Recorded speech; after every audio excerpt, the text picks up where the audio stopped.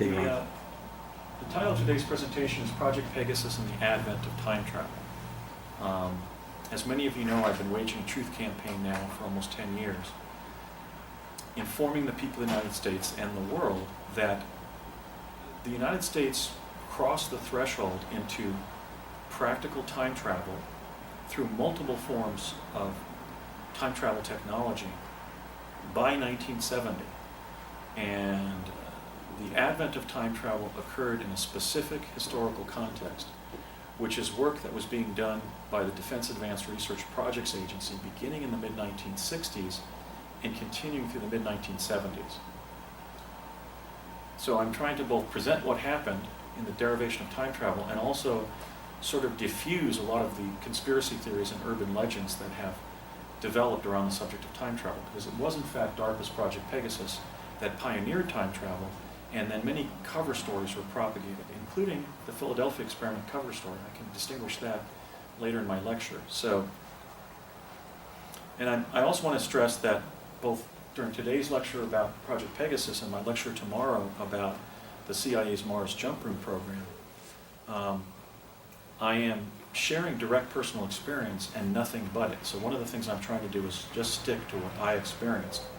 And if I end up, as I imagine I will, answering some questions, I'm going to tell you what I know from direct experience, what I can speculate about based on my direct experience and other claims that have been made, and then I'll tell you when I don't know something. Because I really think that in parapolitics, the paranormal and parascience, we have to do that to be credible. I mean, I'm sharing information that leading physicists consider heretical, but in fact I was working with some of the world's leading physicists, indeed the Manhattan Project physicists on Project Pegasus. So that's the nature of my campaign, the truth campaign that I'm waging. I'm sticking with what I know, I'm distinguishing what I think may be the case or not the case, and then I'm simply saying when I don't know something, because I think we have to adhere to that standard of informational integrity in the information wars that are going on around subjects like time travel. Is there a human presence on Mars? Is Mars inhabited? And so forth. So, Hesper, if I could have the next slide. As I mentioned, tomorrow's presentation is going to be on the Mars Project and U.S. time travel history. I'm sharing information about my involvement in 2 secret defense projects, one in childhood in the 1970s, and one during the 4 years where I was an undergraduate at UCLA in the early 1980s. So this is tomorrow's presentation, the Mars Project in U.S. time travel history. And if I could have the next slide. I initially sort of jumped into the U.S. time-space program in, we believe it was winter of 1968. What happened is my father, who was a special projects engineer for the Ralph M. Parsons Company, one of the world's leading process engineering companies and one of the United States leading defense contractors, told me that we were going to go out and get in the Volkswagen, and he yelled to my mom as we were leaving the house. He said, "Hon, I'm taking Andy to the hardware store," which from our home in Morris Plains, New Jersey, north central New Jersey, meant our only hardware store in Morris County, which was up in Florham Park. Instead, he drove me up to the Curtiss Wright Aeronautical Company facility in Wood Ridge, New Jersey. And that was a facility that had built many of our Allied airplanes during World War II. It was a sprawling blacktop with multiple numbered buildings. So I said, "Dad, you're not taking me to the hardware store?" He said, "No, we're going to be going up here to Curtiss Wright, and I'm going to be taking you somewhere else." And so we went through the parking lot and a security kiosk, and he was cleared. Now, my dad had been a private first class as a combat medic and ambulance driver in France and Germany during the war. But he was a major, a U.S. Army major in what was called the Second Reserve. When we were growing up, the U.S. military had a sort of a fifth column of ordinary citizens, doctors, lawyers, high school principals, engineers, architects, clergy, scientists, public officials, who were expected to step up and become our frontline political and military leadership if the number one security threat that the U.S. government was worried about happened, which, believe it or not, during the Cold War, was a land invasion of the continental United States by the Soviet Army delivered by the Soviet Navy, both of which were at least as large as our own forces. So my dad held the rank of major in the 2nd Reserve. So one time, for example, when he took me to Camp Kilmer in New Brunswick, New Jersey, I witnessed the guard look at his credentials and step back and salute him and say, "Thank you, Major, you may proceed." And I said, "Dad, you were a private in the war. What's this all about?" And he showed me his credentials, which featured his picture and the name of somebody named something like Henry Przybski. And I said, "Who is Henry Przybski?" And he said he was a friend of mine in Summit Hill. My dad had been born and grew up in a small Polish immigrant coal mining town in eastern Pennsylvania called Summit Hill, Pennsylvania. And I said, "Well, why do you have this credential with another name on it?" And he explained his sort of membership or role in the 2nd Reserve. So he basically had access to these sensitive military and defense contractor locations all over the country simply by proffering his credentials as a major in the U.S. Army in the 2nd Reserve. And so he was cleared through the desk there at Curtis Wright. We went up to Building 68, and it was about the size of maybe a high school chemistry classroom, chem lab, San Luis Obispo High School. And in the front of the room were 2 gray parenthesis-shaped objects that looked sort of just like if you put your fingers up like this, sort of like, closing parentheses. They were built into their bases, kind of like high-end stereo speakers. And they were about 8 feet high and about 10 feet apart on the floor of the lab there. And on the left boom, there was a technician sitting at a video console with a keyboard. And on the right side, the boom was plugged into a power outlet on the wall that was about the size of the power you would need to power a small-sized industrial piece of equipment, like an industrial lathe or drill press, about twice the size of, let's say, our power outlet and cord that's driving, the PowerPoint device here in this room. It was not a major amount of power that was required, but it was a little bit more than a normal household appliance. And my dad had the technician turn on the device, and what I saw was essentially energy that was radiating between the 2 booms of the device, like water falling in a public sculpture. And then my dad had me go up towards the device, and it looked like raster on a TV set. And there were little squiggles at 3-inch intervals coming out of portals of light, sort of light lime green portals of light. So there were these bluish green squiggles that were swimming across the field of raster, kind of like tiny little tadpoles. And my dad explained that we were going to step back, and on the count of 3, he's going to hold my hand, and we were going to jump through that field of energy. We've now seen that dramatized without my permission on Fringe, where not Raymond Basiago, but Walter Bishop jumps through a teleporter very much like that, not with his son Andrew, but Andrew's brother in the New Testament, Peter Bishop, kind of a simplified version of Basiago, I think. And so we practiced it a couple times, and then on the 3rd try, we leapt through the field of energy, and we immediately found ourselves in a bluish-white tunnel of light, and moving forward at a very rapid rate of speed, but also in a way where you perceived that we weren't moving at all. And as my father had stated, we might get separated during the jump, and in fact, he was sort of sucked through the wall as the tunnel began to fragment or compartmentalize as we got to our destination. And as my dad had described, we would find ourselves on a hillside somewhere else in the United States, and that hillside ended up being the state capitol complex in Santa Fe, New Mexico. So if any of you have been there, there's a hodgepodge of buildings of different eras of construction, and there are sort of different locations and altitudes, elevations there in that greater state capitol complex. And I did what my dad told me not to do, which is I started looking for him as he was looking for me, and it took us about an hour to find each other. Now, from there, my dad got a federal vehicle from a state office there in the Santa Fe State Capitol grounds. I know, in addition to myself, I know many people have had very strange experiences in New Mexico because it's essentially one big military reservation. I mean, you can go to an ice cream parlor north of Santa Fe, and the people working there won't come out for 15 minutes, and it may very well actually be a civilian structure of some kind or business of some kind hiding an access point to a deep underground military base. The whole state of New Mexico is warned with deep underground military bases, and the state functionaries are sort of de facto agents of the U.S. government. And so my dad got a federal car from state workers there. That was kind of odd. And we drove up to the Los Alamos National Labs. We went through the front gate, made a right, and made a left, and I verified that in those years that indeed was the office of Dr. Harold Agnew, one of the Manhattan Project physicists. At that time, he was the director of W Division, which was the weapons division for the labs. The hidden history of U.S. time travel is that teleportation was weaponized during World War II, and it and other time travel technologies have remained essentially secret, compartmentalized devices held by the U.S. Department of Defense. So Agnew was then the man who had, or the scientist who had ambit over the nuclear weapons program.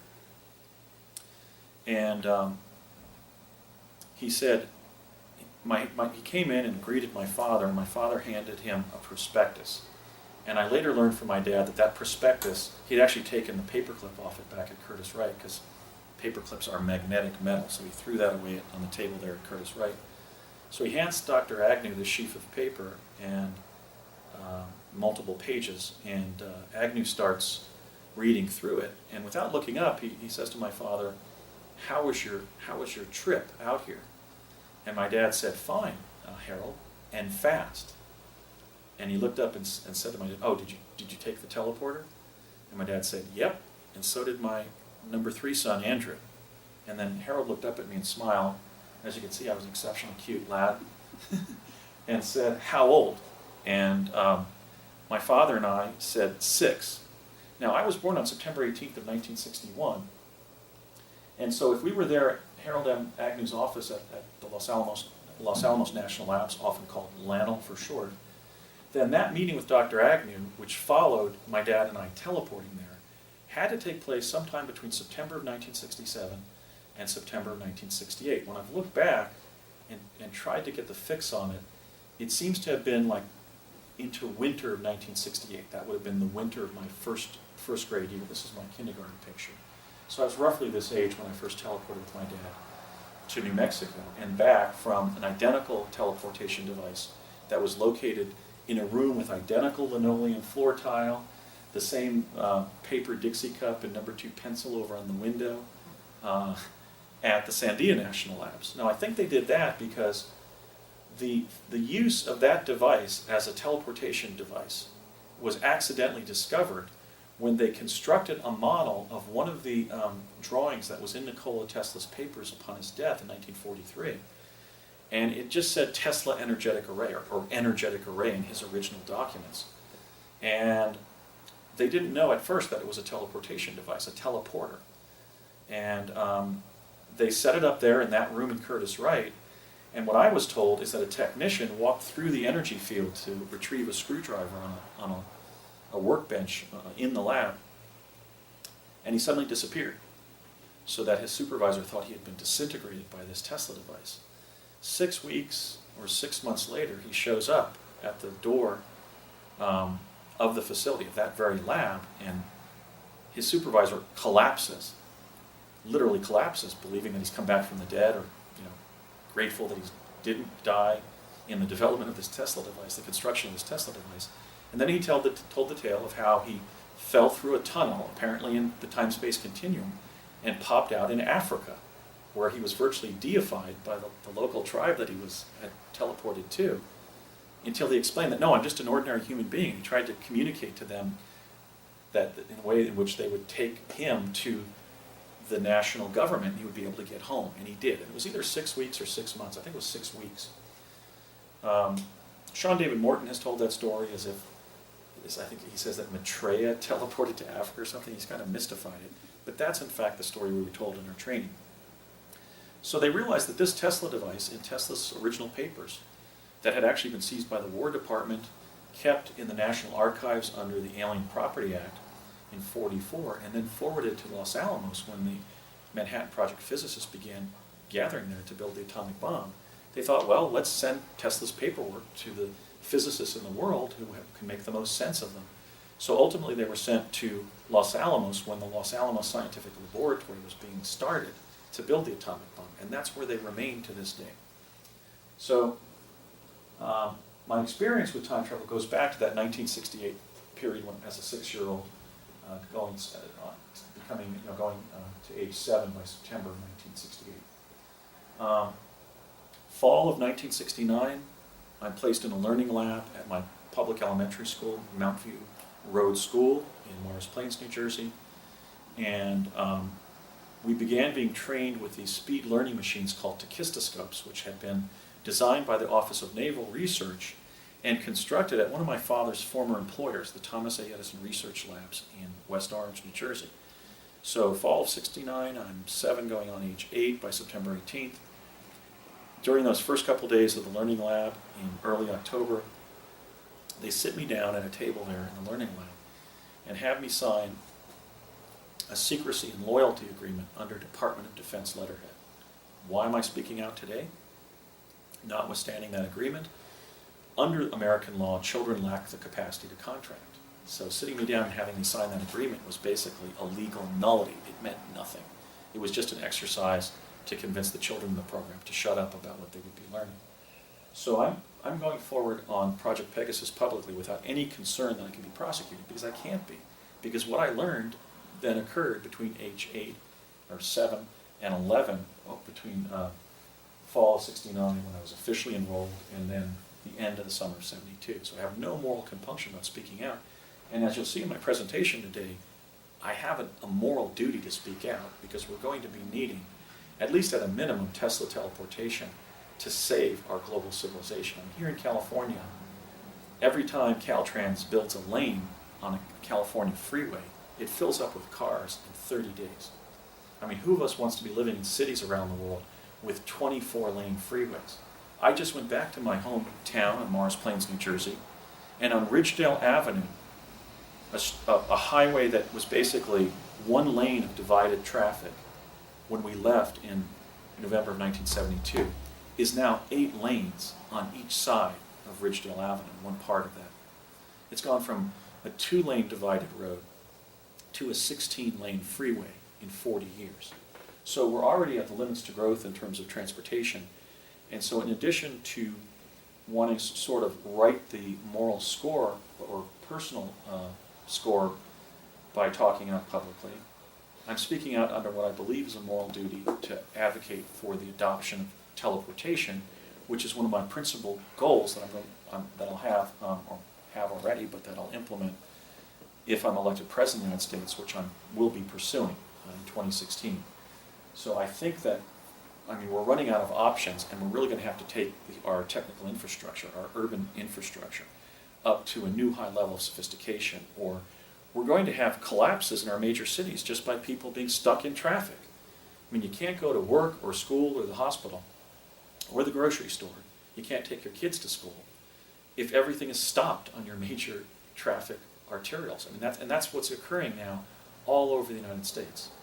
And that's one of the reasons I recently took a trip to, I had some film shoots, some TV shoots, but I made it my business to investigate Pennsylvania as I knew it, New Jersey as I knew it, San Luis Obispo as I knew it as a graduate student in planning here in the early 90s. It's happening all over the country. The country's basically shutting down time-wise because we've reached the limits of growth in transportation. So we're going to be needing to be implementing Tesla teleportation to correct that, even if it's a matter of just taking all of the trucks off our freeways and our 16-wheelers, if not teleporting human beings. We're going to have to be shipping our goods via teleportation, or we're going to have a major economic, social collapse in this country. So I once asked my dad, I found out when I was being trained on Project Pegasus, and then years later by Courtney Hunt of the CIA, that I was one of 140 gifted and talented American school children who were enrolled in Project Pegasus. Some of the time travel devices required the involvement of children, and I'll explain that later in my lecture. But that's from 2 sources many years removed that stated it was 14 groups of 10 children, and each of the groups was indicated by a color, and each team had a captain. I was in blue team, and I was the captain of blue team.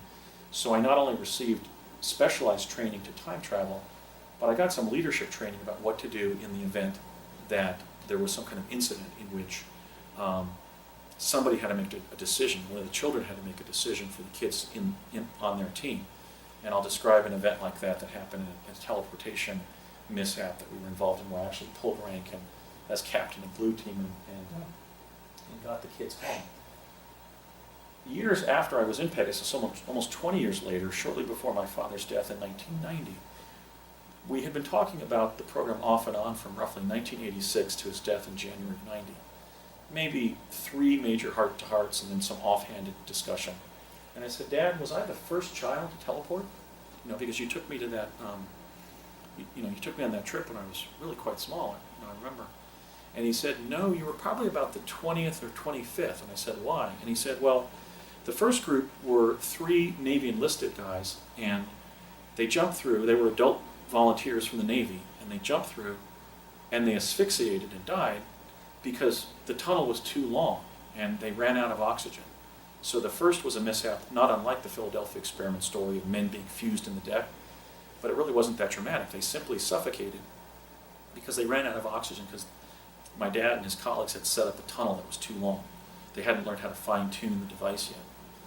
And then I said, well, okay, Navy enlisted, what about after that? And he said, well, the second group we used, you have to understand how we were sort of compromised during those years. What we were doing was, we were concerned that if we used American children, that some of our most sensitive secrets would ultimately get out, and we would be compromised as a country. And we were trying to, as you remember, we were trying to stay one step ahead of the Russians, because they were working in similar areas. So what we decided to do was kind of a moral compromise. We negotiated with the right-wing authoritarian governments in Latin America to take their street urchins, literally their orphans, off the streets of Mexico City and Maracaibo, Venezuela, and Santiago, Chile, and Buenos Aires, Argentina, and other Latin American countries. And we made this deal with their government that we would sort of soak up their population of orphans and street urchins who had literally nothing, who were literally begging on the streets, homeless, without parents, without regular food, regular shelter, education, health care, and so forth. And we would take them and use them in our defense technical projects, and if they survived, or survived after being injured, we would then adopt them into American households and give them everything that they would not get as orphans on the streets of Latin American cities. So clearly that was an abuse of human rights, but it was one where the U.S. government tried to qualify it to itself ethically by then saying, well, if the kids survive, then they'll get everything that our kids have. And many of them did. And I said, well, did the kids die or were they injured? And he said, no. Every one of them was adopted into an American household, by ultimately being exposed to what I was then exposed to when my dad took me on my first teleportation to meet with Dr. Agnew. So that's the hidden history of the involvement of children in teleportation. The first time travel heroes were Latin American orphans, maybe a few years older than myself, maybe born in the 1950s, late 1950s, 1960. And I always mention that not only because it was a serious moral compromise, because it's the truth of what the U.S. government was doing at that time, and it's something that those Latin American adults, roughly my age, have bragging rights to. So I think someday I'm going to be lecturing maybe in the Southwest, maybe Santa Fe, and find that somebody come up and say, I was one of those kids.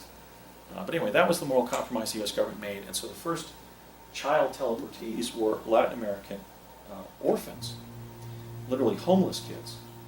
And so my dad said, so you, and I said, well, who was the next? And he said, you were. Remember I took you up to Curtis Wright, and we jumped and met with Dr. Agnew at the labs? And I said, oh, so that means I was the first American kid to teleport. He said, yes. So that was sort of the beginning of the involvement of kids in teleportation. At one point in we were living in the town of White Rock in New Mexico, and my dad's supervisor at several previous defense contractor companies, and literally the man who with his wife introduced my parents in a blind date, and they ended up walking hand in hand up the Primrose Path and got married 6 months later, Raymond Kubik, who was literally the matchmaker of my parents and my dad's supervisor, refused to teleport from Pasadena, California to New Mexico to meet with my dad. And we had a discussion how he was concerned about what the medical side effects were and so forth. And I said, well, Dad, why did you agree to do it, and why did you bring me along? You brought your son into these new dangerous and experimental activities.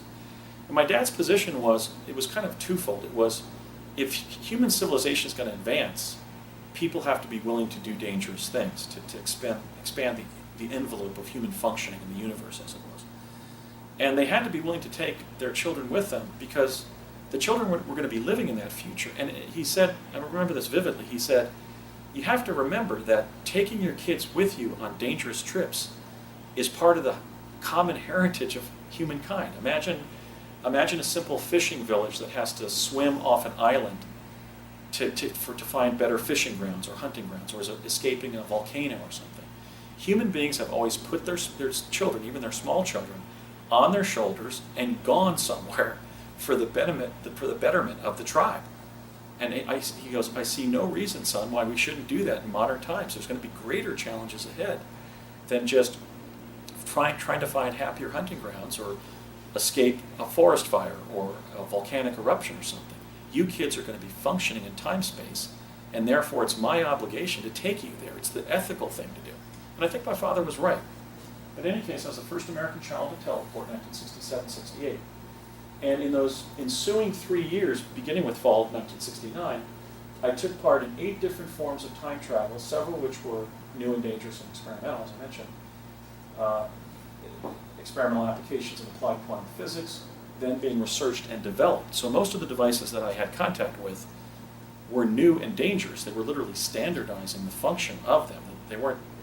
They hadn't already been developed. They were being developed. So we were involved in essentially activities that could have injured us, that injured several children. I'll describe what happened to them, and that could have cost us our lives. And so that's why I'm not that charitable about those who say that my experiences didn't happen, because I was involved in something incredibly important at the risk of my own life. And I think I know how astronaut Buzz Aldrin feels when he landed that uppercut on the chin of Bart Sibrel, because I know from my father's own work as an American engineer who had gotten an FBI background check to work on the instrumentation in the lunar module that we landed on the moon. So I'll just throw that out.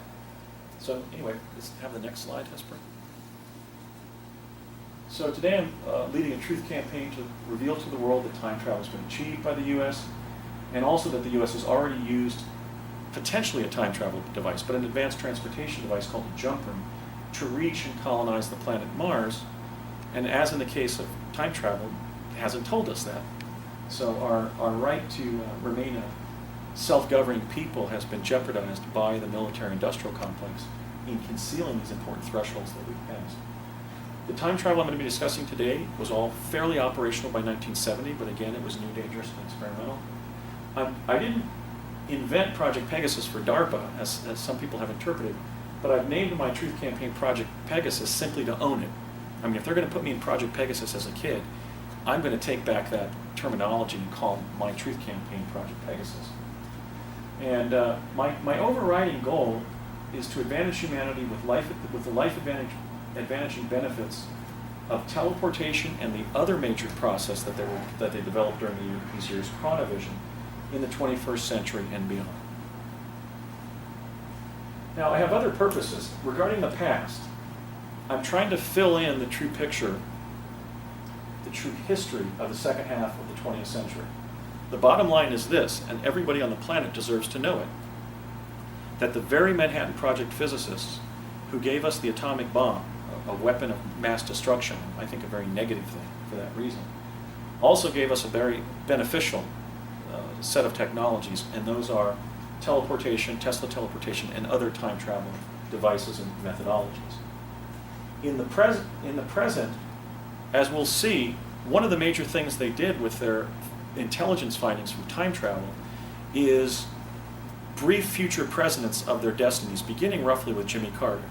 So as a constitutionally sworn officer, having been constitutionally sworn when I took the oath of attorney in Clark County, Washington on November 15th of 1996, I believe that I'm under a professional duty and a legal one, a constitutional one, to tell the American people the truth, and that is that their selection of their presidents has been influenced by the advent of time travel technology. That's certainly an historical and social development, political development, if you will, that the framers of the U.S. Constitution could not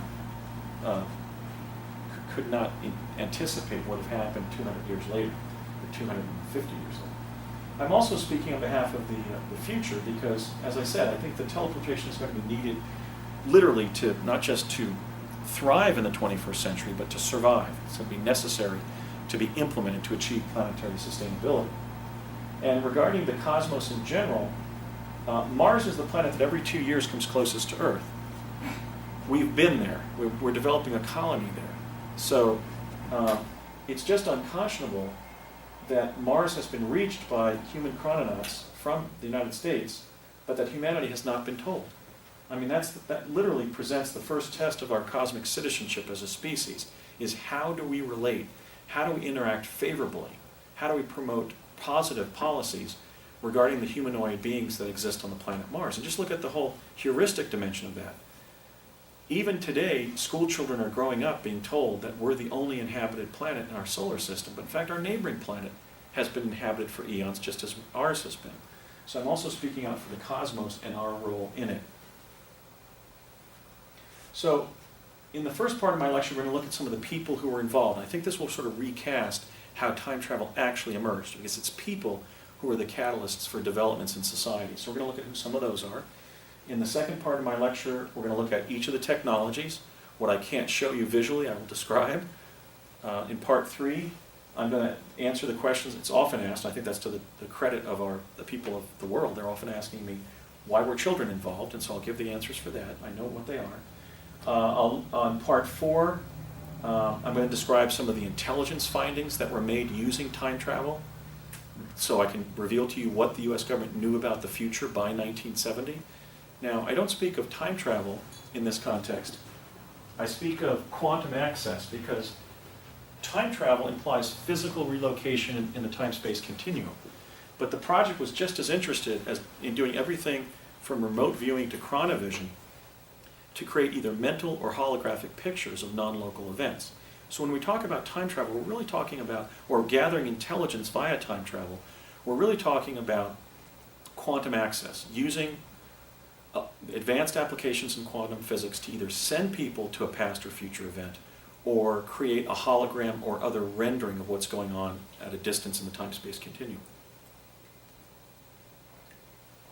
I think when I show this section of what the US government knew by 1970 about the future, typically the scales fall from the attendees' eyes, because they go, oh, that's why Watergate seems so intentional. I mean, like Nixon was set up.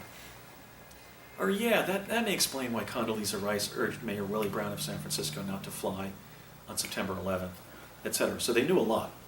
And they decided to not play God, and they basically decided to use quantum access to engage in contingency planning for future events, but not stop the events. Okay, so that has ethical dimensions that have never been explored publicly, but that's in fact what happened.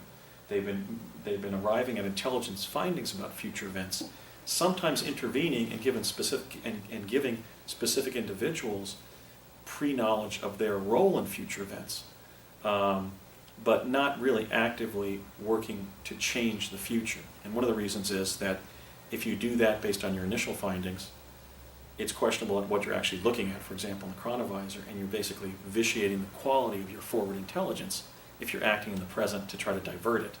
And then there's a question that even sort of the opposite of the grandfather paradox. Can you even change the event you're seeking to change if you're looking at its fulfillment in the future? Maybe you can try, maybe you can put John O'Neill of the FBI in an apartment office in the ground floor of the World Trade Center and still have the event happen. So we're going to look at what they knew by 1970, and I think it's going to be revelatory because, as you'll see, they knew a lot. And bear in mind, they've been using quantum access for over 40 years since 1970.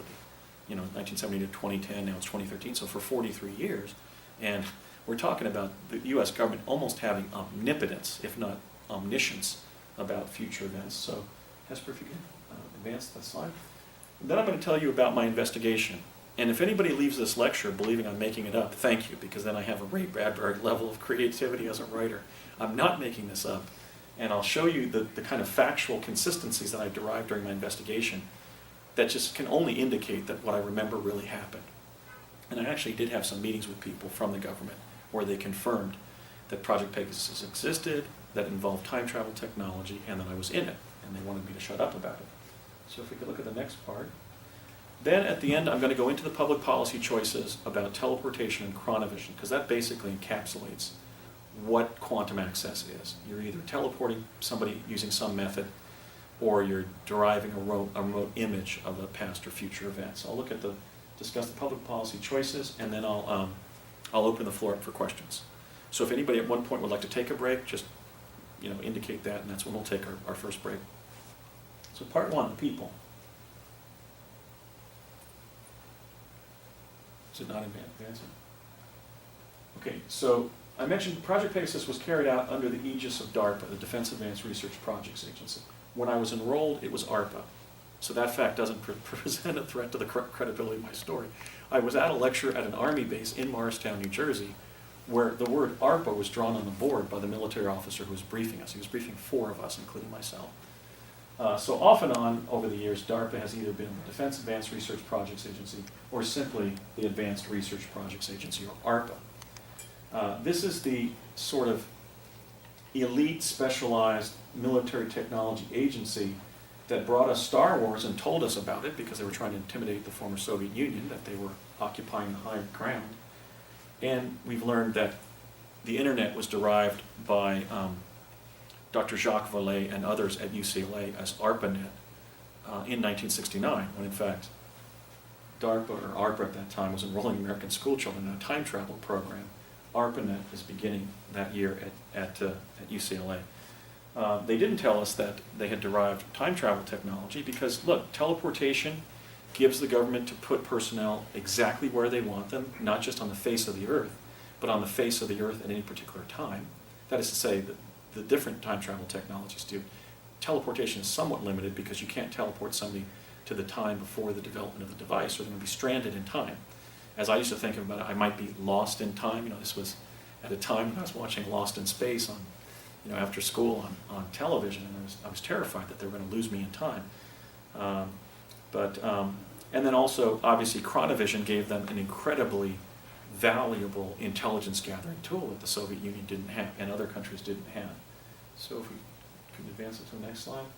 The principal defense contractor involved in Project Pegasus was my father's employer, the Ralph M. Parsons Company in New York City, which then in 1972 moved to Los Angeles, and then a few years later moved to its current location in a 6-acre corporate campus on West Walnut Street in Pasadena, California. Parsons is one of the world's 2 largest process engineering firms, along with Bechtel Company. Stephen Bechtel employed as his lieutenants during World War II Ralph M. Parsons and another person we'll be seeing shortly, which was John Alexander McCone. Like his mentor, Bechtel, Ralph M. Parsons went on and developed basically the competing engineering company for Bechtel around the world. And John Alexander McCone became the director of the Central Intelligence Agency ultimately, after going into a career in intelligence. So even in that kind of triad of individuals in American history, the very development of time travel was done under the Parsons Company, and it was developed during a period when Bechtel's other lieutenant, McCone, had just left the DCI position. So you have kind of that cross-fertilization of engineering, quantum engineering, or time travel, and intelligence work. These guys were all friends. In fact, I remember sitting in Ralph M. Parsons' office when he was still in New York, so that had to be before 1972. And he looked over at me and he said, "So, time traveling, are you, Andy?" "Good, son." It's like, he was a rather august, he was like a typical corporate executive type. And the guys in the project, including my dad, were on a first-name basis with Ralph. Now, Parsons is a remarkable company. One of the things they did is build an entire city in Saudi Arabia called Yanbu. It's a completely artificial city with all of the attributes of a port city of 100,000 inhabitants that they built from scratch out on the coastline of Saudi Arabia. So it's literally a remarkable company in that sense. One of the things I found on Parsons' website in the biography of the founder of their company, before I started speaking out publicly, was an affirmation of a description of the fact that in 1972, shortly before dying in 1974, Ralph M. Parsons bought the world's largest private yacht from the Arab billionaire Adnan Khashoggi and rechristened it Pegasus II, even though there's no evidence that Ralph M. Parsons had owned anything called Pegasus or Pegasus I. Even his childhood wagon was not called Pegasus. So right there, hiding in plain sight on the website of arguably the first or second largest process engineering company in the world, and a leading defense contractor, a company that gave the United States government, literally constructed for the United States government, the MX missile system, where they're going to be putting nuclear warheads on this big train system around the country to hide them from being knocked out by the Soviet missiles, was an admission that Ralph M. became apparently fairly wealthy by 1972 and buys the world's largest private yacht, and for some strange reason calls it Pegasus 2. I was on the christening of that boat in Long Beach, as Pegasus 2 in Long Beach Harbor in 1972, and everybody was agile into sort of a big champagne party, and Ralph was being slapped on the back. But I think it makes sense that he would have that kind of private largesse by that point, not just because he had a huge engineering company, but because he'd given the United States government time travel over the last 3 years, and he must have been richly rewarded, just independent of his wealth from having one of the world's largest engineering companies.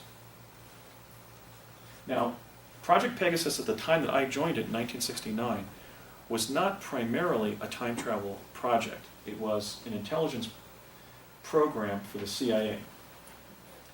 So by 1970, when the 8 methodologies that I'm going to describe today had been derived, Project Pegasus existed primarily to perform remote sensing in time of past and future events to aid the U.S. government in contingency planning for future events.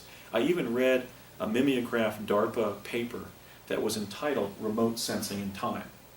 Okay, so Project Pegasus was debriefing the teleportees and other forms of time travelers, including myself, having gone to the past and future using different methodologies and different technologies.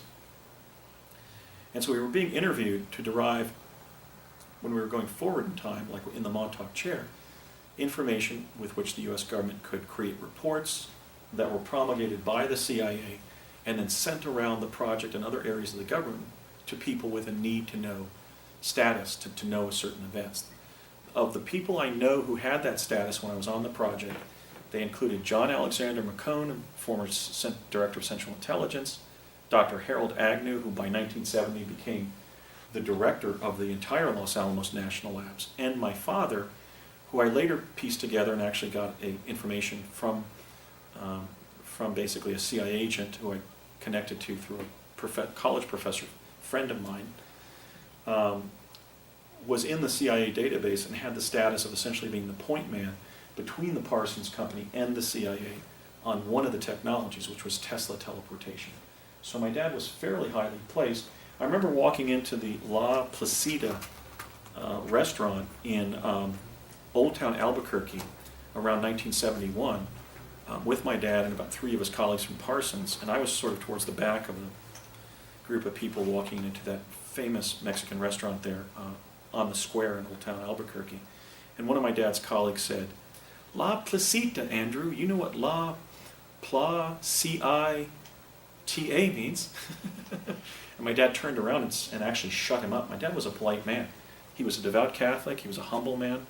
He was the middle child of 11 impoverished children of a Polish coal mining family who had been born on the kitchen table in Summit Hill, Pennsylvania on May 3rd of 1923.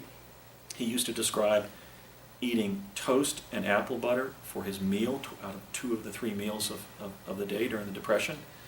And he didn't pull rank on people very easily. But when this guy said, it's basically CIA, as we're walking into like the most famous Mexican restaurant in all of New Mexico, he actually pull ranked and looked back and scowled and told the man to shut up. So that I think shows the fact that my dad was deeply immersed with the CIA when we were on Project Pegasus. When I went through the same connections through my friend to the guy who had been a lieutenant commander with O&I who had ties at CIA, what came back to me when I asked about my father's status with CIA, the answer was typically Strangelovian from the CIA. They said, "We cannot reveal information to the family members of living or deceased CIA personnel." So I asked them, was my dad a spook with you guys? And they say, "No, we can't answer your question because you're a living family member of a deceased CIA personnel." So he was CIA, as were many of the other people. They had reporting requirements when they were working on defense technical projects. They were sending reports to the Navy, to the Air Force, and to the CIA, because the CIA monitors our weapons development, and naturally, and from other agencies and so forth, and defense contractors. And so, in addition to time travel being captured by the military during World War II, it is also, it's true to say that it has also been captured by the Central Intelligence Agency, which I don't think has a very high reputation for proper conduct around the world, assassinating foreign leaders, advising the military to invade sovereign countries, and throwing elections and so forth, and also undermining the civil liberties of Americans and foreign nationals. But I'm proud of my dad, and I think you can say that he was a white hat inside the intelligence community, because among other things, he was actively urging the public adoption, the declassification and deployment of Tesla teleportation for civilian functions, for civilian transport, when he was serving on this project. So I have to ask, when he had that heart attack at age 53 at his desk at Parsons, was it just because of where his health was, or was it a hit? Because my dad was somewhat of a dissident voice within Project Pegasus, and I think he was a moral arbiter in that sense, and I'm proud of him. So here's my dad in 1985, and we had a really special experience as father and son. That's really why I just put this up here. I just want to emphasize the fact that I'm proud of my dad. I think he did the right thing by urging the declassification of Tesla teleportation, and I also think he was right regarding putting his son on his shoulders and taking him into the time-space age. And so I credit him with the incredible experiences I had in Project Pegasus. My dad, as I said, was the chief technical liaison between Parsons and the CIA on Tesla teleportation. He held a BS in electrical engineering from Lehigh University, class of 1951. He once told me when I was very young that he had gone gray from age 16. So how is it that he has this handsome dark hair here as a 28-year-old upon graduation from Lehigh? That must be a timeline issue, because here at 28, he was not gray. And I remember even as a small child saying, your dad has white hair because he started going gray at 16. So he may have been dyeing his hair. But I think this is a timeline issue where I have information from different segments of time that I was on. I can explain that as we get deeper into the material. He was admitted to the Engineering Honor Society at Kappa Nu upon graduating from Lehigh. He was professionally associated his entire career with the IEEE, the International Electrical Engineering something, I don't know what it is, Emporium or Ensemble or something, which has its fingerprints all over time travel. Even when I went to the place where the jump room to Mars was in the early 80s, which was at 999 North Sepulveda Boulevard in El Segundo, California, I found that the IEEE was holding meetings there in that building, even today. So this is one of the smoking guns. When we see this, it possibly indicates that the engineer is covertly involved in advanced applications in quantum physics, including different forms of time travel. He had worked at Curtiss-Wright, where he took me to jump to New Mexico there in 1968.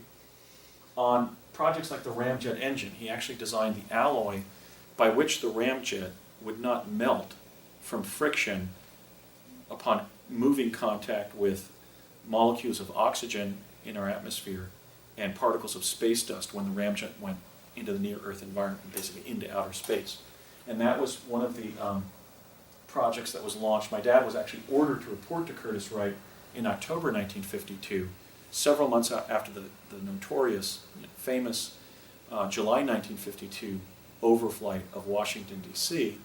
by 9 extraterrestrial craft that had been clocked at Langley Air Force Base as traveling at 7,000 miles per hour. Okay, so my dad's life and career, shortly, he'd worked for about a year just designing ordinary household stuff at Okanite Company in Paramus, New Jersey. A year later, he's got his degree from Lehigh and 1 year of experience. A U.S. Army colonel shows up at his desk at Okanite in Paramus and orders him to report to Curtiss-Wright in Woodridge, New Jersey the next Monday. And I remember him telling me about that incident. He asked the officer, what for, why? And the officer didn't give him any information. He said, because your government compels it. And my dad thought, I better get up on Monday and drive over to Curtiss-Wright then. My government's going to be asking me to do something. And I think that it was because of my dad's brilliance as an engineer, as indicated by his studies at Lehigh, where he did 50% in engineering, 25% in math, and 25% in physics. And I have his papers. I've gone through them. I have a big box of rotting papers from my dad's time at Lehigh in the late 40s, early 50s. And so I think he must have been recommended by a professor or something, because all he'd done is that 1 year at Oakland. He also had worked at an elite think tank called the Thomas A. Edison Research Labs in West Orange, New Jersey, that were literally physically next door to the historical Edison Labs. There was just one doorway that was always locked that divided the Edison Labs that Hillary Clinton rescued as First Lady and turned into a national historical site and saved over 1 million papers of Edison and his staff as First Lady. She's never credited for that, but it was a great thing for the country. But what I'm saying is that Edison's labs were lying fallow for 50 years until Hillary Clinton saved them and made them a national historical monument. But this Edison Labs began in 1950, was next to it. It was founded by a man named Neil Williams, who my dad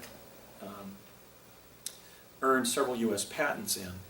And I did interview Neil T. Williams, and he remembered my dad vividly, and they had shared several U.S. patents together. And this is how my whole investigation went. This is literally one of my dad's colleagues from, doing this research beginning around the year 2000. So I'm going back almost 50 years in terms of my dad meeting Neil Williams, or Neil meeting my father as a colleague. And in the same roughly hour telephone interview, Neil Williams said, Andy, most of what we were doing at the Edison Labs in those years was making improvements on the old Edison storage battery. And then 10 minutes before the interview ended, he said, Andy, look, everything we were doing at the Edison Labs was classified defense work for the government. Okay, I cite that not to pick on Neil Williams. He was a great guy. He gave me a lot of information. He remembered even the patents that they had shared, but just off the top of his head. He was still quite cognizant. But that's how I've been treated by everybody I've interviewed. Anybody close enough to my dad or me in Project Pegasus has given me duplicitous answers like that in every interview, except if they were, let's say, somebody like Jean Maria Rigo, who was helping me liaise to the Army and CIA.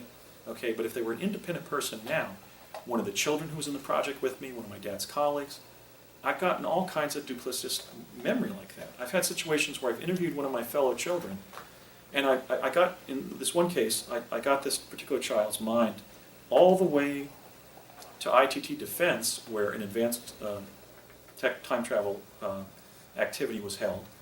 And then when I called her the next Saturday, she not only didn't remember going up there to that base, to that defense contractor, but didn't remember talking about it the previous Saturday. So, I mean, I've gone to the farthest extent that any human being could do without funding to track down this story and prove it. I mean, I've done 3 major fact-finding trips to New Mexico. I've interviewed over 100 people on the phone, sometimes short interviews, sometimes long. And I know what happened. But because of the vagaries of memory and the fact that people were brainwashed when they entered these kinds of projects and when they left, I've gotten duplicitous answers like that in virtually every interview. So I don't think I can be faulted for not getting the true story. I mean, I really beat the bushes and went out there and got the story. But at the Edison Labs, my dad did something very conspicuous, which he even informed me about when I was a kid on the project, which is he repeated Nikola Tesla's teleportation experiments that Tesla had first begun during his famous stay at Colorado Springs, Colorado in 1899.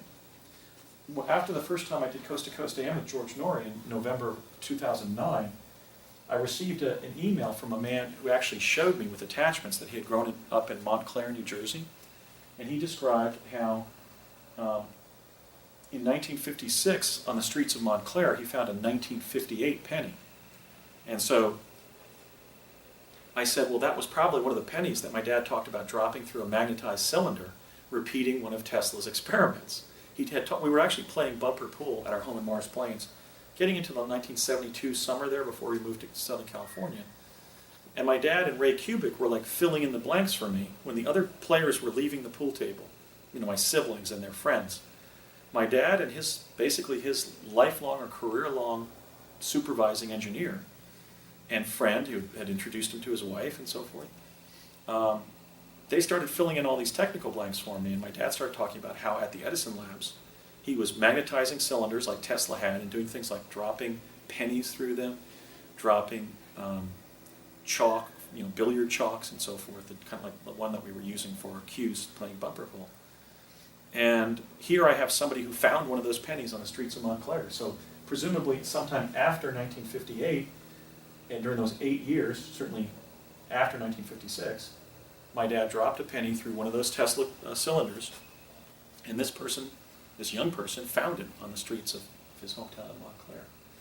And I said, well, that wouldn't be possible. If it was some kind of improper strike, we'd know about it from people who collect coins and so forth. But it was just a 1958 penny.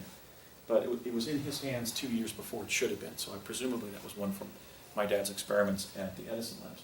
So that also qualified him as an American engineer who would be brought up as a technical consultant on Tesla teleportation, because he had recapitulated Tesla's experiments during his stay at the Edison Labs.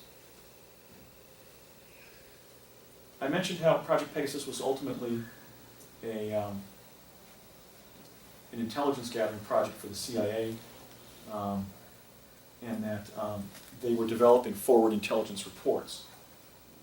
I mentioned how these reports were only distributed among those with a need to know, like John Alexander McCone. I remember him being called Alec on the project. I ran into him in several project locations. He was the DCI, for example, when President John F. Kennedy was assassinated on Dallas on November 22nd of 1963. He was such a devout Catholic that his maid wrote me, after I mentioned him in several radio interviews, and said John was actually having Mass at the house. He was actually like renting a priest to come in and give Mass every day at his residence. So that my dad and McCone and others were sort of aligned with the Catholic, as distinguished from the Mormon faction within the CIA.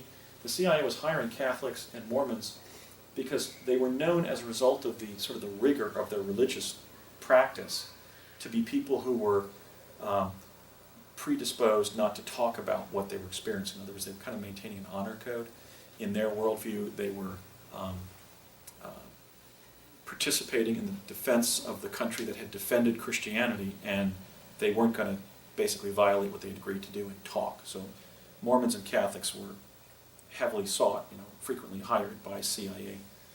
Here we have another very devout Catholic in the class of people who would have been reading, if not writing, the intelligence reports. I think it's kind of interesting that John McCone is shown there with a pencil in his hand.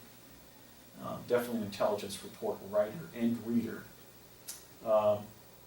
And I mentioned the connection to Parsons and Bechtel, and I'll talk a little bit more about John McCone when I talk about the prior knowledge of the internet. I know from three sources, very fundamental or central people on the project, that Project Pegasus, quote unquote, owed its greatest debt of gratitude to Nikola Tesla. So one of the things I'm distinguishing in my lecture is, look, we are highly intelligent, highly creative beings. Our uniquely gifted human race developed time travel for ourselves. We did use some reverse engineering from downed extraterrestrial craft.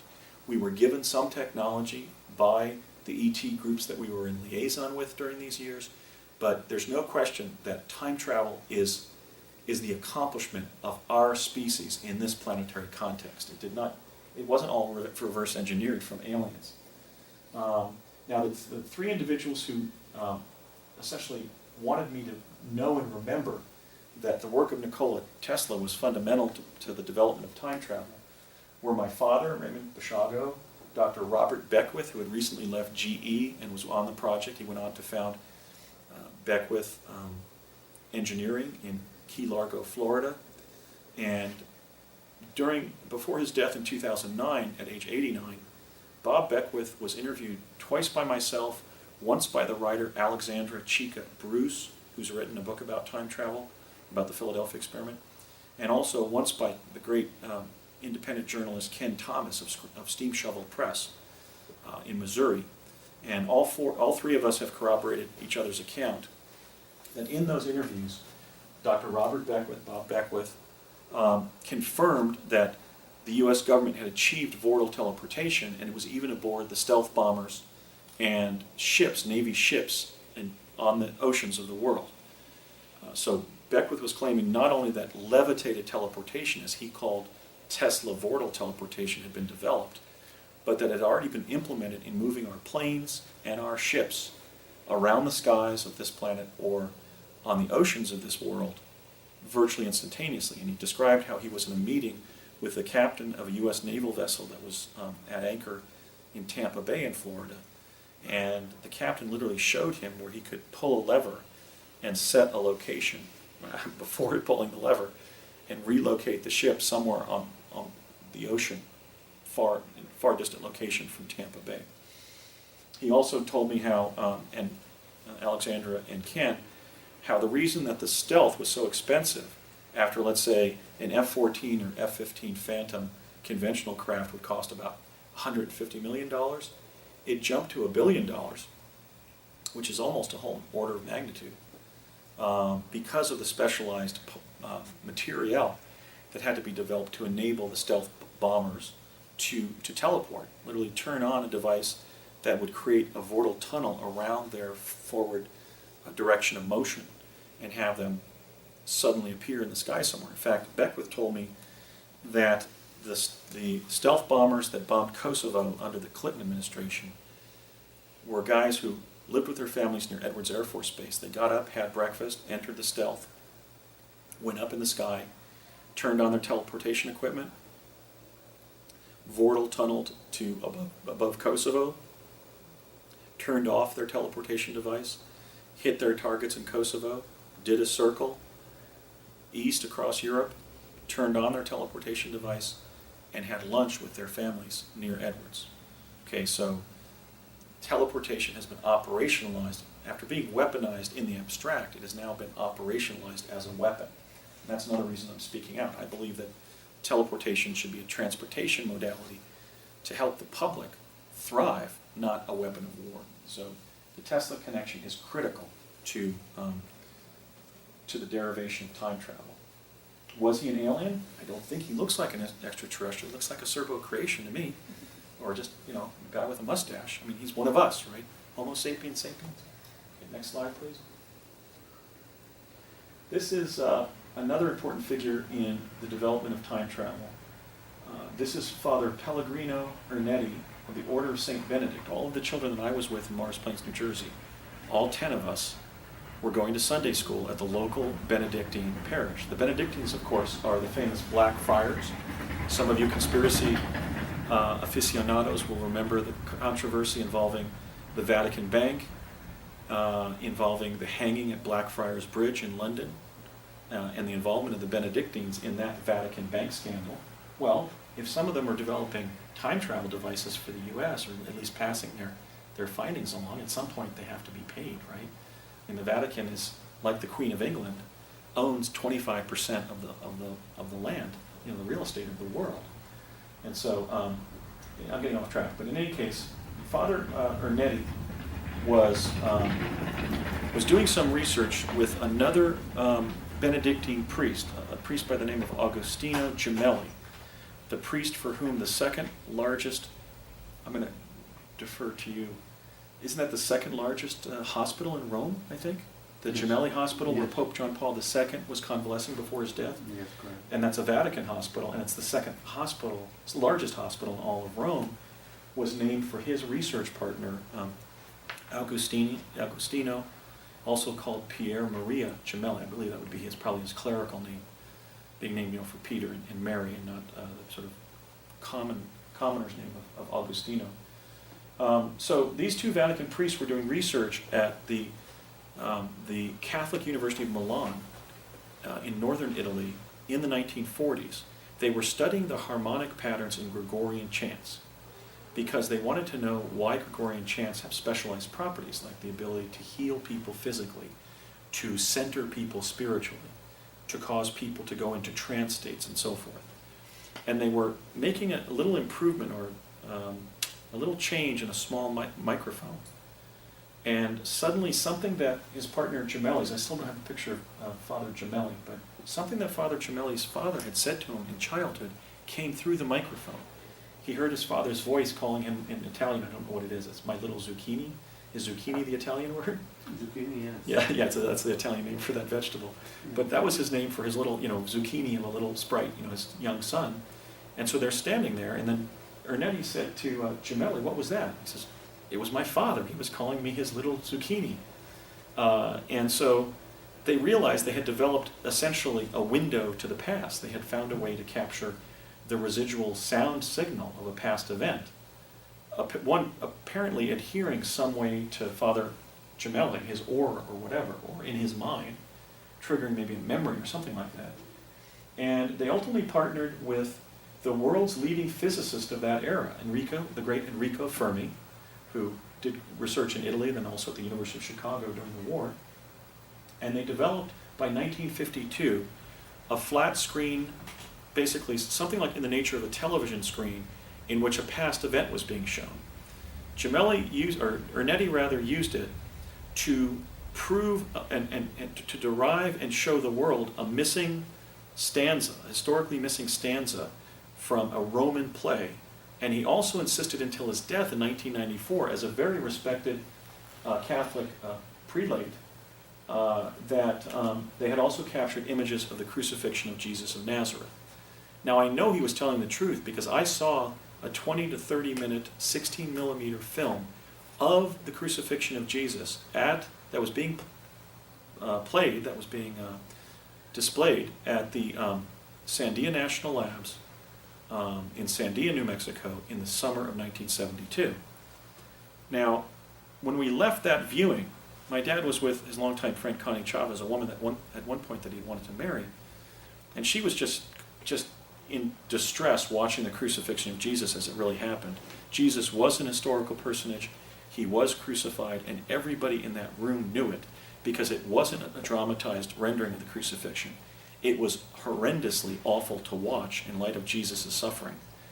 And we could tell, based on our understanding of the 3 New Testament accounts of the crucifixion of Jesus of Nazareth, that it was a real event and not just some purported event. I mean, you have David Icke claiming that the Bible was scripted by the Piso family of Rome. You have people now in Eastern religions who have come out and tried to show that Jesus is just a recapitulation of a previous deity. My position is that what we were watching was a real crucifixion. Do I know it was Jesus? Well, 600 Caucasian men, roughly his age, were crucified by the Roman Empire within 3 years of his alleged death. It could have been somebody else, but everything that the New Testament depicts about the execution of Jesus of Nazareth was in that film. We saw women coming to pray beneath his cross. There were 2 other crucifixion victims behind him on hillsides. He had a crown of thorns that was almost like a motorcycle helmet in size around his head, and blood was pouring down his temples and into his eye sockets and then down his cheeks and into his corner of his mouth. He was very emaciated. He was about my height, which used to be 5'10", and looks like many of the medieval paintings of Jesus. The women were chased away by a Roman centurion. I saw Longinus, one of those centurions, jump up on his left, with his right leg and standing on his left leg, and extend his arm as far as he could, holding the end of a spear shaft, piercing Jesus in the side. That was a so-called spear of destiny, being used to release the fluids that had gathered in Jesus' chest cavity. The sky grew dark at one point. So we knew it wasn't a dramatization. If it was somebody besides Jesus, how did so many of the details correspond to the New Testament accounts? There are 3 of them of his execution. The really incredible thing is not just seeing that, and as a Catholic Sunday school child being absolutely horrified by seeing the actual crucifixion of Jesus.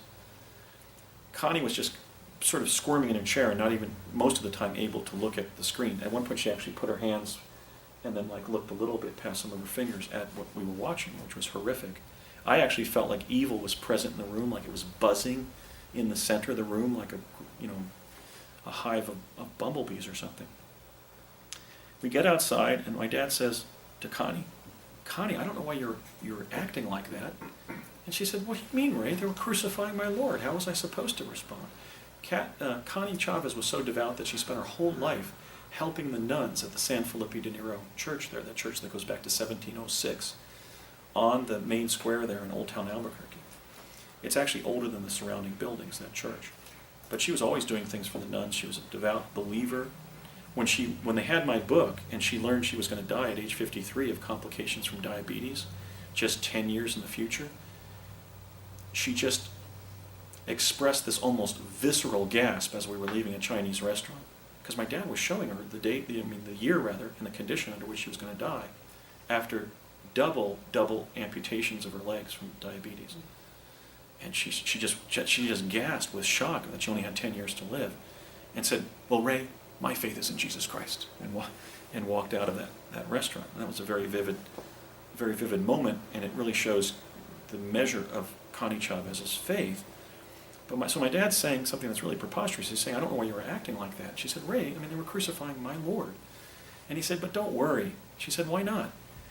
He said, "Because my team also went to where Jesus was lying in the crypt, and we have the footage where 3 days later there's a flash of light in the crypt. 2 men appear." He didn't say angels. 2 men appear. Jesus stands up, and the 3 of them push the rock away, and he walks out of his crypt. Okay, so and Connie and I were obviously very astonished.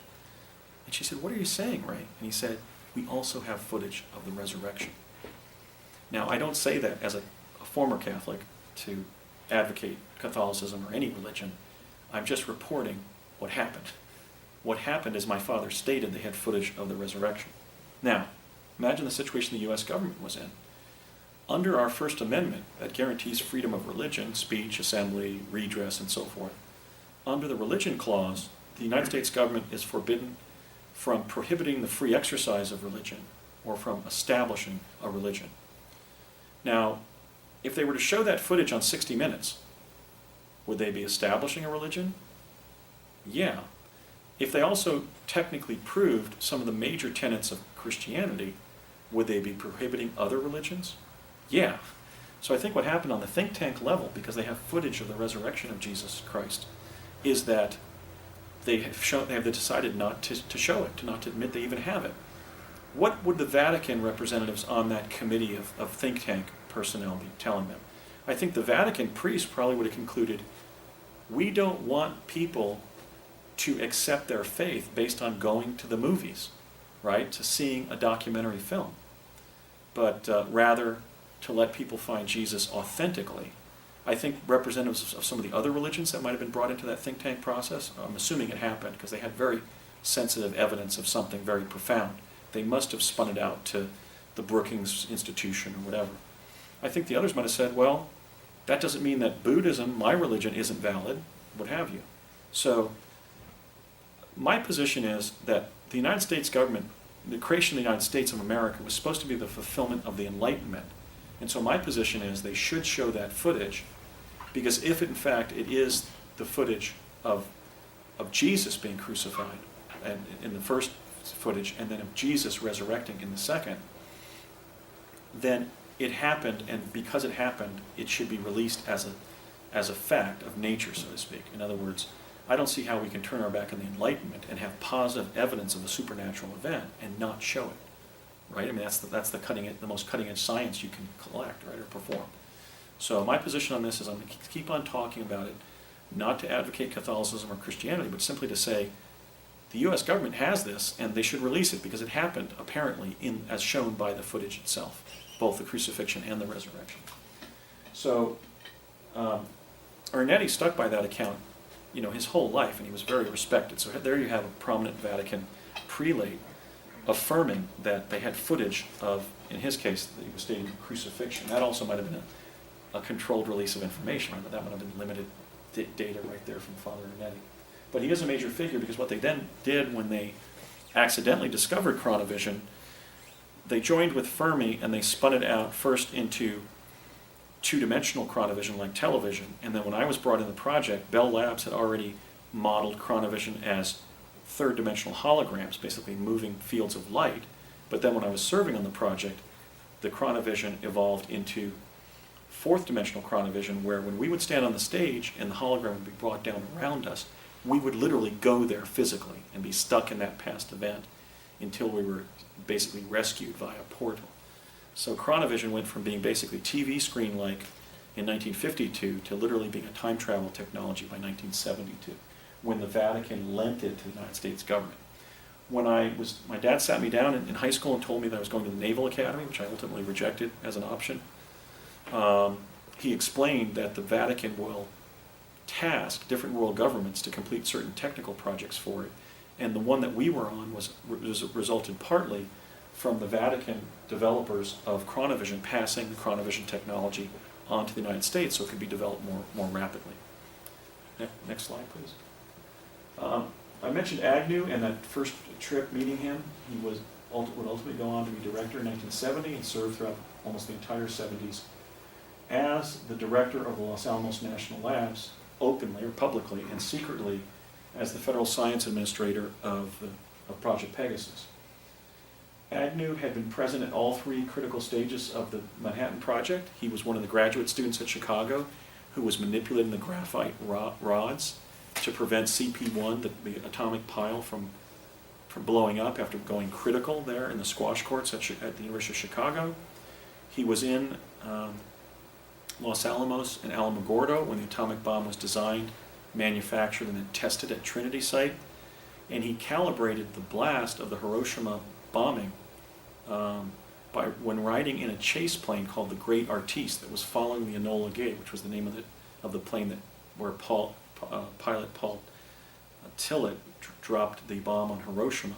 So Agnew was one of the quintessential Manhattan or fundamental Manhattan Project physicists, as I was describing here, and we were in multiple meals with Harold, lunches, dinners. I remember every time I'd pass him in a hallway at one of the atomic labs, he'd always poke me in the belly button. I remember at one lunch at a chicken country restaurant in White Rock, New Mexico, that after one of my brothers teleported with us, but was somewhat mentally reacted to the process of teleporting and was really not that cognizant of who he was or where we were. I remember Harold saying, now that we've tried it with two brothers, we can test for genetic effects.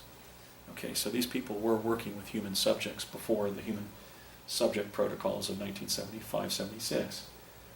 So they knew what they were doing, and yet ultimately I think they made the right decision because we're still here. We haven't been invaded by a Soviet army jumping through vortal tunnels in time-space. Next slide, please. I mentioned Fermi. I think Fermi is probably the central figure in the hidden history of time travel because he partnered with Ernetti and Gemelli on the development of the chronovisor, this holographic looking glass technology to see and then ultimately send people to the past or future. And he was the mentor of Harold Agnew, the federal science director, and sort of the overseer of the teleportation stuff centered in New Mexico when we were on Project Pegasus. So Fermi apparently has this covert connection to both the derivation of teleportation and chronovision. I don't believe that role belongs to Einstein, von Neumann, or others. I think it rests on the shoulders of Enrico Fermi. Curiously, we know he consulted Ernetti and Gemelli on chronovision, which means that the past persists. But the official account of his beliefs is that Fermi didn't believe that the past existed. In other words, a child fires a gun, a cap gun. Well, you can tunnel in and see the little rivulets, under chaos theory, some of the exploded gunpowder spins off, and then you see another little turtle. There's Mandelbrot functions, where under chaos theory an event happens and the little parts of it start cascading forever into ultimate almost nothingness. Okay, so publicly it's claimed that Enrico Fermi believed that was the nature of the past. The past was just the new present, where the manifestations of a past event could still be detected, but where you couldn't go back and recapture or visit the original event as it had originally happened. Okay, that has to be part of the time travel cover-up because we know that he was working with Ernetti and Gemelli. And what does a chronovized event or experience to the past involve? It doesn't go back and put you where you're examining what happened when the kid shot the gun. It takes you back in time to the kid shooting the gun. So the past has to exist. We have to live in a time-space continuum for the chronovisor probes that I was on to even have been possible. And Fermi definitely believed that the past still exists. So somewhere in the complex formulae behind him on the chalkboard is ultimately a formula that squares the circle and completes the fact that the past, present, and future exist simultaneously, and you can visit both simply by going there. Okay, so again, people have said Einstein was the critical figure. Well, the only place where Einstein appears in the time travel literature is that he consulted the Navy Board of Ordnance he was consulted by the Navy Board of Ordnance in 1943, a couple of months after Tesla's death. Okay, so they wanted Einstein's opinion apparently on Tesla's work, but he doesn't show up anywhere else, and obviously he was dead by 1955. On the other hand, I saw Father Anetti at the Chronovisor location in Morristown, New Jersey, when he was a special guest of the project. So I'm confident I've identified some of the right people. Next slide, please. Another individual who, when I met him on Project Pegasus, was a 39-year-old former congressman from the suburbs of Chicago, was somebody who would go on and, under Presidents Gerald Ford and George W. Bush, become cumulatively the longest-serving U.S. Defense Secretary, and that is the point man on 9/11 and the response to 9/11.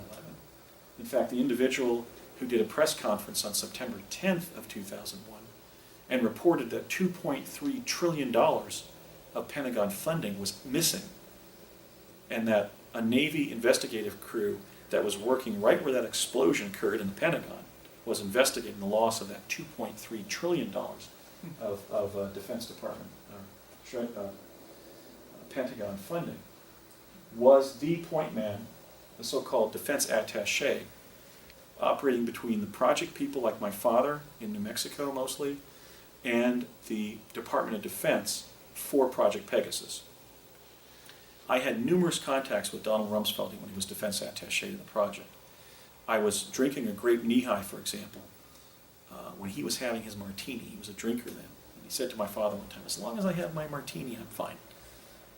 So my dad had ordered his Jack Daniels. But we were in a bar, and later Secretary Rumsfeld was explaining to my father, he literally said, quote unquote, what we plan to do with the kids is in high school we're going to admit them to the Naval Academy as first-year plebes, when they graduate from high school, and we'll use that as a pretext for involving them in future project activities. So there in 1970, 71, 72, they were already planning for what our destiny was going to be in the fall of 1979, and Rumsfeld was aware of what the major plan was.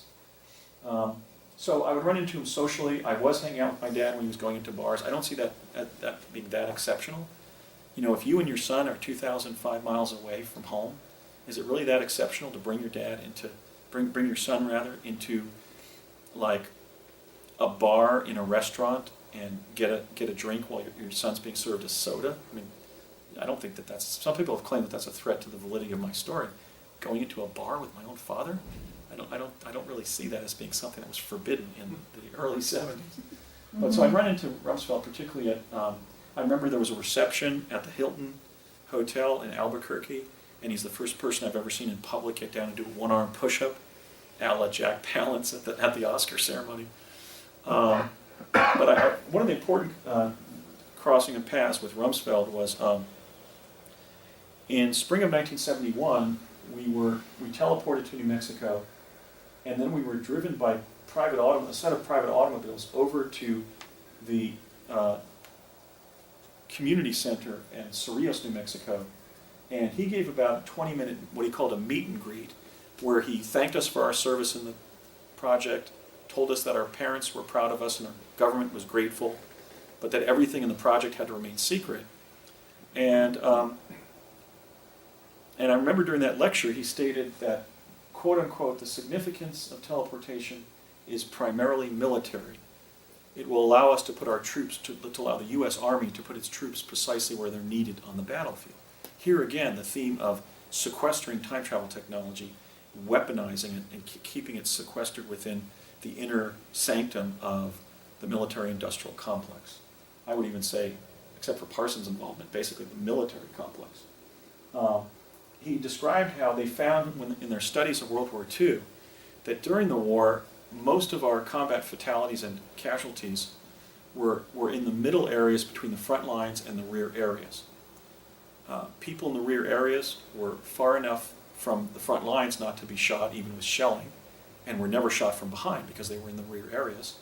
People on the front line who knew they could be shot at even by a sniper, not a combatant immediately in front of them, knew that they were in danger and often were keeping proper cover from being shot.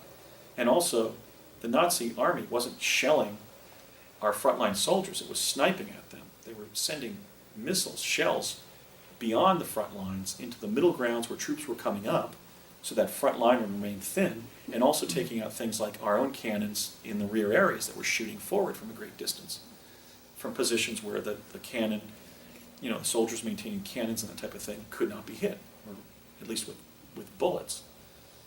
But they found that the men moving up to the front lines in the middle areas were being shot from behind by friendly fire, were being sniped at successfully by the Nazi or Japanese infantry, and were just dying through things like falling into a mud, into a wet area in a marsh with 80 pounds on their back. Okay, so what they wanted to do was take that danger out of deploying troops by literally putting troops precisely on the front line.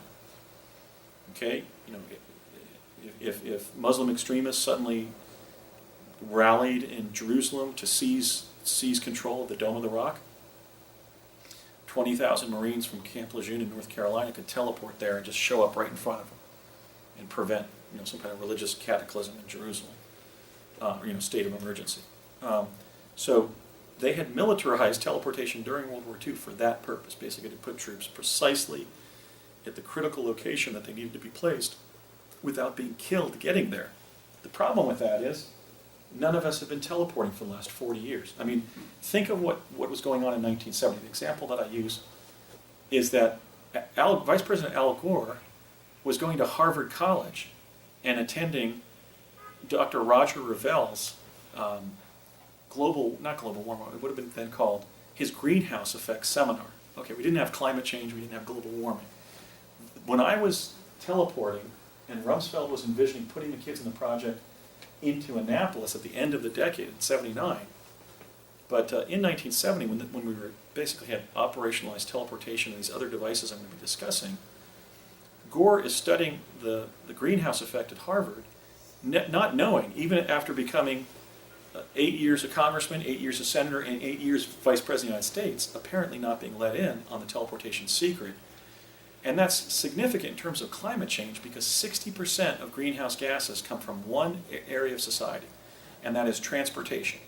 So I'm emphasizing the fact that if we could implement Tesla teleportation, we could solve 60% of the global warming problem, at least the human contribution to it.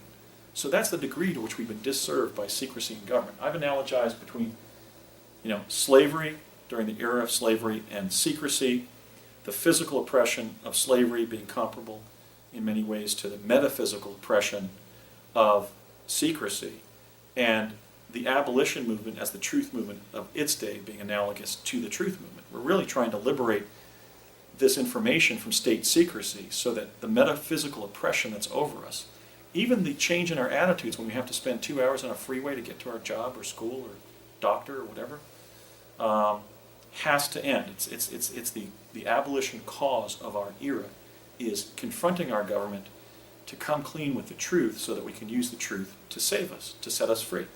And that's what I'm trying to do. So anyway, Rumsfeld was on the project, and he was clearly devoted to the notion that teleportation should remain a military secret. Another person who was on the project when we were teleporting in mass in summer of '70 as a group of school children, we would be greeted by Jack Pruitt. I don't have a picture of Pruitt, I know Alexander Bruce does, but I haven't been able to retrieve a photo of Jack Pruitt. But Jack Pruitt would do the head count, and then a young 25-year-old Bill Richardson would take us into the Bataan Memorial Building, which was the pre-1966 state capitol, and sit us down in one of those little chairs with a desk on it, and ask us our name, first and last, ask us to spell our last name, and then give our date of birth. And so when he brought me in one time, he said, first name? I said, Andrew. He said, and your last name, Andrew? Basiago. Could you spell that? That sounds kind of unusual. I said, Basiago. He said, well, that sounds like Basiago. You pronounce it, what is it? And I said, Basiago. And he said, Italian? I said, no, Polish. He said, well, thank you very much, Andrew. And your date of birth? 9/1861. Okay, thanks a lot, Andy. If you tell the next child to step in, okay? He was very, formal, businesslike. But on one of those questionings, a subsequent one, after he finished questioning, I looked up at him and said, first name? And he kind of leaned forward and said, Bill. And I said, and your last name, Bill? And he said, Richardson. And could you spell that for me, Bill Richardson? And then I asked him his date of birth was sometime in 1945. So anyway, Richardson was basically one of the young staffers on the project. He had no leadership responsibility. It was just completing tasks for the project, like taking that head count when we would arrive via teleportation in the Santa Fe State Capitol grounds. To his credit, before Jesse Ventura interviewed me on camera, Bill Richardson was the only member of the project and the only public official, somebody who went on to a career in public service, who met with me. And that took place around June 10th of 2003 at the Old Car Show in Chama, New Mexico. So I always laud Bill Richardson for at least meeting with me and acknowledging that the project existed and I was in it, and that had he been in my situation, he would be doing exactly what I was doing, basically investigating the project, planning to write about it, to speak about it, and so forth. But he said, you have to understand, I'm a public official, and if I call a press conference with you in Santa Fe, my career's over. I mean, saying that, he said, I think the analogy here is to the Roswell incident. I know that aliens crashed at Roswell, New Mexico in 1947 because I'm a public official in the state of New Mexico. You know that happened because you were in Project Pegasus, and that was in fact in your curriculum. And he was right. It was in the yellow book classes that would be taught to prepare us for involvement in the project. He said, but if I meet with you publicly over this and declare that I was a young staffer on a time travel project, it's not going to pass the giggle test. I'm basically going to be drummed out of office ultimately for something seemingly so silly. And I think he was probably right. He said, you have to understand, it's your life purpose and your mission to declassify this project. And I want you to know that behind the scenes I support you. But based on my life plan and being optimally effective myself, I can't go public for you. I wish I could. And he apologized. And I think that was pretty big of Bill Richardson. I was really pretty impressed by what he had to say up at the Old Car Show in Chama. And we actually were directed there. I had been directed into a number of meetings with informants in the summer of 2003, or June of 2003. So Richardson goes on, and what does he become? The representative in the House of Representatives from the 3rd District of New Mexico, where all the atomic labs are, Energy Secretary under Clinton, UN representative, and then later governor of New Mexico. So he really stayed there and completed a public career doing things for the atomic labs, Lanel, Sandia, etc. But nonetheless, he showed some humanity, I think, by meeting with me and explaining his situation. Another person who was critical on the project but who was denied his involvement, even avoiding me, now this sounds intrusive, but I did have permission to enter, even when I was sitting at his kitchen table in Los Alamos with his wife of 50 years. Sterling Colgate, who was called Stir during those days, I shouldn't know that, right? Refused to come home to his house and meet with me at his kitchen table. Now, Sterling Colgate, when I was on the project, was both alternatively the dean of physics, the physics department, the director, the chairman of the physics department, and the president of the New Mexico Institute of Science and Technology, or New Mexico Tech, in Socorro, New Mexico. He was as I'll explain later, he was the time scientist who sent me from a plasma confinement chamber in East Hanover, New Jersey, in 1972, to Gettysburg, Pennsylvania on November 19th of 1863 to try to see Lincoln give the Gettysburg Address. And he was also one of the heirs to the Colgate-Palmolive dynasty. And when I did my recent return to my hometown of Morris Plains and Morristown, New Jersey, and went over to East Hanover, I realized that Menem, the pharmaceutical company, changed its name from Colgate-Palmolive in 1972, right as we were leaving for California, and after Sterling Colgate had developed a form of physical time travel by 1972 called plasma confinement. Isn't that interesting that the company would change its name? So my dad explained that Colgate-Palmolive was literally secretly funding Project Pegasus on behalf of the defense technical community, because as we saw in Iran-Contra, if you can create an independent funding apparatus, you're not constitutionally obliged to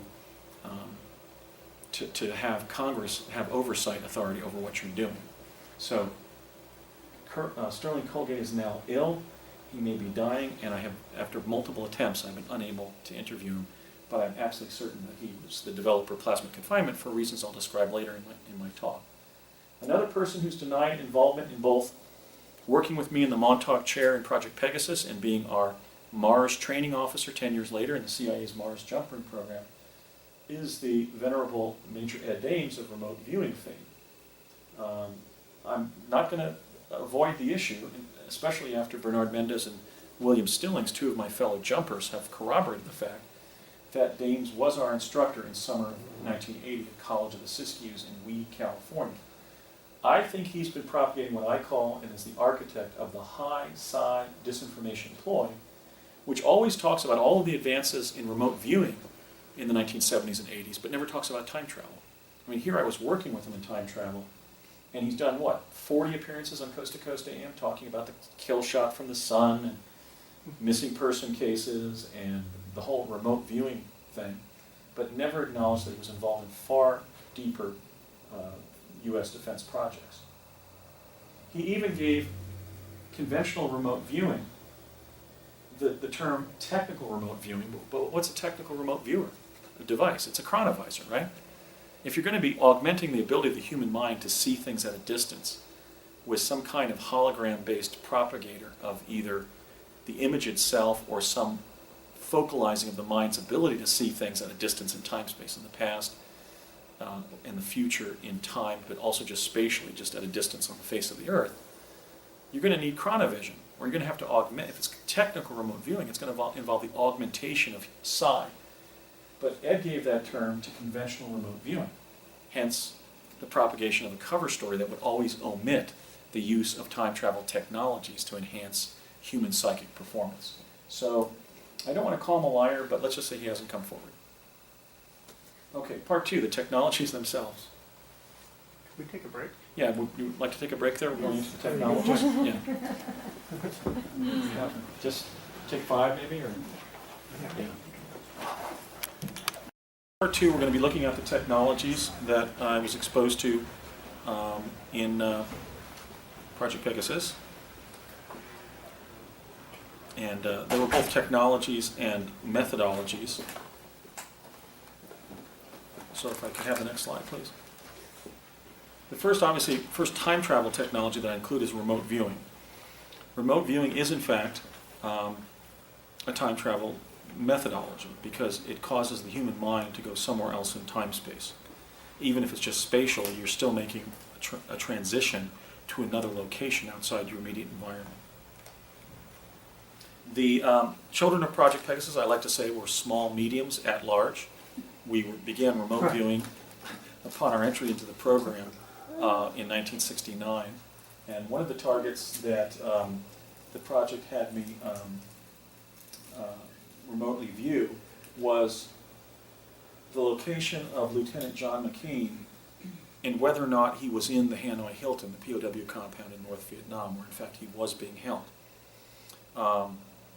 We were brought together as a group of 8 children, 4 of the more psychically gifted kids from 2 elementary schools, essentially my school, Mount View Road School, and a neighboring school known as Cedar Knolls Elementary School. And we were meeting in an office at the school where faculty would convene around a table. And we were shown a large blow-up of John McCain's Annapolis graduation photograph when he was commissioned as an ensign in the United States Navy, which is the standard course where the Annapolis graduates then go on to commissions in the Navy.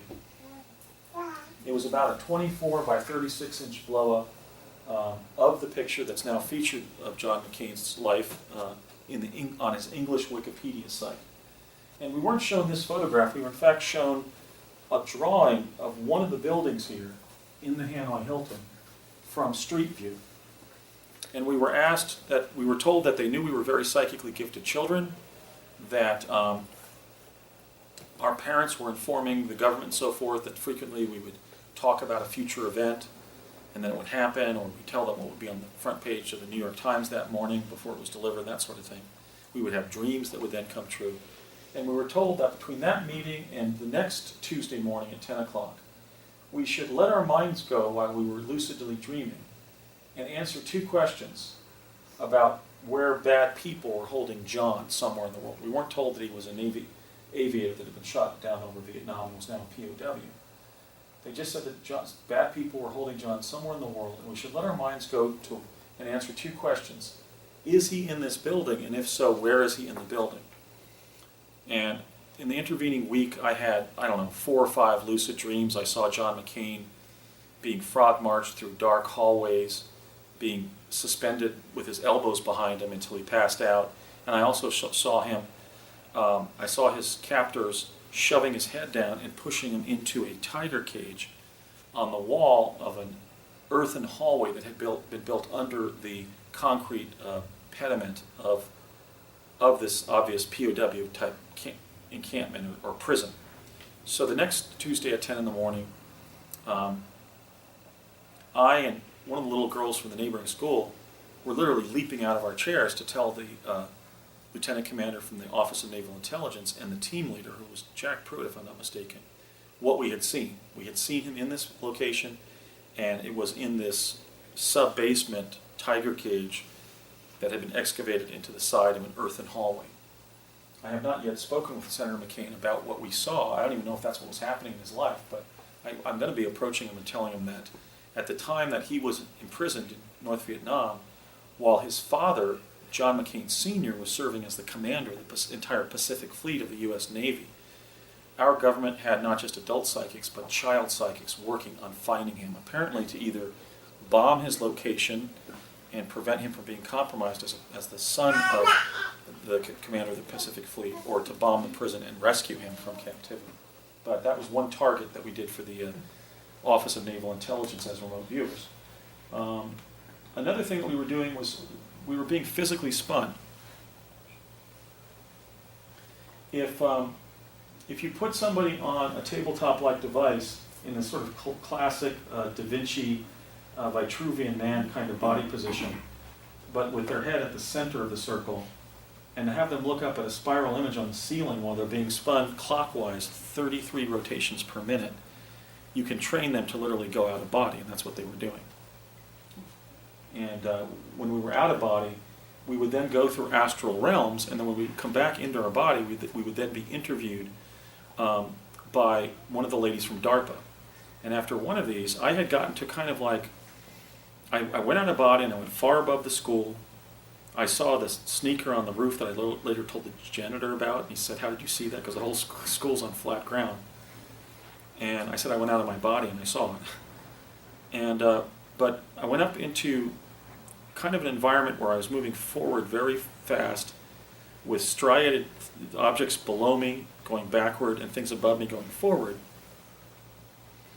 And I got to a certain physical limit of how far I could travel out of body, and it was like a machine that was generating reality. It was like being a bee inside of a film projector at a theater and flying into where the film was being shown past the light that generates the image on the theater screen. I just couldn't go any further, and I could also see that the environment of light that we were located in is being created by a device. And so I came back into my body, frustrated that I couldn't get beyond the reach of the hologram because a machine was generating it. I was debriefed by a woman by the name of Stephanie Bindus, who was like many of the local facilitators. She was a health instructor. She had been a registered nurse during World War II in Korea, and she was a local health instructor, but had that Army medical connection. There were Army Field Hospital cots in the learning lab at Mount View. And she took out a fresh pad and a freshly sharpened number 2 pencil and said, "Okay, Andy, what did you see this time?" And I explained that I reached this physical limit that was seemingly the device that seemed to be generating reality. And she said, "Oh yes, other people have reported that too. We believe that it's propagating the hologram that we find ourselves in, and we're calling it the Matrix." Now this was 1970, 29 years before the Wachowski brothers did the first of their trilogy about, entitled the Matrix trilogy of films. So here we have the use of the term Matrix in the defense technical community 3 decades before it's released to the public. But this is obviously a form of time travel that I would describe as astral time travel. The third device was the Montauk chair. And I want to ask, just before I start talking about the Montauk chair, is there anybody here who was in the Montauk chair? Turns out that our lovely organizer of this event, Hesper Natali, was also a Montauk Chair participant, one of the Montauk girls. And so I just want to interview Hesper briefly. Hesper, I was in the Montauk Chair when it was just a magnetic transducer in the early 70s. And when and in what circumstances did you encounter the Montauk Chair? I was in the Gifted and Talented Education Program at Scott Lane Elementary School in the early 80s. And we were placed in what they called the chair. They weren't calling it the Montauk Chair. Right. Right, and where is Scott Lane Elementary? In Santa Clara, California. So here's somebody growing up 10 years later, being placed in the chair. And it was also called the chair when we were using it at Mount View Road School in Morris Plains, New Jersey. Tell us about the chair that you were taking your probes. Were they probes to the future? Yes. Okay, so when you were going forward, sort of both mentally and physically at the same time, because what the Montauk Chair propagates is you just don't see a moment in your future, you actually live it. Is that what was happening with you? You were not just sort of going and seeing what you would be doing, but you were actively going there on some level? That's correct. It wasn't as though I was watching myself. It was as though I was experiencing the future moment, whatever it was. Right, and I just agreed with Janet Swerdlow, the wife of Stuart Swerdlow, the Montauk Chair, or Montauk Project participant, that I had been describing the Montauk Chair as simply something that was boosting my consciousness as a human being forward in time. So I was sort of seeing a dreamlike rendering of my future. But then again, I had also described how I was in my actual shoes upon arriving. I was actually in my body living that future event, pre-experiencing a future event. And so on some level, it was also a physical time travel device because it literally sent you there with the same cognizance of being a human being in your clothes and shoes and everything in a room or whatever, just like you were living it. So your introduction to the Montauk Chair was about 10, 12 years later. How had it been improved from the rudimentary chair that existed in the 70s? Can you describe the chair that you were placed in by the 80s? But I wasn't having anything put over my face, as you described. Mm-hmm. When I've heard you talk about the chair before, we just sat there and were able to experience our own future. And as I asked you once, were they somehow able to push us forward to get to the point, that they were looking for? Mm-hmm. And you had said, yes, they called it psychic driving. Right. So I wasn't really aware as a child that that's what was going on. I was just sitting in the chair and having the experience. But it turns out that the woman that was working with me was driving. She was doing some of the psychic driving and coming around from behind me. Yeah, Hesper, let me describe the rudimentary one, and then we can show how far the device went by 10 years later into the 80s, working with school kids. This is simply a dental chair off the internet. There is no Montauk Chair description or drawing or anything on the internet except my own. But basically, it was a recumbent chair, and it had a photographic umbrella-like thing over the head of the kid sitting in the chair. There was a sort of like a Cadillac hubcap type thing on the back of the chair that my father said was a metal canister that was kind of hiding the solenoid. That the solenoid was firing with magnetic transduction through the solar plexus. Our third chakra is where we direct our location in time. It's like we think that it's a thought that urges myself to go there, right? But actually, when you make that step and pursue a certain direction, it's from that third chakra, which is, that scholar chakra, that emphatic chakra that says, no, this is important to me. Well, who is it? We don't say, this is important to me, or our crown chakra, or whatever. We say, this is important to me, right? We actually touch our solar plexus. So that was the one they knew was the actual locational chakra level, where you ordain your actual location in time space, even if it's a matter of me deciding to walk out this door. It's emanating from here. So there was a solenoid, a magnetic transducer, behind the solar plexus, the third chakra. There was a CPU, a computer, processing unit below the chair, and then on a kind of like a fishhook-like rocker arm, there was a bulb that came up and pointed towards our face. In the early days, when I was taking the chair to my future from Morris Plains School as a third grader, beginning in spring of 1970, which is what Dr. David Anderson announced on Coast to Coast AM in 2002. He mentioned how the Montauk Chair went national and involved thousands of American school children in 1970. I literally fell off my chair in my office in Los Angeles in those years. Because I said, well, he's right. That's in fact when I started in the Montauk Chair, and they weren't calling it the Montauk Chair; it was just the chair.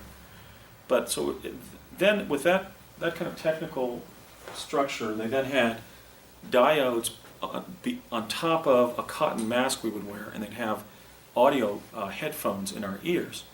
And to get us to dissociate and go out of body and move forward in time, they would play sort of this syncopated kind of mathematically consistent musical tone that sounded kind of like a PBX tone, kind of like boo boo boo boo boo boo boo boo boo boo boo boo. And it would basically space you out, and you'd pop out of your body, move across a plane feet first, and then we would slam into the future. Was that happening with you? No, it was, again, I don't have all my memories from the Yeah. GATE program, Mm-hmm.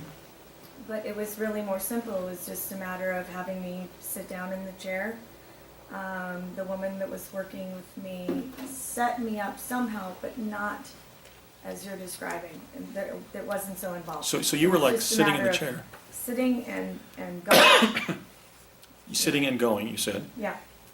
Right, and that's what was happening by the 79-80 second episode I had with the chair, which was as an undergraduate, a freshman at UC San Diego. I was getting up automatically, like on Tuesdays and Thursday mornings, like at dawn, and walking from your college, UC San Diego, over to Warren College, UC San Diego, to like a psych lab, where they had the basic Montauk chair apparatus, but it had been connected to a video component where my thoughts were being shown in a screen in front of me.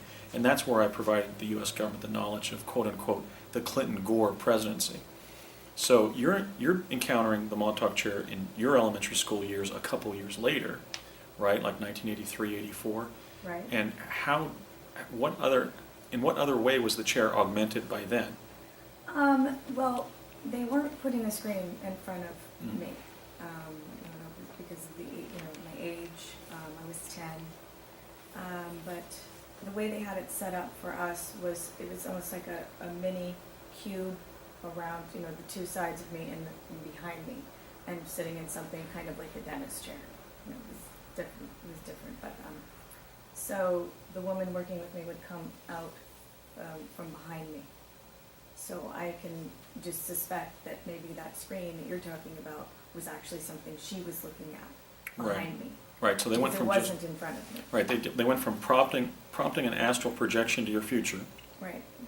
one that was nonetheless physical, to then in the early 70s, by 79, 80, when I had my second exposure to the Montauk Chair, they're attaching not just diodes over my eyes and ears, but in fact electromagnetic conductions to my skull to externalize my inner picture on a screen in front of me, Right. so to give a kind of a sharper picture.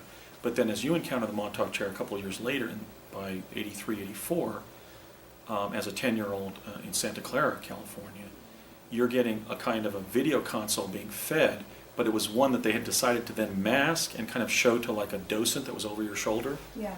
so that she could see what you were seeing and guide you through the future. I could only guess, yeah. Knowing Yeah. that you had a screen in front of you, I could only guess that Yeah. that's what she was doing behind me. Right. Driving and also seeing the screen. Right. Now, when you were a or gifted talented student at Scott Lane Elementary School at age 10, you received a visit from a young man who had been told by the CIA to visit you at age 10 Mm-hmm. when he was 22 and finishing out his undergraduate studies at UCLA. And who was that? That was you. Yeah, so could you describe what happened in that episode? From my perspective, I was in a classroom with a couple of younger children, and the woman who worked with me, who was not part of our staff or our faculty at the school. In fact, the people that started the GATE program were not part of our staff or our faculty. They came from off campus. Nobody really was told where they came from. And she just one day said, Hesper, there's some people outside. Why don't you go get their attention? And so I guess I went up to the window and did something that you remember, but I wasn't told specifically that somebody was coming to see me. I was just told there's somebody outside, there's some people outside, why don't you get their attention? And so I did, and that's what I remember about that.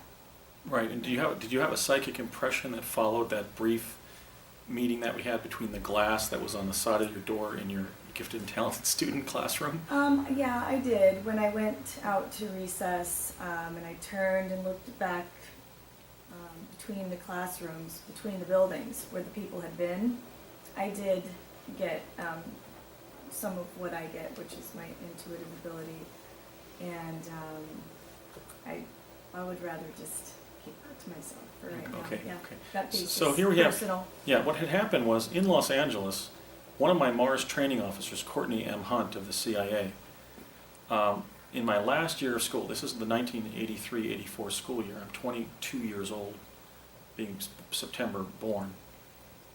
I meet with him in Chatsworth, California, where my family lived, and Courtney lived with his wife Linda, not far from us.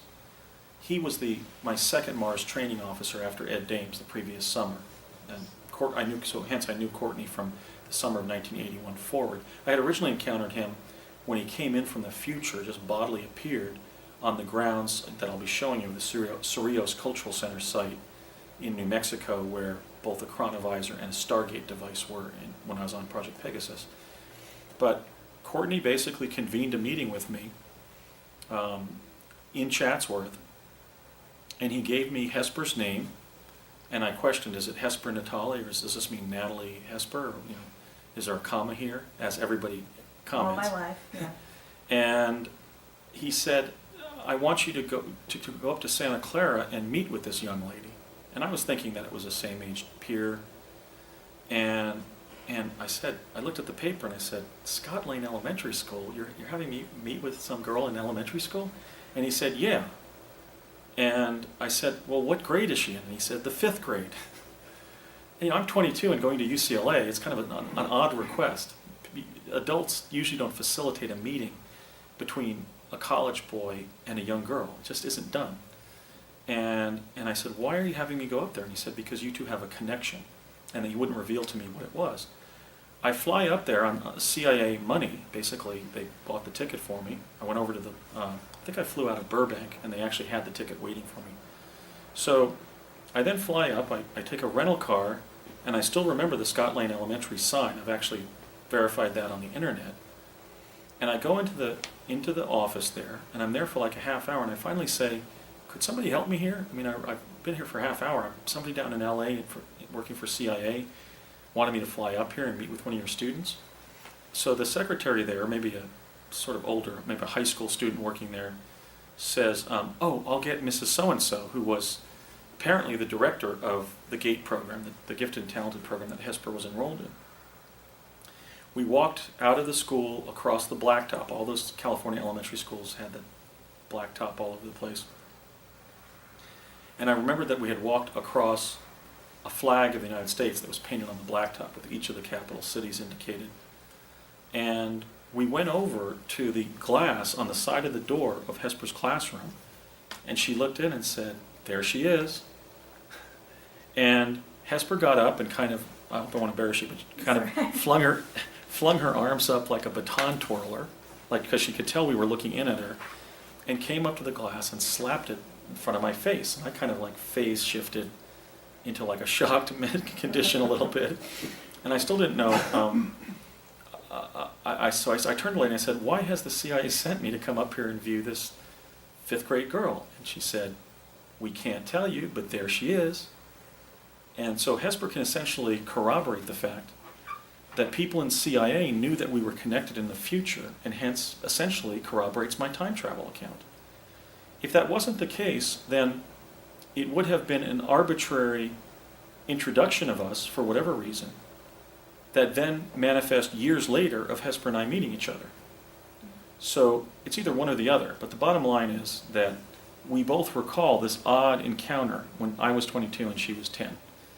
And I believe its roots were in the fact that when I was in the Montauk chair at an even younger age, like age 9 in 1970, that I gave them Hesper's name as somebody I would know in the future, just like I gave the names of other people who I would either know personally or like when I was in the Montauk chair at UC San Diego, I came up with Clinton and Gore as a president and as a vice president in the future. I was even asked when, and I said the 2 terms before the turn of the century. They said, so 1993 to 2001? And I said, yeah. And I said, they're young Democrats, they're going to be very popular and very successful. And look at what Bill Clinton bragged about at the 2000 convention, where he reviewed all of his accomplishments as president. He had basically the only financially successful presidency of the 20th century, and he did incredible things. He was the president who dedicated the most acreage to national parks and forests and monuments after Theodore Roosevelt, and a bunch of other successes that he bragged about at the 2000 DNC. So we just wanted to, Hesper and I, discuss talking about this here, because how did they know that we would meet in the future? Why would they have thrown us together at such odd ages if, in fact, I had not time traveled through some of the methodologies that I've been describing? So Hesper's one of a growing group of people who are corroborating different aspects of my background that show that the government was in possession of things like who I would know in the future. Ordinarily, you can't say to a 22-year-old, you're going to meet this person, this 10-year-old, 30 years later when she's 40 or in her late 30s. It's impossible without quantum access.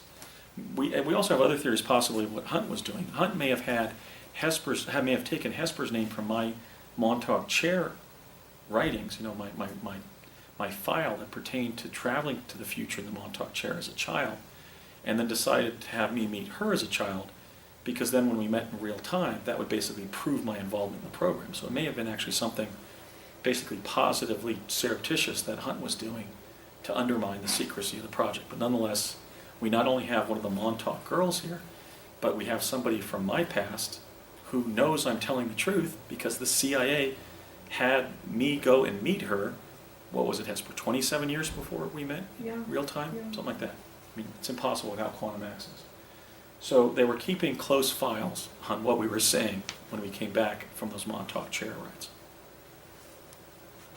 I mentioned the teleporter found in, and this is just sort of like the bluish-white Vortal tunnel that was created. It was like going through a tunnel in time-space rather than the opposite form of teleportation, which is quantum teleportation, where you're disintegrated at the point of embarkation and then reintegrated cellularly at the destination, as featured in Star Trek, which would debut on American television in 1966.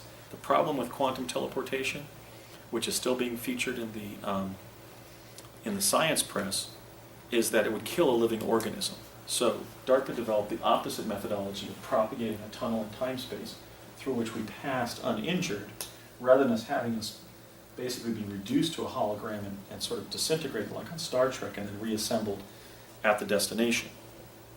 That will never be available to the human race for the movement of people or animals in time-space, because doing that kills a living organism. Now, chronovisor. The first chronovisor I saw was at a National Security Watch Post in Flemington, New Jersey.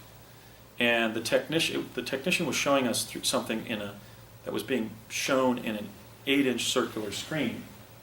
And he took myself and David, one of the other young boys in the program, over to the screen. And he said, "Look at this, boys." And I said, "Oh, it must be an historical reenactment of the signing of the Declaration of Independence in what's July 4th, 1776 in Philadelphia, in Independence Hall." And he said, "Nope, it can't be that, because who's this?" And I saw a very thin man, basically, not that tall, and I couldn't tell it was George Washington. I said, "Is that Washington?" He goes, "Yeah." And he goes, "Who's this?" And I was seeing the scene from, let's say, if a camera had been put in one of these windows. And yet, in fact, what I was seeing was that Benjamin Franklin was over on this side, sitting on a sofa, which he was. And I noticed that his head was about twice as large as any other man's in the room. Benjamin Franklin was a tall, fit man with the head of an elephant. He had this big, brilliant dome of a head. He was unusual looking, unusually large in every aspect. And I think that the average height of that era was like 5'8". I mean, James Madison was 5'6". Washington was only like 6 feet or 6'1". for being, the pillar of his time that he was. But he said, well, this is Franklin. We know that Franklin was at both of those events, but if this is George Washington, what event is this? And I said, oh, it must be a public television broadcast from Philadelphia of the signing of the U.S. Constitution on September 17th of 1787. And he was kind of starting to say no when we were then called by our teacher to leave the facility, that our field trip to this remote viewing, or whatever you want to call it, chronovision post. My dad later explained that it was a national security watch post. And what the guys were doing was basically, they had these big machines and they were filming on 16 millimeter film stock again, different arbitrary times that they were generating holograms of that with or of, and then they were putting them in canisters and putting the canisters in envelopes and pulling out a buck slip and then putting the buck slip back in the transparent pouch on the side of the envelope. They would put like Paris, 1920s, building of the Boulder Dam, Holland, 1800s, and just sort of describing what they had filmed remotely via chronovision. So as this guy was going to let the second shoe drop, we're called away, and he swivels his chair towards us and says, boys, that's not an historical reenactment of the signing of the U.S. Constitution. That is the signing of the U.S. Constitution. So this is fall of 1970. We then, in fall of 70, after we had been teleporting back and forth to New Mexico in summer of 70, we're now introduced to chronovision in fall of 70. And we're introduced to the fact that they can call up historical events like this. And then they began taking us to chronovisor arrays that were three-dimensional. They weren't TV-like screens. They were basically a stage with a crystal array in the ceiling that was generating a cubical form of light where a past event was going on. Those were at Convent Station, New Jersey, at Morristown, and then at Nutley, New Jersey. My first chronovisor trip in the hologram was to a Civil War battle from the chronovisor array at Convent Station, New Jersey. But then we were told two boys had come into the facility on their Stingray bicycles and saw the chronovisor when it was in use. And that represented a threat to operational security. So they moved the chronovisor array to a building that was undergoing historical renovation in downtown Morristown, New Jersey. I just was in Morristown a couple weeks ago unsuccessfully trying to find which of those walls the entryway to the chronovisor array was, because the team leader was just pushing on a brick and a door would open and we would go in. And from there I was sent to Arizona around 100 million BC and watched two dinosaurs with tall necks chomping on some grass. I was sent to the Netherlands in the early 1800s where a Dutch lady pulled me out of an irrigation ditch, and ultimately the whole town was in her sort of barn-like house in 3 rows of spectators while the village elder came up to me and said, whatever it is in Dutch, he was saying something like, English, Latin, kinda? Or he thought I was some boy who had floated across the English Channel from England. English, Latin? No? Okay. And I obviously didn't know any Dutch, but that went on until nightfall, until a portal was inserted into the hologram, and I ran towards it and then got back to the present. I was living in a tenement for 3 days and 2 nights, a filthy tenement in the Five Points neighborhood of New York City around 1905, and it was filthy, and the kids in my tenement were being fed onion soup at every meal. There was a mature male factory worker and 2 young males around 21 years old that were coming back from the factory utterly exhausted.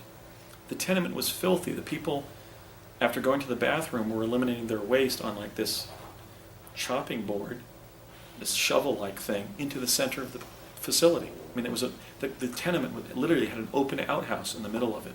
So it was literally an execrable place to try to fall asleep or even stand being inside the building.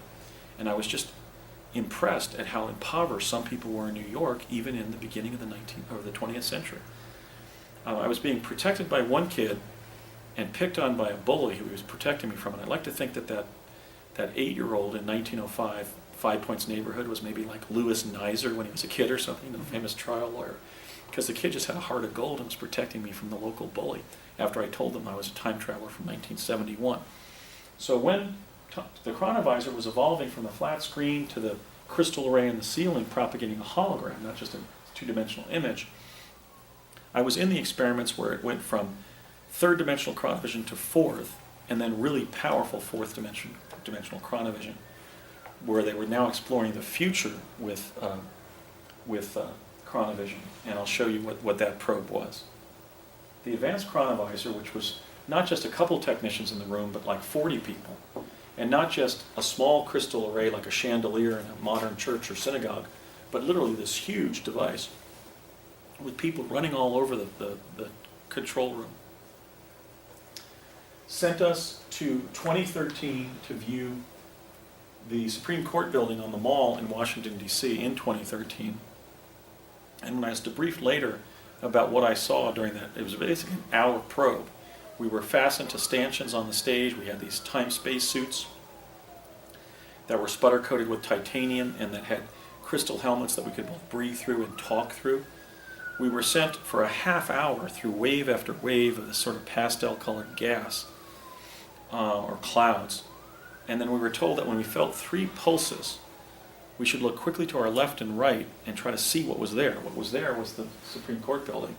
And as I explained to my debriefer from the Office of Naval Intelligence down the hallway there at ITT Defense Communications in Nutley, New Jersey, the Supreme Court by 2013 was under about 100 feet of brackish water. And I described how I could see algae growing on the columns of the Supreme Court building.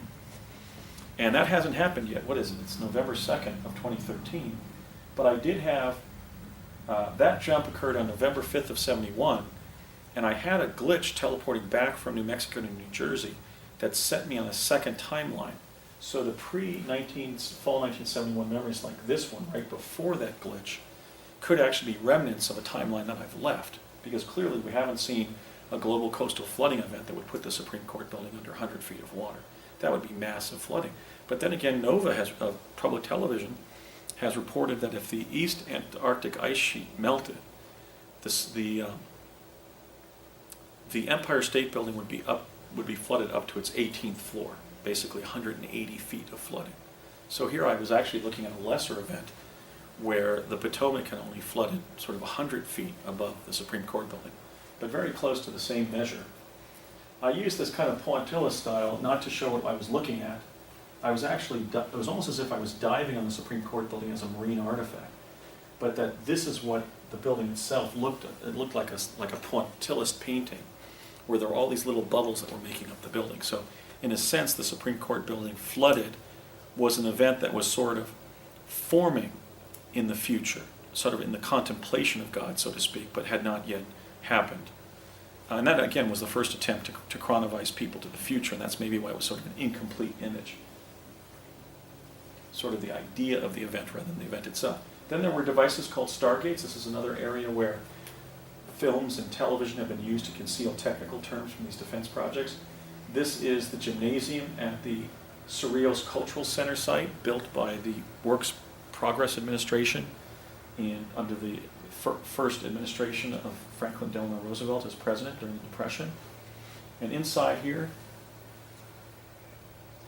was a Stargate device that was a black gate that went all the way up to the ceiling of an Olympic-sized gymnasium, Olympic-sized basketball court. And we would run up the ramp through this notch, neon-colored blue notch or doorway at the bottom of this huge black gate. And we would go forward through a vortal tunnel that was identical to the Tesla tunnel. This is the simple shop floor model, but it was 30 seconds rather than 3 seconds in the tunnel. And we were trained to inflate our lungs and kind of breathe off the top. Today I have kind of a bronchial asthma in the top of my lungs that they're having me inflate, so that may be a project injury. But at the time I didn't have any problem doing that because I had been playing alto saxophone for a couple of years, and I could totally inflate my lungs and breathe from that air in my lungs, just survive by kind of taking sips out of my lungs of air. But I would appear somewhere in this industrial park in front of this beautiful tungsten steel and emerald building, go through the predominantly white houseplant inundated first level, and they were giving us these small canisters with microfilm summaries of events occurring between the 1970s and the 2040s. So we're really being sent forward back in time to retrieve the history of the future for the U.S. Defense Department, which obviously included events like 9/11 and other national security incidents. And then we would go into a conference room back here in the building. And this building looks a lot like the building. It almost might have been inspired by it. Or it may be the building as it was ultimately built before 2045, which was the year they were sending us to. And then we would jump through the wall of a conference room and find ourselves back in a vortal tunnel, and we would reappear in the present on the grounds of the microwave tower array in north of Pagosa Springs, Colorado, and due west of the Continental Divide side, the Continental Divide itself. I've gone up there a couple times to the area where we were being collected from the future. One thing that the public hasn't been told is that when these microwave towers out in the boonies are pinging microwave into the universe, one of the functions of that is to tell time travel personnel in the future where to put time travel personnel from the past back in time, because that's where we were jumping back to, was all the way up in Colorado. So we were going from Cerrillos to somewhere in the southwest and then coming back to southwest Colorado. So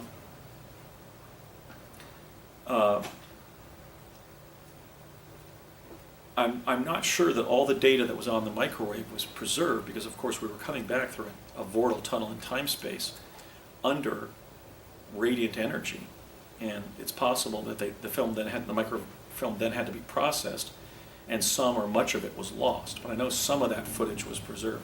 We were shown how much film was in the canister. It was like 600 feet. One time Jack Pruitt, just to relieve us of the curiosity of seeing the film, just took an arbitrary piece and just pulled like 600 feet out in front of us, or at his feet. And he said, and then he passed it around, and we could see it was all encrypted. It was all barcodes and numbers and symbols. It made absolutely no sense. So even if we had violated the secrecy requirement and looked at what was on the microfilm, we wouldn't have seen what it was communicating of the future. So I'm often asked, what was 2045 like? Well, for me, it was jumping through a big stargate in Cerrillos, New Mexico in 1972, summer of 72, going through a vortal tunnel for about 33 seconds, whatever, coming out somewhere on this vast pedestrian plaza where all I could see is people walking, taking bicycles, or riding the sedgeways, Dean Kamen's It, from one building to another, for example.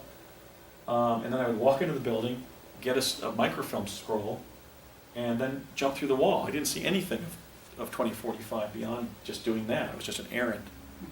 So if we have the next. Then there was my encounter with the plasma confinement chamber.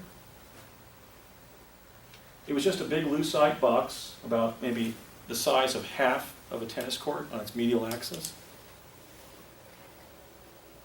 And it was at the direction of Sterling Colgate. I reviewed Colgate briefly before this. My dad took me over to the time lab in East Hanover and he told me that they wanted to kind of give me a treat or a reward, because I had done everything they had asked me to do ably and well, to the best of my ability. And my dad asked, with Sterling Colgate standing behind him, said, "So Andy, do you want to go to Gettysburg on the day Abraham Lincoln gave the Gettysburg Address and see him give the address?" And all I could think of was that 1863 photograph of Lincoln by Alexander Gardner, where he's sort of standing forward. He sort of looks like a highly intelligent monkey in a black suit with a black bow tie.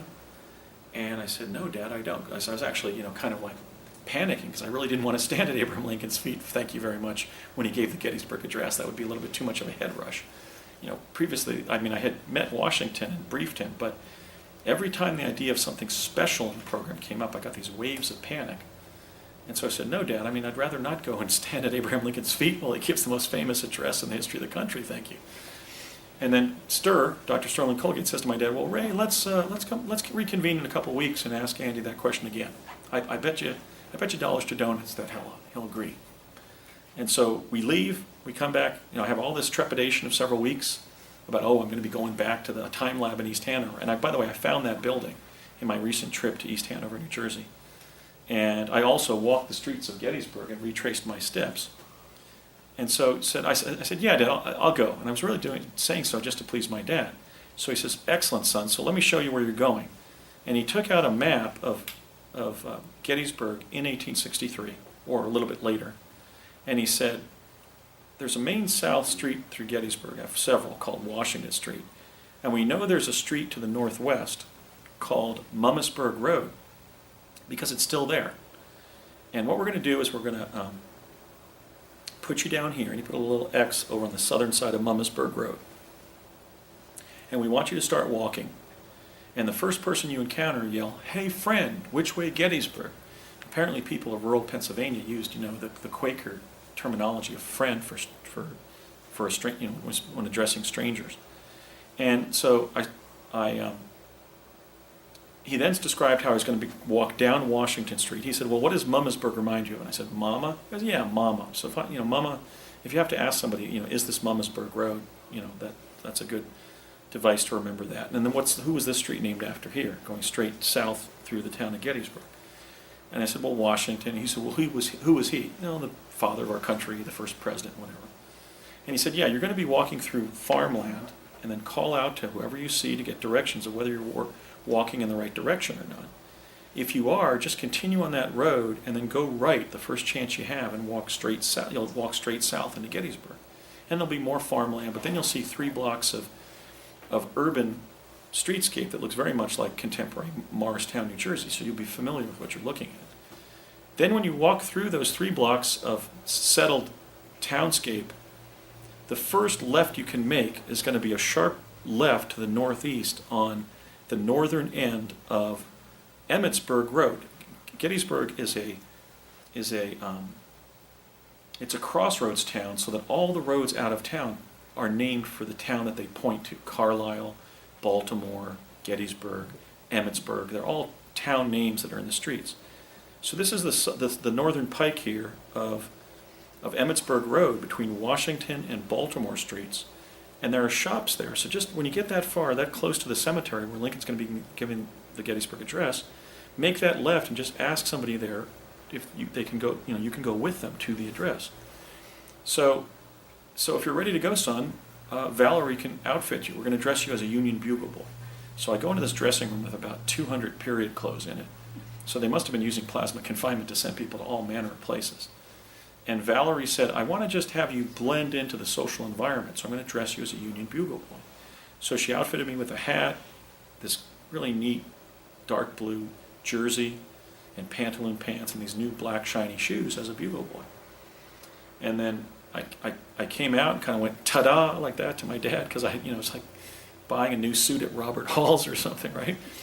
And so he then explained how the plasma confinement chamber works, which is that they would emit plasma under confinement in one side of that lucite chamber, and when I walk past the line on the floor, like a tennis court line, into that plasma, that radioactive plasma, I would sense the floor dropping out below me, and I would wormhole for about 30 seconds, and they would put me down there on the southern side of the sort of the northwest corner of the overall town of Gettysburg, and then I would walk into town. Well, I've retraced those steps during my recent trip to Gettysburg a couple weeks ago, and one thing I found that 2 of the buildings, one of the buildings dated from 1776, on the commercial district there on Emmitsburg Road, where John Lawrence Burns ended up giving me shoes and a jacket. The shoes that are visible in this image right here, these grossly oversized men's street shoes and this Union winter parka, were given to me by a downtown Gettysburg cobbler when I went. But recently when I went there, I walked the area where the shops were, where John Burns used a key to go into a men's clothing store and give me the jacket and shoes. And I asked 3 of the proprietors that are working there now, that they have shops there now, was your shop here when Lincoln was here on November 19th of 1863? And all 3 of them said yes. I also did some research and found that the Dobbin House, right near the turn from Washington Street onto Emmitsburg, was built sometime between 1776 and 1849, and that the O'Rourke Tavern across the street was built in 1829. So I had 5 commercial establishments of record there. But then when I went to the Adams County Historical Society and the Gettysburg Historical Society, they're relying on a map from 1872 that doesn't show any commercial establishments on that street. And all of the official historians and experts denied that that street had any shops the day I was there. But I said, no, in fact, the day Lincoln was there, there were shops all the way up that northern side of the street. So I went back, in other words, in real time, recently, and proved what was there when I was there in 1863, the day Lincoln was there, and details of Gettysburg that are not in the official history, because the official historians don't believe there were any shops there because their sources don't show those shops. Okay, so Mr. Burns helped me. Actually, I've now got the orientation of where everything was. My father had said, Lincoln's going to be arriving on the dais here when he arrives from the Wills Hotel with David Wills. I had thought, therefore, that the Wills Hotel was in this direction, which would be basically west. This is a northern view with Lincoln giving the Gettysburg Address on the front of a northern-looking dais, with him looking true north on the northern perimeter of the Evergreen Cemetery, with this being the later grounds of the military cemetery. And that big U.S. military cemetery in Gettysburg is about a mile south of Evergreen Cemetery. So Lincoln, over my right shoulder here, gave the Gettysburg Address in their traditional civilian cemetery. And I followed John Lawrence Burns down Emmitsburg towards Evergreen's Cemetery, and then onto the grounds on another diagonal, and then down this way, and then we entered through like a gate on this side. There's like an archway there that's still there. And it's in the other picture of Lincoln at Gettysburg, which is the John Richter photograph. This is the so-called Josephine Cobb image of Lincoln at Gettysburg. It was probably taken by Matthew Brady, but Lincoln was found in it by Josephine Cobb when the photograph was donated to the Library of Congress in 1951. And here we find it in the Life magazine archives. So we came in through the gate. There were some trees. There were two ladies in their Sunday best who were noticing me, and it looked obviously like a carpetbagger with both military and civilian clothing on. I then came around to the front of the dais and encountered my father dressed as a Pennsylvania farmer, but looking several years at least younger than he did back at the time lab in East Hanover. And so I turned to him and said, Dad, what are you doing here?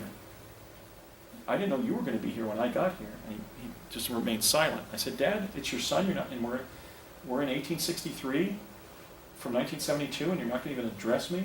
My dad stepped away, and as is consistent with his training to preserve the operational security of what we're doing, he stepped away and said, I'm not your paw boy, like in a rural Pennsylvania accent. Of course, he was from Summit Hill, so he knew how to fake that, right? Like Pennsylvania farmers dressed in bib overalls. So my dad maintained operational security and didn't address me, and that really spooked me. Then because of that, I walked around him over to the left side of the dais again, where I was questioned intently by two Union officers about what my regiment was, where it was bivouacked, and I didn't have answers to those questions. And then one of the officers leaned towards me while he was chomping on an apple with his paring knife and said, Boy, are you a little bit touched in the head, son? Have you seen a little bit too much of the fight? And I said, yes, sir, because I knew that he would stop questioning me and I wouldn't be jailed. Now, I then intentionally walked from where Lincoln would soon be speaking, or at least we thought he would be speaking. In fact, he wouldn't speak for 3 hours, so they had actually sent me to Gettysburg too early in the morning, because it was at this location, very shortly after Lincoln, that the cheer had gone up, and I realized that Lincoln had stepped on top of the dais. He actually took a horseback ride from the Wills Hotel out here to the north and come down Baltimore Street and then down Emmitsburg, and as my dad had said, he arrived on the dais here, but he dismounted his horse there. He'd come down in a procession with 9 other riders and like 100 distinguished citizens. So here we are in 2013. How many Americans know that Lincoln took a horse to the Gettysburg Address, right? They also don't know that in what was often identified, or until recently identified, as the sole surviving photograph of Lincoln at Gettysburg, there was a 10-and-a-half-year-old me standing prominently in this particular photograph, because I walked over from the dais, put my back to the dais, and then looked in the opposite direction from where my father told me that Lincoln would soon be arriving with David Wills. And I looked to my left, and I saw a man who must have been Matthew Brady setting up his camera on a small stepladder over here. And then he looked over at me and went back under his photographer's canopy. And then I saw a flash as my whole body was experiencing sort of this Kundalini sensation, as my father had described. He said, when the effect wears off, you won't wormhole back like you'll wormhole there. You'll just feel sort of like this super excitation, and you'll suddenly be back in the plasma confinement chamber here in East Hanover.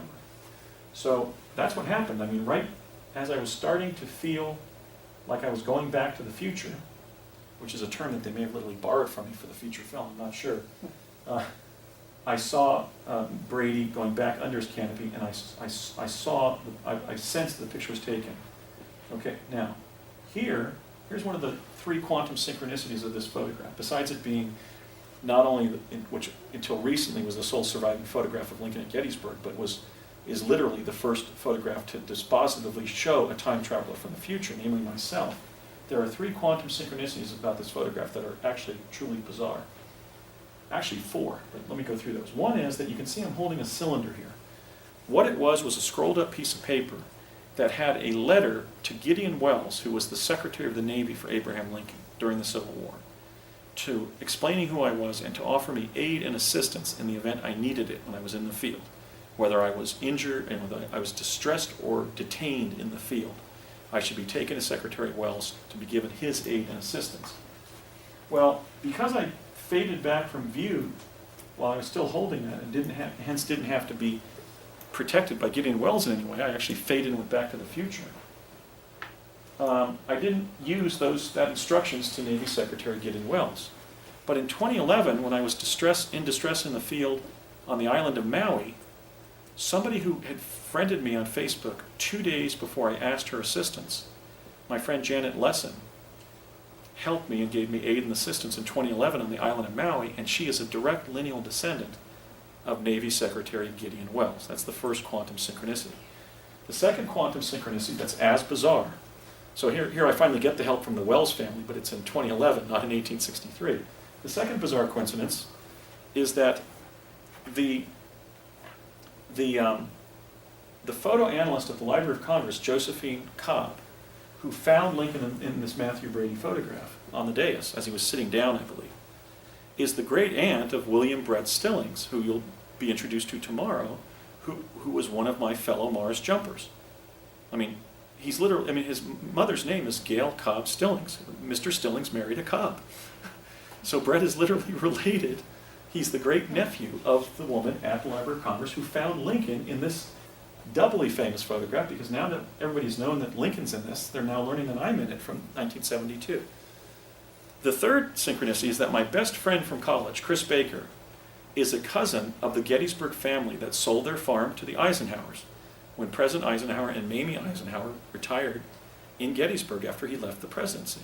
And I'm personal friends with their great-granddaughter, Laura Magdalene Eisenhower. When I went back to Gettysburg recently, I realized something extraordinary, which was that not only was Gettysburg celebrating the sesquicentennial of the battle there and of the Gettysburg Address there, but I was celebrating my sesquicentennial having gone there in 1972. What is that? 40 years in my past, but ultimately 150 years, because in 1972, from the present date of 2013, during the sesquicentennial, I went back to a town in America 150 years after I had been there. So I think that's the longest time that somebody's gone to a place via time travel and then gone back there in real time. But I went back in real time 150 years after the original visit. So now there are some recent findings about the Cobb image of Lincoln at Gettysburg. People have asked, well, in the plasma confinement process, did you take the oversized shoes and the jacket bag and the cap and the letter to Gideon Welles? And the answer is yes, there was a plasma effect around me. So this stuff came back. Now, with a plasma effect being around a time traveler from the future, isn't it curious that there's this gray ET standing here with his arms out, like touching me? Here's his head, his shoulders, and his 2 arms are like literally pointing to me. Definitely a nonlinear aspect of this photograph that's in the original photograph. I'm trying to think. The other thing that's been found recently is blow-ups of my face show through my cheek my whole left teeth, both top and bottom of my left teeth. Now that's something that we can achieve via X-ray. You can put an X-ray unit up against somebody's cheek and show their whole dentition on the left side of their head, right? The problem is that the discoverer of radium, Marie Curie, would not be born until 1867, okay? We didn't have X-ray back then. There's no way that Matthew Brady, setting up, a Hasselblad camera of that era, could have created some kind of radiation effect or X-ray effect where my teeth would be visible through my left cheek. So the image of me itself shows what we've now found, it shows what I reported, which is that it was as I was fading from view that the man, namely Matthew Brady, took the photograph. So I think we're going to discover more in this photograph. But everybody's commented how, first of all, how well-fed I look. I had a chubby face then, as I do now. And look at how skinny, for example, this adult male is. This is obviously one of the citizens of Gettysburg. Their crops had been destroyed back in July of 1863 when the Battle of Gettysburg swept through and passed their town. Look at how skinny this guy was as a result of privation of food during the war. But I look pretty well fed.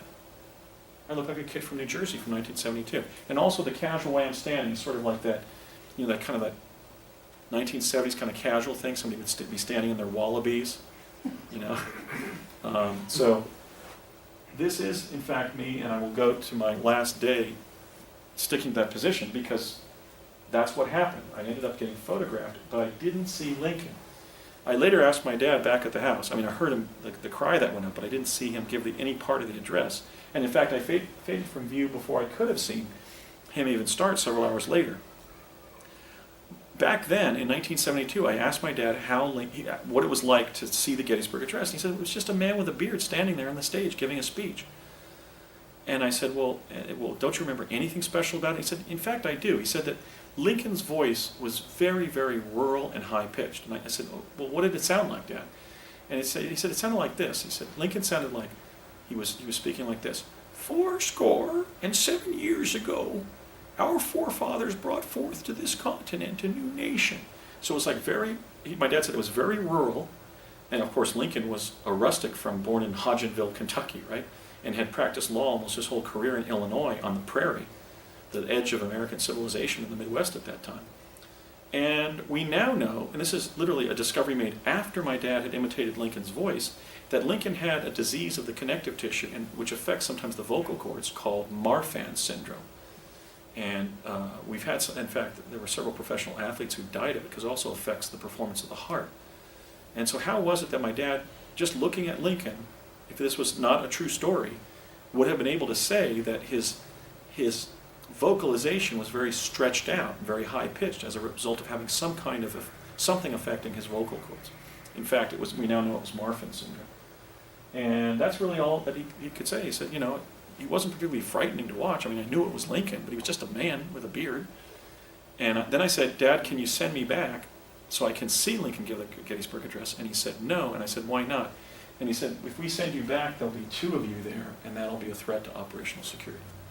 So again, that's the duplication factor when you have multiple returns to the same, or forward displacements to the same place in time-space. So how was it that I looked older to my dad, and my dad looked younger to me? Well, that's easy. We had been sent at different times to the same day. So he had gone, let's say, in 1967, 68, when we first started teleporting. And he said, when I saw you there over on my right, you were addressing me as your dad, that's how I learned you would be in the program. So that Andy that he knew that morning, when he was sent originally, I was like a 4-year-old back at the house, and here he's seeing, or 6-year-old or something, and here he is seeing me at 10 and a half, but on the same day that he was sent there. So to me, he looked like he did in the mid-60s with his crew cut rather than his straight haircut. So that can also be something that can be used for intelligence gathering, where you have 2 people from different times literally meet each other on a common day in time-space. And that's what happened to my dad and I. There was a displacement in our relative ages in both directions, because he had jumped earlier and then I jumped, but I jumped to the same day he was there. Okay, the jump room was just in development, the one that we would take to Mars by 1976, according to Michael C. Relf, one of my fellow jumpers. It was just about emerging. Ultimately, it was merging on Project Pegasus when I was a kid. They had like small jump rooms they were jumping documents from Washington, D.C. to the atomic labs in New Mexico, because obviously it was instantaneous and we didn't have fax machines. But ultimately, I would be jumping from a jump room that was a dual use of the elevator inside this huge aircraft building in El Segundo, California. And that's just kind of a description of the fact that the elevator inside would morph from a box into a cylinder. We have to right ourselves with our hand as if we're walking through a water main between Earth and Mars. So I have to throw that in there as the 8th form of time travel that I would encounter, but 10 years later, not when I was serving in Project Pegasus. Okay, why use children? Part 3. First, we were experimentees. They thought they might introduce Tesla teleportation to move the president, the vice president, and their families, and so forth, other executive branch officials, ambassadors, military personnel, members of the cabinet, their families, in an urgent way between U.S. military bases. So we were clearly being experimented on as children from stable, prosperous family backgrounds, not children who had experienced privation as the kids from Latin America had, because they wanted to test the physical and mental effects of Tesla teleportation on children who are around the age that children tend to be when their dad's president. You know, look at the Obama girls. They were about, when he came into office in 2008, I think the younger girl was about the age I was when I first teleported. And who knows, maybe they've been teleported already. But they wanted to have us jump to New Mexico, and then we took part in a battery of SAT-type mental tests and were medically examined for heartbeat, blood pressure, and so forth, heart rhythms, any presence of heart arrhythmias, and so forth, at an old school site in Lamy, New Mexico. So we were experimentees. I don't like to use the term guinea pigs, because we were actively not just time traveling, but gathering intelligence for the U.S. government. So we were not guinea pigs. We were just giving them a baseline understanding of what would happen. We were also necessities, because they found when they were working with adults in the chronovisors, when the chronovisors became holographic arrays, that the size, the heartbeat, the respiration, a sneeze or a cough, the footfall of an adult would cause the hologram to go on the blink, or fritz, as an early television set would. Basically, the hologram would start quaking like gelatin and then just pop out, even if, let's say, an adult asked the technician something. So they could either use diminutive people with different growth disorders, or they could train a cadre of gifted and talented American school children, such as myself. And they decided to do the latter because they decided to convert us into viewees, namely kids whose perceptions would be so keen that we would be, because we were tabula rasa, as they explained, we would be able to give them more accurate intelligence when we were time traveling.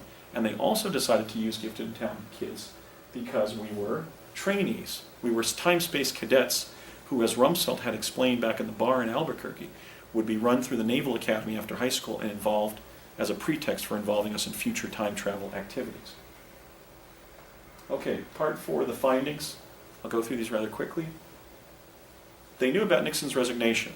In 1973, when I was in Albuquerque, in New Mexico, having jumped there from the fall of 1971 with my father, I walked behind 2 guys who'd been identified as CIA guys, and one of them said to the other, "So it looks like what happens is that Nixon gets ensnared in a scandal called Watergate and resigns the presidency."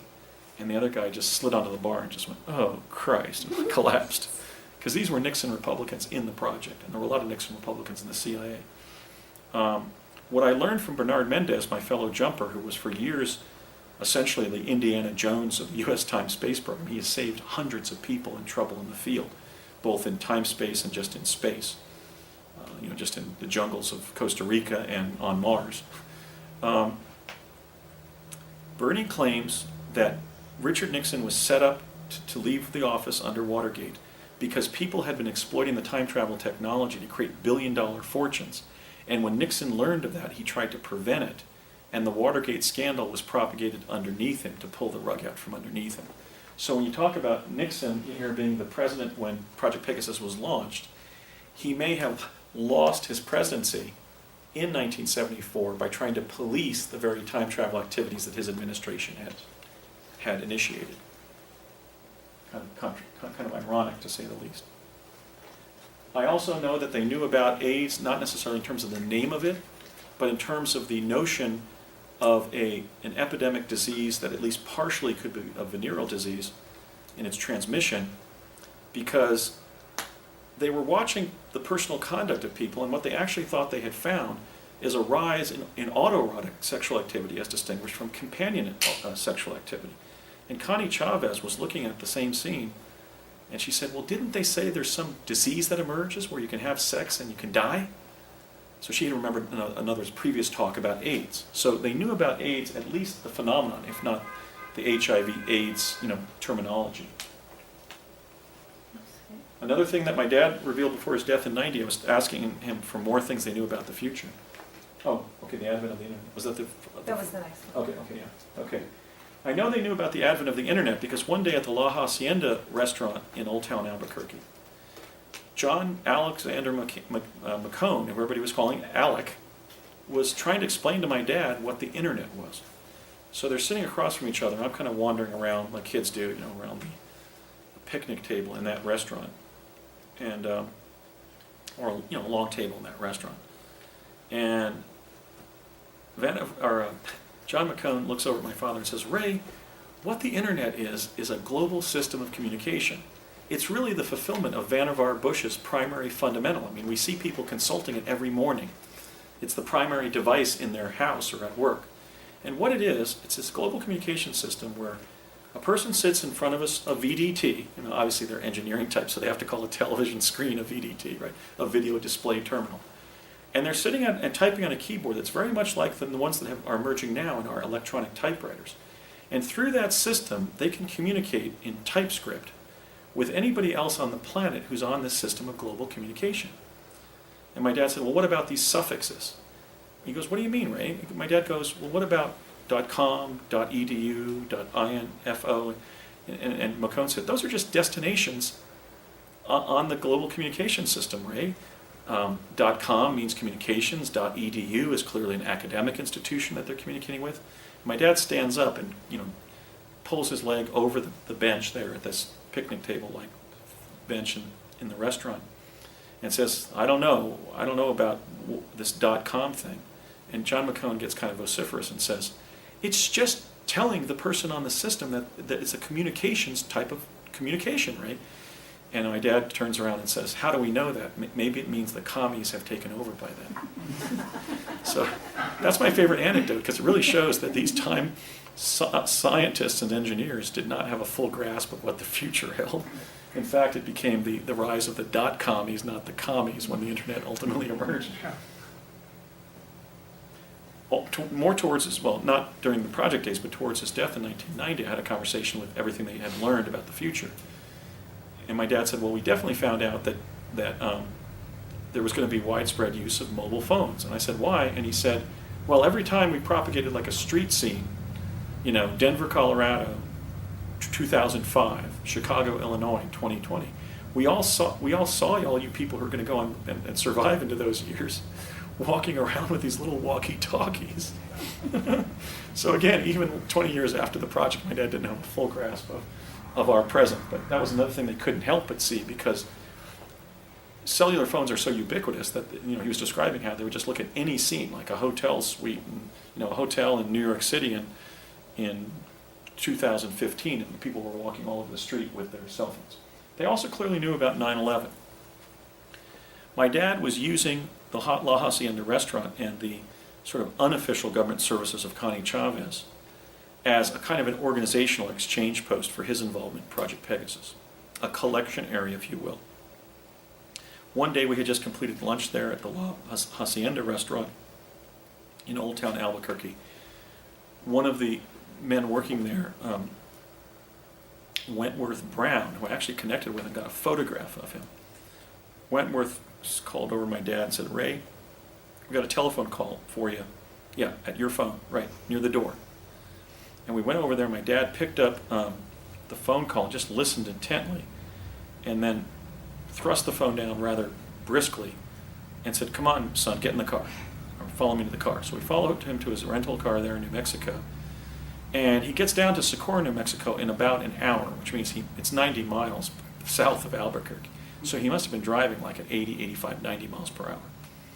We go into the Aerojet Corporation facility that used to be there. It was a C-shaped building with a zero-scaped front yard. New Mexico Tech was right behind it. And we'd go through the center, and we'd be cleared through a security desk there with a man with a badge and a gun. And my dad showed his Department of Defense credentials and said, my son's coming with me. These prison bar-like bars rise up, allowing us access to the left side of the sea. And this technician approaches my dad in the hallway, extremely excited, saying, "We've got it, Ray. We've got scenes of the domestic Pearl Harbor. Check this out." So we go down. We go into a room with about 20 monitors, and the two young technicians there, who must have been like graduate physics students under Sterling Colgate at New Mexico Tech, are playing a video, and it was a Betamax video. They put a Betamax tape in, which means that the U.S. government had Beta like 10 years before it was introduced. And what we saw was about a 20-second film loop of one of the planes hitting one of the Twin Towers in Manhattan on the day it happened 30 years in the future, the day it would happen 30 years in the future. After seeing that, my dad was frequently being quizzed at lunch by people who didn't have as high a security clearance, like, what is this 911 thing, Ray, this 9/11? We understand it's some kind of domestic Pearl Harbor. Do you know what really happens that day? And at one of those lunches, my dad said, yeah, we know that Middle Eastern hijackers hijack commercial airliners and slam them into the Twin Towers that are now being built in New York City and the Pentagon. And then one of the guys says, so well, then what happens? He goes, well, sadly, the World Trade Center sustains a fatal hit, a base hit, and they collapse. And one of the guys was just, utterly despondent. He goes, oh, that's horrible. Right there in Manhattan, those buildings that high just come falling down. And my dad goes, yep, like a ton of bricks. And then they wait a little while and they say, well, what happens after that, Ray? And he said, the country picks itself up, dusts itself off, and goes on again like nothing happened. Now that was my dad's perspective for some reason. He left out the Iraq and Afghanistan wars. But he was giving the conventional Time magazine version of the event, and why would that be? Because probably we were watching just images. There was no way of knowing who had committed the airplane strike on one of the Twin Towers. But in the microfilm summaries of future events, it would have been the conventional, kind of version of the event that they would disseminate in school books, that they would put in Time magazine end of the year review type articles and so forth. So my dad had the conventional story. That's not to say that I don't believe it might have been an inside job. I'm just saying that the story that was being disseminated by Project Pegasus to itself from the future, in addition to the footage of the event, was the conventional account. And that's the one that my dad would then explain to his colleagues. Another thing, they said, well, what do they build? 5 minutes later, one of the guys, these guys being engineers and architects and so forth and physicists, say, well, what do they build where the towers come down, Ray? From another table. And he goes, they build like a monument that's a big spire like this. And he actually made the shape of Freedom Tower. So that's the grasp they had of public events in the early 70s, was not just 9/11, but its literal aftermath when they rebuilt that site in downtown Manhattan. They also had, and this is a very important thing, they had a notion or a belief on the program that they shouldn't play God and act in the present to change future events as a result of detecting them, but they did, on the margin in one particular area, was they did identify future presidents, and here's how I know that. I know they had identified President Jimmy Carter as a future U.S. president because Alfred Lambermont Weber's book, Exopolitics, was taken by my father out of a black leather pouch at lunch with Connie Chavez and myself. And I actually heard Connie ask my dad, who is Alfred Lambermont Weber? She also asked, who is Jimmy Carter? Because at the front of that book, Alfred put a passage from Jimmy Carter associated with the sending of that spacecraft out into space with the image of the man and the woman and the chart to find our location in space and all that, our DNA. And my dad said something like he's presently he either said governor or lieutenant governor of Georgia, and he becomes president. So we know that DARPA, the CIA, knew about the Carter presidency about at least 5 years before it happened. I know more directly that the presidency of George H.W. Bush was known because I was invited to a lunch, kind of a late lunch, a 4 o'clock lunch or early dinner at the La Hacienda restaurant when both George H.W. Bush and his young son, then in his mid-20s, George W. Bush, were present as guests. And so if you could advance a couple forward to grab it, George W. Bush.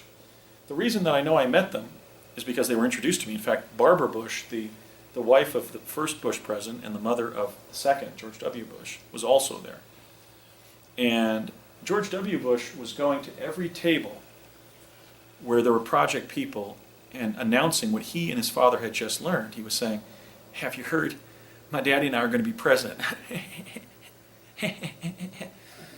Sorry, I'm a little bit out of breath. But let me try that again. Where George W. Bush was going around to all the tables saying, "Hey, have you heard?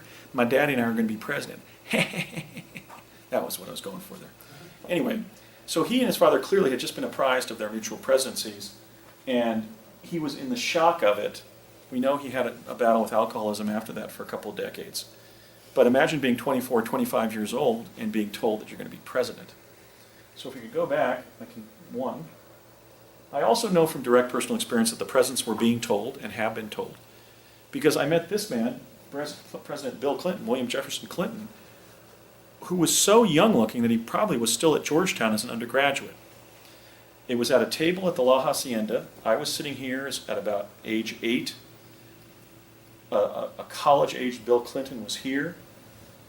Harold Agnew, the director of the Los Alamos Labs, was here. Ivan Browning, the director of science and technology for CIA, was here. And then my father was sitting here, and his colleague Joseph Conason from Parsons was sitting here.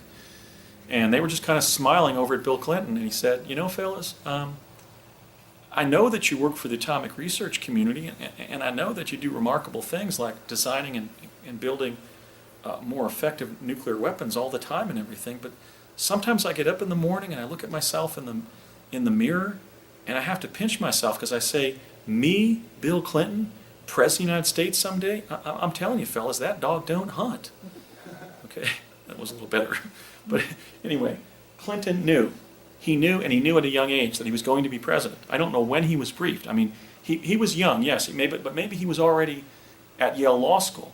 Maybe he was sent down to New York City from New Haven, or into the library of the Yale Law School, and maybe up to a meeting room, and maybe, who knows, maybe,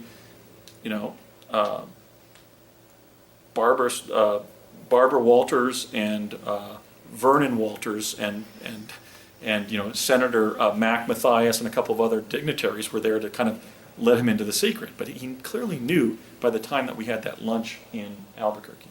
And he was very young. He was skinny. And then, of course, George H.W. Bush. Barack Obama also was told, because when he and I were serving in the Mars Jump Room program, we were being trained under Ed Dames in the summer of 1980 at College of the Siskiyous in Weed, California. His presidency and mine were being openly discussed by who was present. His mother, Stanley Ann Dunham, who had been an intelligence operative in Kenya and Indonesia, even married into those cultures. His parents had worked for the OSS. His grandparents, rather, had worked for the OSS during World War II. And my father had ties to CIA. Brett Stilling's father was working at Lockheed Skunk Works. Ed Dames was basically a remote viewer for CIA. And at one point, Barry was in front of us and got up to talk to Major Dames. And Brett's father was sitting behind in the next row over here. Brett was here. My dad was sitting behind me. And Thomas J. Stillings of Lockheed leaned forward and said to his son Brett, who had been sitting behind Barry Soetoro, who is now using the name Barack Obama, he said, "Brett, what does it feel like being in a Mars program like this with a future president?" And before Brett could answer, my dad leaned forward from where he was sitting behind me and went, "Two future presidents," as he was looking at me with his eye twitching, which is what happened when my dad became consternated about something emotionally that was profound. Brett has testified that he believes my father was actually indicating I would be president. That wasn't a joke or something. Or was he just trying to buck me up because one of the other kids in the program was going to be president someday? There was also discussions held 20 years later between me and Courtney Hunt of the CIA, in which the first time I asked him whether I was going to be president, he said, "Yes, but I don't know how you get there." And that's a consistent answer because I've never held public office. So if I run in 2016 and win, I'm going to be the first president since George Washington without major party support or having held a political office, not a military one. I have also held a military office because as a result of my involvement in Pegasus, I was made a lieutenant commander in the U.S. Navy just to be able to track me in the Navy, intelligence files. I had my portrait taken as a Navy officer in fall of '81 at the Long Beach Navy Station. But here, 20 years later, I asked Hunt the first time, and he says, yes, but I just don't know how you get there. The second time I asked him, about a month later, he says, no, but you're on the scene. And I don't know if that means I'm a political figure who doesn't reach the White House, or he just didn't want to tell me that I would win, so they wouldn't screw up my winning by trying. And then the third time I asked him, he said, have you been briefed on 2015? And I said, no. And I'm going to go on the record with this, because this is what Hunt said. It may not happen, but I said, what happens in 2015? And he said, a political scandal so profound that a completely independent president and vice president come into office. And I said, are you free as a retired CIA official to tell me what that was? And he said, yes. He said, what happens is that there's a story on 60 Minutes revealing, and I think it's Steve Croft, it may be one of the others, I believe it, this may be Steve Croft. For some reason, Steve Croft reporting this story is in my mind's eye. But what happens is there's a story on 60 Minutes in which it's revealed that over 300 members of Congress are CIA agents with Swiss bank accounts. So imagine the unleashing of public rage after all this privation that we've seen during the Depression, all of the wars that have been waged with our largesse but without our approval, without even the Congress's approval, all the invasion of privacy with the eavesdropping that's occurred, that's been revealed like in the Snowden scandal. If the American people are told that more than half of Congress is controlled and owned by the CIA, literally put its operatives in Congress and paid them for doing so, bribed them off U.S. territory, basically, in where you could get away with it, like in Swiss bank accounts.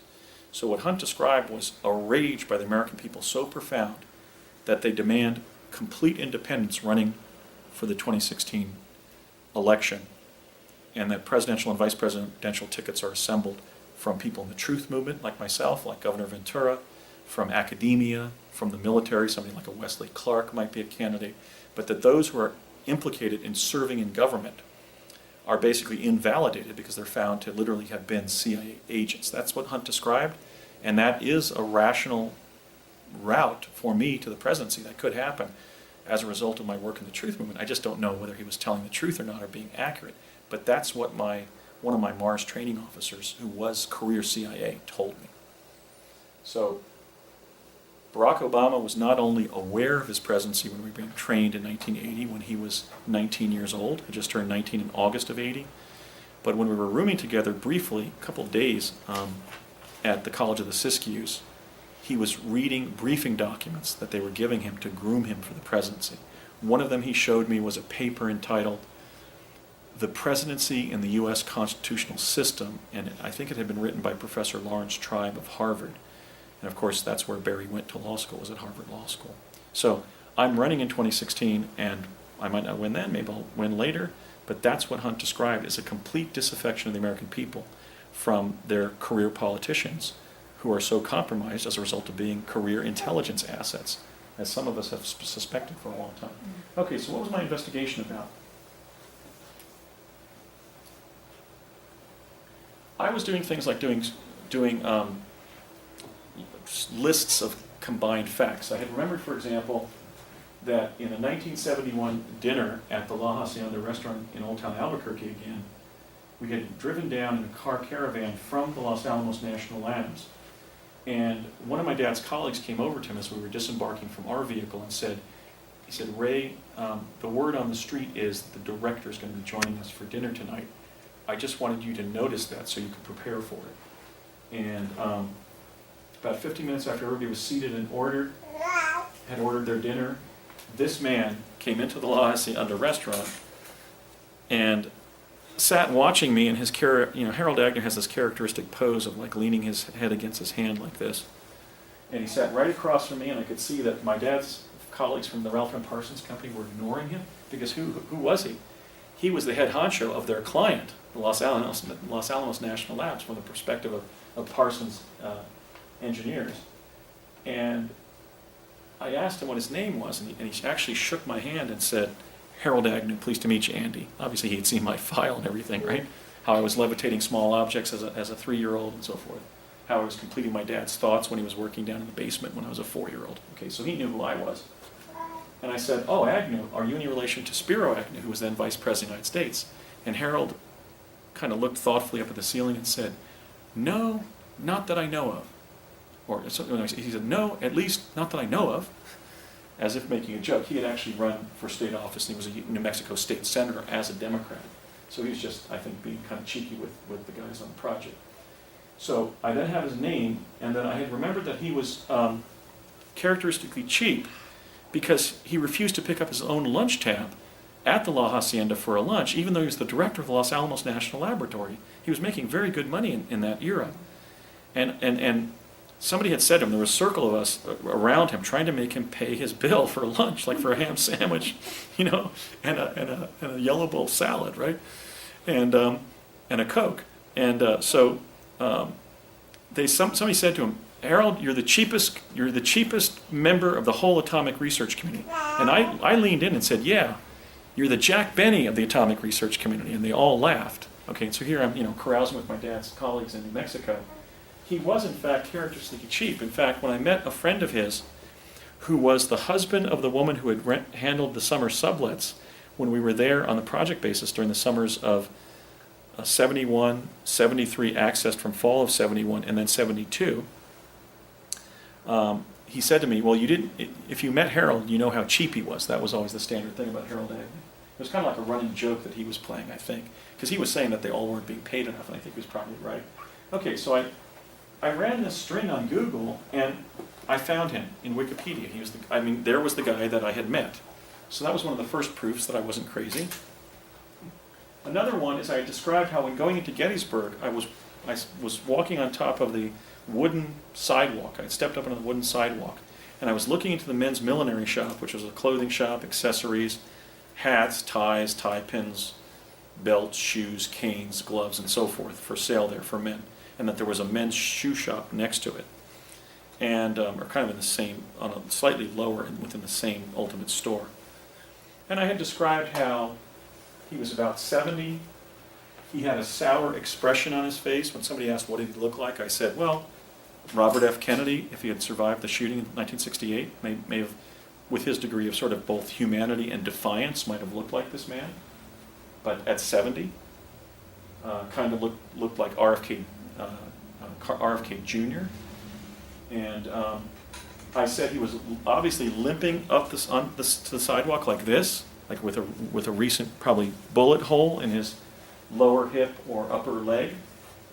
I described how he totally voluntarily helped me. I walked into town in the morning shivering because my shoes and socks had been wrenched off on the wormholing from East Hanover in 1972 to Gettysburg in 1863, so that by the time I walked into that shop district, my teeth, I was so cold that my teeth were actually chattering uncontrollably. I think that's the only time that's happened to me in life. And how, when he voluntarily helped me, he had a key to the millinery shop. He took out a skeleton key and went inside. He clearly had authority to take an old pair of shoes off the back shelf in the millinery shop and outfit my feet with them. So he had some authority there as a cobbler, as it were. It wasn't the new shoes on the right side of the building, it was for the store. These were very, very weathered brown men's street shoes, and that he gave me the shoes out of the kindness of his heart. I then identified this man as John Lawrence Burns, and here's what I found. At the time that the battle was held, he was 69. At the time he helped me, he was 70, the exact age that I had spoken of. He looked exactly like the person I described, kind of a 70-year-old RFK. Right? If Bobby's features had widened out and his face had become sort of more resigned with the tragedies of the world, the weight of the world on his shoulder, I think he would have developed a more sort of formidable face like this. But he definitely looks like a Kennedy in terms of his overall sort of ethnic and familial kind of appearance. So I described it as being sort of sour, and you can see in all of John Lawrence's pictures, he always kind of grimaced when his photograph was being taken. I said he'd been limping from a hip wound, apparently a recent wound, and I found that when he volunteered himself into the Battle of Gettysburg as a Union sharpshooter, just as he had volunteered himself into the War of 1812 as a teenager, as a sharpshooter, because he was gifted with a rifle, that he had been shot in the arm, twice in the arm and in the hip, and was surrendered off the battlefield under a Confederate flag of surrender. You know, so you hear all these horror stories about war, but in fact the Civil War was fought in this kind of gentlemanly way, where they actually got this old man off the battlefield. He had actually approached a captain of the Irish Brigade, who told him, "I'm not going to let a 70." He said, "How old are you, John?" I said, 70. I'm not going to, or 69. I'm not going to let a 69-year-old be in my regiment. Why don't you go over to McPherson Farm? There's going to be a lot of action over there, and set up a position as a sharpshooter and just start killing the Rebs. And he did, but he still got shot there because the Confederates overran McPherson's farm, and he was shot, almost killed. I talked about how he had voluntarily helped me. Well, he volunteered into the War of 1812 and the Civil War, and fought battles at the risk of his life that he didn't have to even fight. And here he was 69. He didn't have to fight to protect the city. I found, for example, that Jubal Early, one of the Southern generals, had actually gone into Gettysburg before the battle and asked for $50,000 in cash, or all of the bullets and food in the entire town. And the president of the town council, who was John Lawrence Burns' employer, David Kendallhart, actually left town so as not to relent and comply with General Early's demand. So John Lawrence Burns was one of those people who stayed in the town of Gettysburg as the battle was occurring, and not only protected himself from the gunfire or the cannon fire, but fought it. He went out into the battle with his rifle and volunteered. So that's real volunteership, just like somebody who would help a kid. And I pointed out that he was helping a 10-and-a-half-year-old. When I went to Gettysburg recently and I did more research about John Lawrence Burns, I found that he and his wife, who was an invalid, she was in a wheelchair, nonetheless adopted for life as their daughter a young woman named Marcia Gibbons, who was the illegitimate daughter of the town ne'er-do-well, who never worked a day in her life and basically lived in the poorhouse. They called it the almshouse, and was basically the pariah of the entire town, because Gettysburg, in addition to being a crossroads town, then and now is an industrial town with not just farming, but light manufacturing. And so he and his wife, even though he was just a lowly cobbler, adopted the most controversial adoptee in their town at that time, which I think shows a real compassion towards helping children, like the 10-and-a-half-year-old stranger who wanders into town barefoot and shivering. He was the cobbler, not the shoemaker. I found a professional listing of his boss, David Kendallhart. David Kendallhart was memorialized as lawyer, shoemaker, and president of the town council. He was just the cobbler, or the fixer of old used shoes, and he had one of them that he put on my feet. And he met me while walking through the downtown area, the old downtown area in Gettysburg, in the morning, which I found he was known for having done back in Emmitsburg, where he formerly lived. He would go on like these walking jaunts, even at like 6 o'clock in the morning, all over town. And I found that he was the town constable. So if he wanted to disguise this young wayfaring stranger who had wandered into town shivering from Mr. Lincoln, he would have made sure that I got some clothes on and some shoes, and the people of Gettysburg had cared for one of their street urchins. And then he gave me shoes. Well, of course, he was a cobbler. I had described all these elements before I found out who he was and all of those attributes of this man. So that's beyond psychic. We can look at the next one. Here's a third proof that I did before digging deeper. I had remembered that I'd interacted with a man named Dr. Sterling Colgate when he was president of the New Mexico Institute of Science and Technology. My dad had described how he was a scion, basically an heir of the Colgate fortune, who had convinced Colgate to give millions of dollars to launch Project Pegasus, maybe billions. That he was working in a C-shaped building, which was an Aerojet Corporation facility in Socorro, New Mexico, a stone's throw from New Mexico Tech, and that the technology he used to send me to Gettysburg in 1863 from 1972 was called plasma confinement. I then, working from his name, found him online. Here's Stir at about 80 years of age. He's still alive. He's about 89. And as I said, I had gone to his house even to try to speak with him.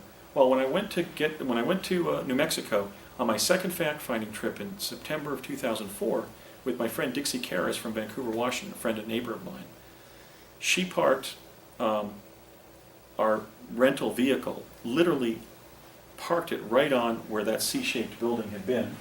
We went inside, and we met a woman dying of cancer from playing in the uranium tailing pits in Los Alamos when she was a little girl. She was about my age, but she told us she had a rare form of cancer, and it was terminal. Her name was Joy Thompson.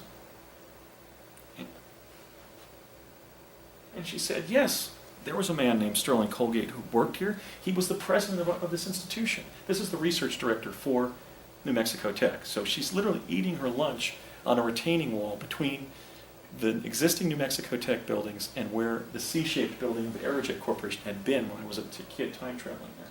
And she said, of course, I know who Sterling Colgate is. He was director of our physics department for like 25 years, and he was president for like 15 years, right around the time that you said you met him here. So she takes me into the research library, and she pulls the Sterling Colgate file. And I have the clip. I have it on DVD. I have it in storage now. But it's basically a mimeograph, photocopy of a newspaper clipping that says Dr. Sterling Colgate, president of the New Mexico Institute of Science and Technology, in Socorro, is giving a public lecture tonight on his advances in plasma confinement. Now, look, if this was a psychic incident, how could I have come up with such obscure and specific detail? I mean, I would aver that, if a psychic incident occurs, like the classic one to explain how psychic information passes between people faster than it can literally travel. In other words, Newton's inverse square law is that the intensity of a signal diminishes by reciprocal of the square of a distance, right? So that's why when a train goes by you on the platform, you have the Doppler effect where it's really low and then it speeds up and then it slows down again. Okay, that's because as you move unitary units away from the source of the information, you go from 1 to 2 to 9 and so forth. That would indicate that a psychic message that's going to get through faster than the speed of light is usually the kind of psychic messages that people report. A mother in Liverpool suddenly sees a flash of an event of her 18-year-old sailor son falling off of a ship off of Australia or whatever. They're always simple messages that are imparted with a psychic event. How could a psychic event cause me to identify this man, facially, to know his rare name, remember that he was called Stir as a nickname, that he was associated with New Mexico Tech, that he was descended from the Colgate family, etc. It goes beyond even psychic performance. I knew at that point that my memories were accurate. Okay, so what are the choices with primarily teleportation and chronovision? Okay, here's just a summary of where we're at. Time travel technology emerged in the U.S. defense technical community over 40 years ago. We've used some device, the jump room, to place U.S. personnel on Mars over 30 years ago. It might be a time travel device. It might just be a trans-chronological device of some kind. In other words, it's just a different way to get somewhere in real time. My position is that understanding and applying the best of what time travel technologies have to offer holds one of the major keys to resolving the crisis of environment and development in the 21st century. That is to say, we're going to be needing teleportation, we're going to have to implement it. It's also affecting the U.S. presidency in a way that was not contemplated by the framers nor is understood by the American people. And it remains secret as a future eventuality that we should be thinking about, and as speculative, but not as a current reality, which is clearly 40 years behind the 8 ball. So, teleportation is either going to become a dominant form of public transport at the global, national, regional, and local level, or it's going to remain a secret weapon of war. If it remains a secret weapon of war, a valuable technology is being wasted because you can't teleport into water. There was an incident when I was teleporting with a group of children from different locations into an abandoned junior high school site in Santa Fe, not near the state not on the state capitol grounds. And one boy arrived from one of the other locations around the country, standing in a fountain where there were 3 inches of water. And as a result of that, his feet and the bottom part of his ankles arriving later, he literally lost his feet because he slid off of them. And when I ran around the fountain and saw him being pinned to the ground by one of the adult facilitators of the project, he was screaming, my feet, I'm only 9 years old. What am I going to do without any feet? Okay, so you can't teleport into water. Well, who would be teleporting into water if we just continue to sequester teleportation as a secret weapon of war, as Rumsfeld had indicated in the spring 1971 lecture that I attended? Well, the Navy SEALs couldn't, because if they teleported, let's say, from a boat or a plane onto the shore, if they were even 3 inches into the water of a lake, the ocean, or whatever, they would slide off their ankles. They would lose their feet. We can't have Navy SEALs pursuing military objectives without feet. That's common sense. One of the girls, when I was on the project, we were told, looked up at the crystal array in the ceiling and went blind permanently. So clearly the chronovisors would also have to be carefully implemented. But if we continue to sequester teleportation as a weapon of war, we can't even use it to achieve what Rumsfeld had indicated of placing troops precisely where they were needed. Because what if they were needed right before a river? If some of them ended up being teleported into the river, they were going to be dismembered. They would be killed. They would be sawed in half, like, again, Fringe demonstrated when they stole my story about the boy losing his feet. Okay, so we can't do that. We have to implement it for public transport, and it has to be controlled, where you would arrive at a teleport, like at a major airport, and there wouldn't be any water around. You would keep the teleport dry, just like they keep objects off the runway that the commercial passenger jets use. So that's the choice. Chronovision, it will either remain, or it will either evolve into some kind of publicly acceptable form of looking glass technology where scenes are derived that don't violate personal privacy of people who once lived, are living, or who will live in the future, or it will evolve into looking at technology, and it maybe already has, namely the kind of technology used to surveil the American people in a 24-hour surveillance state. So quantum access really poses fundamental questions about whether we're going to have government or continue to have government by the consent of the governed, or government by the deceit of the governing. Because if they can zap their personnel around military bases, if they can get the President of the United States from Carswell Air Force Base in Fort Worth, Texas, to Pine Gap in Australia in seconds rather than hours, we're being deceived, and we're having experiences of greater functioning in the universe held back from us. Also, with the chronovision, not the teleportation, but the chronovision being used to surveil us on a 24-hour basis, our civil liberties are being denied, like a right to privacy, by secret technology. To me, that's unacceptable. So my plan basically is to sustain my truth campaign about secret U.S. achievements of time travel and Mars visitation, continue to share my experiences in Project Pegasus and on Mars in mainstream and alternative media, and then as part of my recommendations of what I would bring about as president, a major one is what I would do with these two technical capabilities when I run for president in 2016. So thank you for attending, and thank you for your support.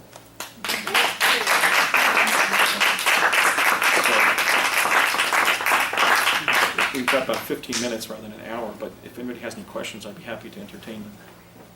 I know it was a kind of technical presentation, but I'm using actually an evidential technique that lawyers use. It's called the inundative method of the development of argument. Put as many facts as possible at the feet of the jury. Yes, sir. Have you created any like visual images or painted things or found creative expression for what a lot of these experiences would be like? No, I'm going to have drawings of the devices in my book. And I might have kind of like N.C. Wyeth kind of illustrations of me doing things as a kid. I used to draw and paint, but I don't anymore. I'm just particularly fascinated with things Pardon like me? what does the plasma field look like? Yeah, it looked like basically a glass box or a lucite box with opalescent flashes in a cloud of white. And by the way, there's so many things I can't talk about in this time frame. I like to actually monologue for 10 or 12 hours about this stuff. The Montélimar time slip in France was caused by a field of radioactive plasma. The famous one with the two British couples, the Gibneys and the Simpsons, who went under the Channel and on their way to Nice to vacation in the south of France. And they stopped at this bed and breakfast in the town of Montélimar. And they noticed all these strange clues that didn't make any sense, like they didn't have glass on their hotel windows, they had wooden shutters. And the French bar mistress on the first floor of the facility didn't recognize the modern French word for motorway. Because one of the British individuals was fluent in French.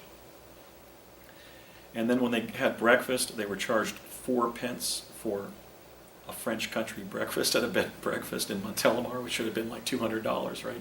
US, or something high, $100 at least. And then as they were leaving, they saw 2 French gendarmes, 2 French policemen come into the tavern there where you could get breakfast. And they were wearing period clothing from like 100 years previously. Well, then when they finished their vacation and they stopped again at that town, they saw the same circus poster on the wall, but when they drove towards where the bed and breakfast was, it was just a vacant lot. And one of the locals was questioning. They said, "Oh yes, there was a tavern with a bed and you could sleep upstairs, like kind of like a hotel, like a bed and breakfast today."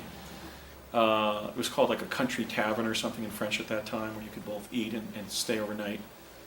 And they said, "Well, when was it there?" And they said, "Oh, like 1890." Okay, so that's as far as Jenny Randles took her investigation of the famous Montélimar time slip, because they then drove, apparently they had driven into it and then even out of it with their car. So these releases of radioactive plasma can really move a lot of tonnage of stuff through, non-locally in time space. And may even be facilitated by something like a car. Yes, in fact, I always think of like the phone booth in Bill and Ted's Excellent Adventure. Totally, That's a lot of metal to be sending through a vortal tunnel, right? To meet Socrates. Right. I love it. That's when so they went great, into Stella. Socrates.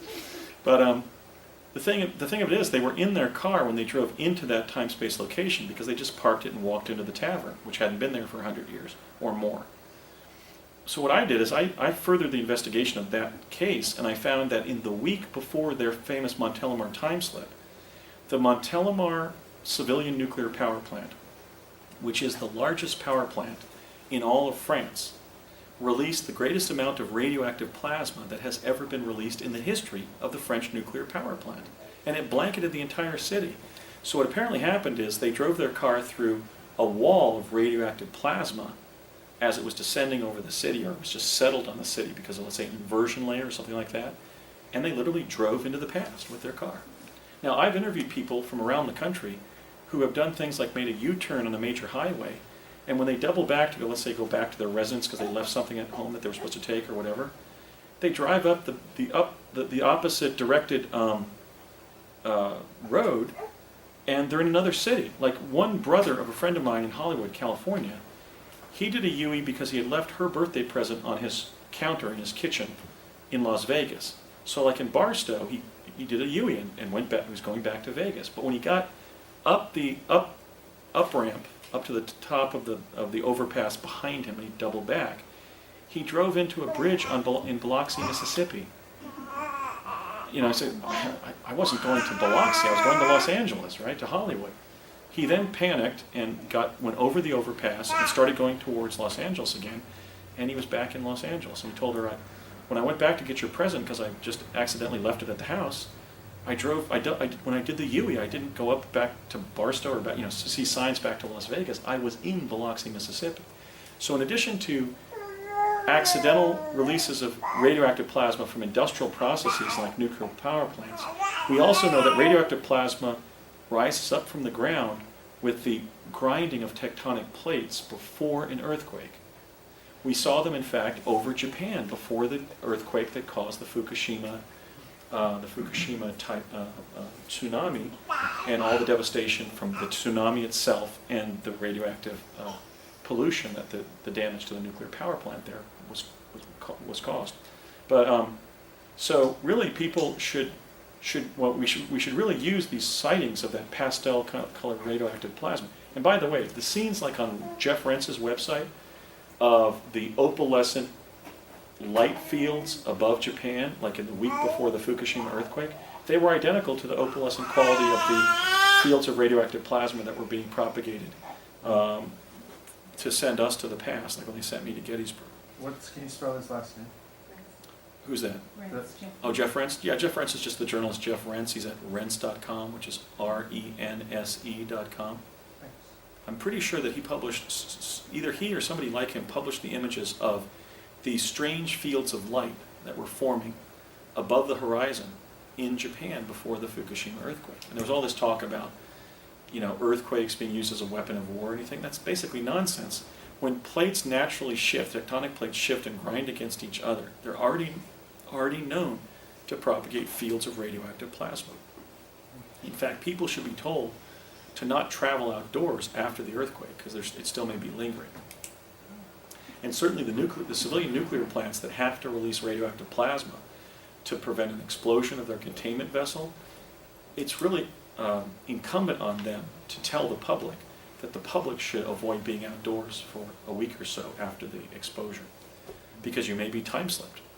And people have asked me, do you think that people were time slipped to ancient Japan during Fukushima? And I said, probably yes. The question is whether they've come back yet.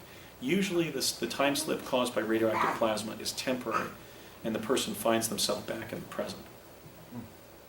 So, these are some of the crossover issues. Do you advise the public not to go outdoors for, let's say, at least a day after an earthquake? Because an earthquake is the result of the grinding of the plates, which produces the dissemination of radioactive plasma. So, any other questions? Yeah. Sir? You said that Yeah. you couldn't bring metal when you're teleporting, right? Right. There's Magnetic a negative metal. effect, right? Yes. So if you had fillings in your teeth, would that be a I problem? remember some aching and some discharging. But then again, a lot of the metal that you carry in your person, like your zipper or tacks, what are they called? Snaps on your Buttons? clothing, buttons, but the kind that snap together. Snaps. Anything that is magnetic metal has almost always already been eliminated from clothing. So, for example, you don't want lightning to be drawn to magnetic metal on the body, because it'll cause more damage than if it's demagnetized metal. So the issue is magnetic metal, including coinage. One time, one of the little boys that was in the project with me kept a nickel, I think it was a nickel or a quarter, I think it was a nickel, in his pocket, and it actually started vibrating and heating up, and it shot out of his pants, and it actually burned and slit his pants all the way down as it hit the ground. And I heard it when we reappeared on the tarmac at Curtis Wright. It kind of went, ping! Now that could have killed either one of us if it had ricocheted into our heart or something, or into our brain. So, so coinage was out. People have asked me about glasses. I didn't have glasses, and they ended up being plastic glasses at 17, so I was fully sighted at age 7 through 11 when I was teleporting on Pegasus.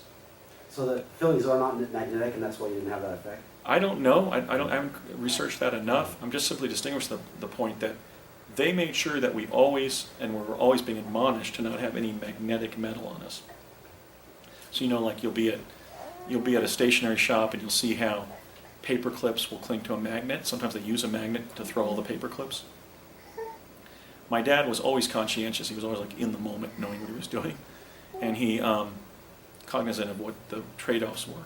And he intentionally left that paper clip back at the jump room facility, not the jump room, but the teleporter, the teleport at Curtis Wright before doing that first trip with me to talk to Dr. Agnew.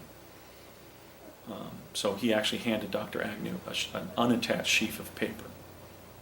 So he had kind of rolled it up in his hand because he had taken the paper clip off of that prospectus that he had drafted. So yeah. Andy, how were you able to take the metal tube back to Gettysburg? The metal tube to Gettysburg? Yeah. It was a piece of paper. It was, I thought yeah. it was a tube. No, it was just an 8.5 by 11 sheaf of paper that I had just scrolled up because I was Okay. holding it in my hand. It was actually, I had perspired on it a lot. It was actually kind of wilted by the time I got back to And the also present. the 16 millimeter footage of the chronovisor, is that in color?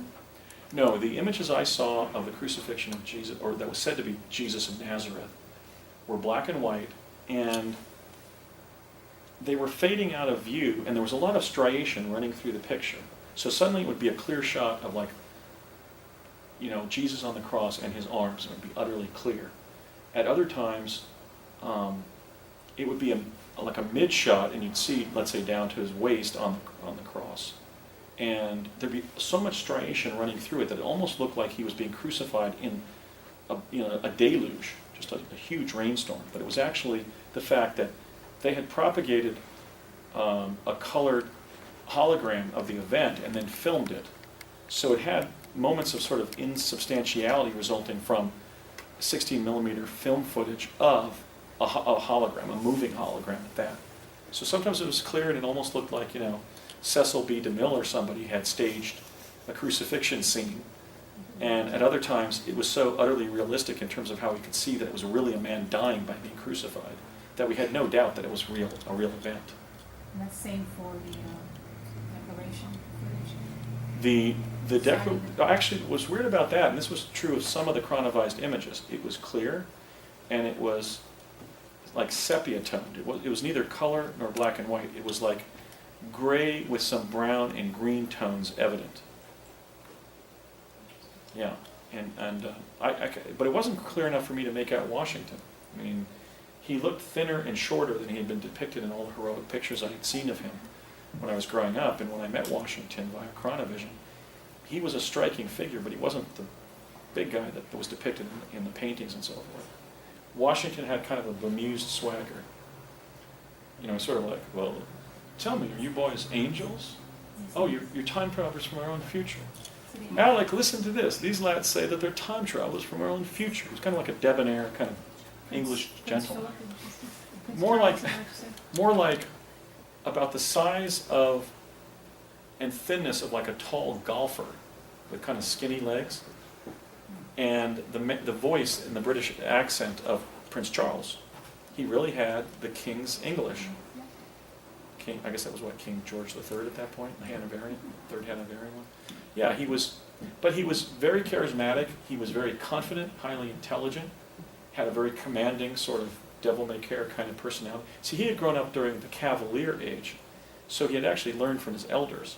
He wasn't acting like a revolutionary, he was acting like a cavalier. Sort of like, so tell me, you say that you're time travelers from our own future? How does that work? He had this, I came up with the term bemused swagger. He's not like he was depicted. He was sort of an urbane English gentleman. But he was nonetheless very striking as a person, and in his blue and gray uniform, he was basically a radiant person. Was he wearing a wig, or was he his Yes, he was wearing a white wig, and I don't think he was wearing, rouge or pancake makeup like people have alleged. That might have been present when they had public meetings. But being in the encampment there above New York Harbor, he did have a wig on. He was the commanding officer there.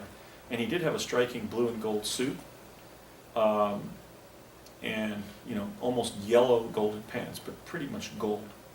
But he had a wig, but he was still, he came off as a very masculine guy, even notwithstanding the fact that he was a guy wearing a wig. Yeah. But he was also just very urbane. But of course, he was one of the leading citizens of the whole colonies. He married Martha Dandridge Parke Custis, who was the richest widow and the largest landowner in all of Virginia. When he married, he got 4,000 acres of prime Virginia farmland and 200 slaves, every one of which he manumitted. Now, Washington was sterile as a result of venereal infection when he was sleeping with prostitutes in the Cumberland Gap in Ohio during previous times as a young man. So the father of our country didn't have any children. But many of his slaves were named Washington because they were from the Washington plantation. So a lot of the African Americans with the name Washington are actually descendants of George Washington's freed slaves. Unlike Jefferson, he freed every one of his slaves. That's another reason why I think Washington was really the indispensable person of that time period, not Benjamin Franklin. Having met him, I can say that he was a remarkable human being by any standard in any culture. Now, when I was in Philadelphia in April, I had flashed backwards to a life where I was Dr. Thomas Bond, who was the physician for the Revolutionary Army. And that was somebody who would have clearly consulted with Washington during the war. So I'm now speculating, did they send me back among all 10-year-old Americans? By then I was all, no, when I went to see Washington, couldn't have been more than 9, maybe even still 8, but it was fall of 70. And so I just think it's interesting that I stayed at Dr. Thomas Bond's house, and I retrieved memories of actually decorating his drawing room on the left side of the house. It's a bed and breakfast in Philadelphia if you ever want to stay at an interesting place when you're in the historical district there. And I remembered being Thomas Bond. I remembered my medical career, how I had studied in France and England, and then it's called the Mars Project in U.S. Time Travel History. I think this is of greater contemporary relevance simply because the CIA's Mars Project was 10 years later, and I encountered it not as a school child, but as an undergraduate at the University of California at Los Angeles between 1980 and 84. Part one, I'm emphasizing the fact that I'm waging one truth campaign with two goals. The first is to explain to the people of the world that we crossed through the threshold of time travel by 1970. And the second is to tell a number of things about Mars. That it's inhabited, that we've been sending U.S. chrononauts there for over 30 years, and that we have a colony there. And yet most of the people in the world were not even informed of that fact.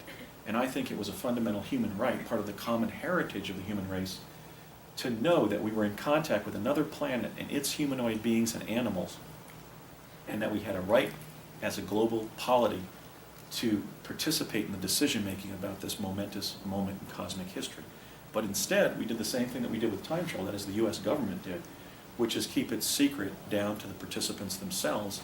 And I wasn't the first of the participants to step forward. In fact, Michael C. Ralph and Arthur Neumann, who was the Henry Deacon informant to Project Camelot, stepped forward, and then I stepped forward, and then William Brett Stilling stepped forward, Bernard Mendez, and then of course our friend Laura Magdalene Eisenhower then stepped forward and revealed that in 2006 and 2007 she had been invited to join the Mars colony. Let me tell you, the descendants of U.S. presidents usually don't address political issues or matters of the day. And Laura really stepped up, and it was a doozy, which was she was revealing that she had been invited to go to the Mars colony, which was extremely controversial. So I always thank Laura for her courageous testimony every time I speak about the Mars Jump Room program. Okay, so part two, what was the CIA's Jump Room program? First of all, we have to remember about the occult origins of the United States of America. I just filmed an interview for Guyam TV in Boulder, Colorado, and who should I be greeted by but the estimable researcher Jay Widener. And I had a little bit of one of those out-of-body moments where you don't expect meeting somebody in a certain location. And Jay's written and spoken extensively, here's Jay Widener on the right, about the occult Egyptian origins of the United States of America. I mean, the pyramid, the Great Pyramid, announcing a new order of the ages, being a new order of the ages, being undertaken by the Almighty, matters. I mean, it's historically significant and meaningful. What Jay has described is that the notion of the Illuminati that he espouses is that the Illuminati was the political and social conspiracy begun by the Jesuit professor Adam Weishaupt in Munich, in Bavaria, hence the Bavarian Illuminati, in 1776. And he claims that it was the Bavarian Illuminati that founded the United States of America, initially for a single purpose. And his research has revealed that that purpose was to put human beings back on Mars. Prior to the solar system catastrophe of 9500 BC, when Earth and Mars were hit by something from outer space, it may have been debris from the Vela supernova explosion, it may have been an attack by an extraterrestrial race of some kind, it may have been rocks, a tremendous amount of rocks and debris from some other celestial event. But nonetheless, we were in a three-planet confederacy with Earth, Mars, and another planet called Marduk that then disintegrated in that catastrophe and became the asteroid belt, which is really where a planet should be in our solar system, as Sir Isaac Newton demonstrated mathematically. Okay, so Jay's point here is not that the Bavarian Illuminati started the United States, but they had a specific goal, which was to create a high enough civilization to get us back on Mars. Now that would be very valuable to do because Mars is in an irregular orbit around the Sun and hence with us, with Earth, on our regular orbit around the Sun. So if we put human beings, if we put Earthlings on both planets, if either planet is hit or destroyed or disintegrates, we've got members of our species over on whatever the other platform is, the Earth or Mars. So that's clearly a matter of celestial or cosmic security of the highest order. The other thing I'd like to point out at the beginning of discussing the Mars Jump Room program is the profoundly intelligent Richard Dolan, the ufological researcher, has written several fine books about the UFO cover-up. Bright man. He's warned us about the advent of a breakaway civilization, a civilization in which some people would be going into outer space, but most people would not be. That they'd be functioning, the insiders would be functioning at a high level of technical development, but those developments would be kept back from the general population. They wouldn't even know about the advances. And that we would essentially evolve into a dysfunctional civilization led by sort of a priesthood of insiders. So picking up on Richie Dolan's point, I'm alleging that that's already happened. I mean, I'm not going to beat up here on Barack Obama, because actually he's a fine human being. I remember him fondly working with him in the jump room program, actually jumping with Barack Obama when he was then using his Indonesian name of Barry Sotoro. But consider the fact that Barack Obama has been elected to the highest office in the most powerful country on the planet.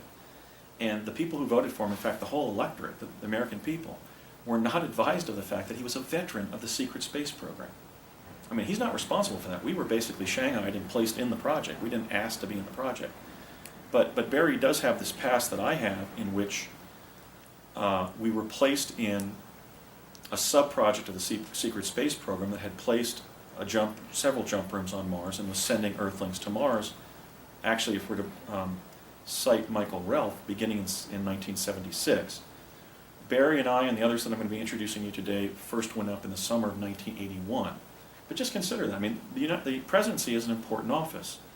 He's not just the President of the United States with all the legislation that's being passed, all the funding. He's Commander-in-Chief of the most powerful military in the world. And he's the Chief Executive for the most powerful country. And essentially, at this point, a unipolar world, a world that is now unipolar, that may go multipolar as Russia and China and India and Brazil and so forth emerge even more, but that is still fundamentally a unipolar world, with the United States being excessively dominant in politics, military affairs, economic development, and social development, and so forth. So it's not a matter of us being worried about ultimately finding ourselves in a breakaway civilization. That civilization has arrived. We're in it. And the only thing that can cure that negative situation is if individuals who have been in these secret projects like myself come forward and reveal what happened to us. Otherwise, the public will continue to be confused and lied to and unknowledgeable about what we've really developed as an American civilization. We've done great things even beyond what we've bragged about. We haven't just gone to the moon, we've gone to Mars. Okay, we just haven't developed the fastest airplanes in the world. We've developed time travel. And I think it's time we start bragging about it. That's one of the reasons I'm running for president. I mean, this is a great civilization. I mean, we fought a civil war to remain a country and to free 4 million African American slaves living in the South, enslaved, and there were 1.5 million casualties. I was talking about the Civil War with Hesper at dinner the other night, and people don't realize that after the Civil War, the #1 industry was prosthetic limbs in every town in America. That's how many people fought for the freedom of the African peoples in America. So we have things to brag about, and we don't brag about them. And one of the things we're not bragging about at all is what we've achieved in the area of high technology. We're keeping our most profound technical feats, our most advanced technical feats, secret, because secrecy confers the advantage of using or not using them, but never revealing that they exist. Okay, so as President of the United States, I'm going to try to advance our public understanding of technology, advance it per se, but certainly lead the disclosure campaign, the disclosure effort, to tell the people of this country what's been done with both their tax dollars and monies that have been diverted from corporations to escape congressional scrutiny of the things that we've developed. We've not only been sending adults and children in time space in different ways since 1970, we have created a colony on Mars, and we're still talking about the lunar landing 44 years after it occurred. Okay, so we are in a breakaway civilization, and I, for one, don't want future Americans to be living in a country where a small group of scientists, government administrators, and astronauts and chrononauts know what we've achieved and what we're doing. I mean, the Mars program should have been something that was as highly touted as the lunar landing, but it was shoved under the rug. So I'm taking it out from under the rug, and I'm telling everybody. And have I succeeded? Yeah. I've gotten 150 million listener units just from the 5 appearances on Coast to Coast AM with George North. When I was interviewed by the talented Jaime Jose Mozan, the Mexican TV journalist. He's sort of the Mike Wallace of Mexico. That was seen by 10 million people. I discussed the Mars program extensively in that interview. That was seen by 10 million Mexicans and 40 million other Latin Americans right after one of the biggest soccer games in the whole soccer yearly calendar in the world. So the information is getting out, and I have not been assassinated. Okay, so clearly there's a big faction within the U.S. permanent secret government and intelligence community that shares my belief that this stuff should be publicized and not hidden. So I mentioned serving with Barry Obama in the Mars Jump Room program. He was in our training class at College of the Siskiyous in 1980 under Ed Dames, as is confirmed by myself, William Stillings, and Bernard Mendez. We roomed for a couple days at the dorms at College of the Siskiyous before we all moved over to the Finlandia Motel in Shasta City, in the city of Mount Shasta. We sometimes encountered each other at 999 North Sepulveda, which was where the West Coast Jump Room was. And we were sometimes in the jump room together, because usually two were in the jump room in terms of oxygen, our oxygen requirements. Usually you were either jumping by yourself or one other team member. And we were both on the surface together and under Bernard Mendez on some exploratory jumps, just as I was sometimes put with Courtney Hunt being the team leader with William Stillings. They were putting sort of a seasoned, older jumper with two younger jumpers, and so I was actually sometimes teamed with Barry in exploratory missions on the surface of Mars. So I just wanted to point out that, but also just there's a question of why they would have put veritably one, possibly two future presidents in the same program where they were going to Mars. Maybe we can talk about that during the break, because there's many explanations for that. I mean, that they were just getting a season to stressful events, that the Mars program was going to widen into a program in which the president would announce the arrivals of the Martians that are like us to emigrate here to Earth, where conditions are so much more convivial to life, that the Mars program would become a big matter of presidential concern. We don't know, but they at least involved one future president, and they spoke of me also as being a future president during that training class in summer of '80. So it looks like two future presidents were involved, and they were literally risking our lives to do it, so it was obviously a priority.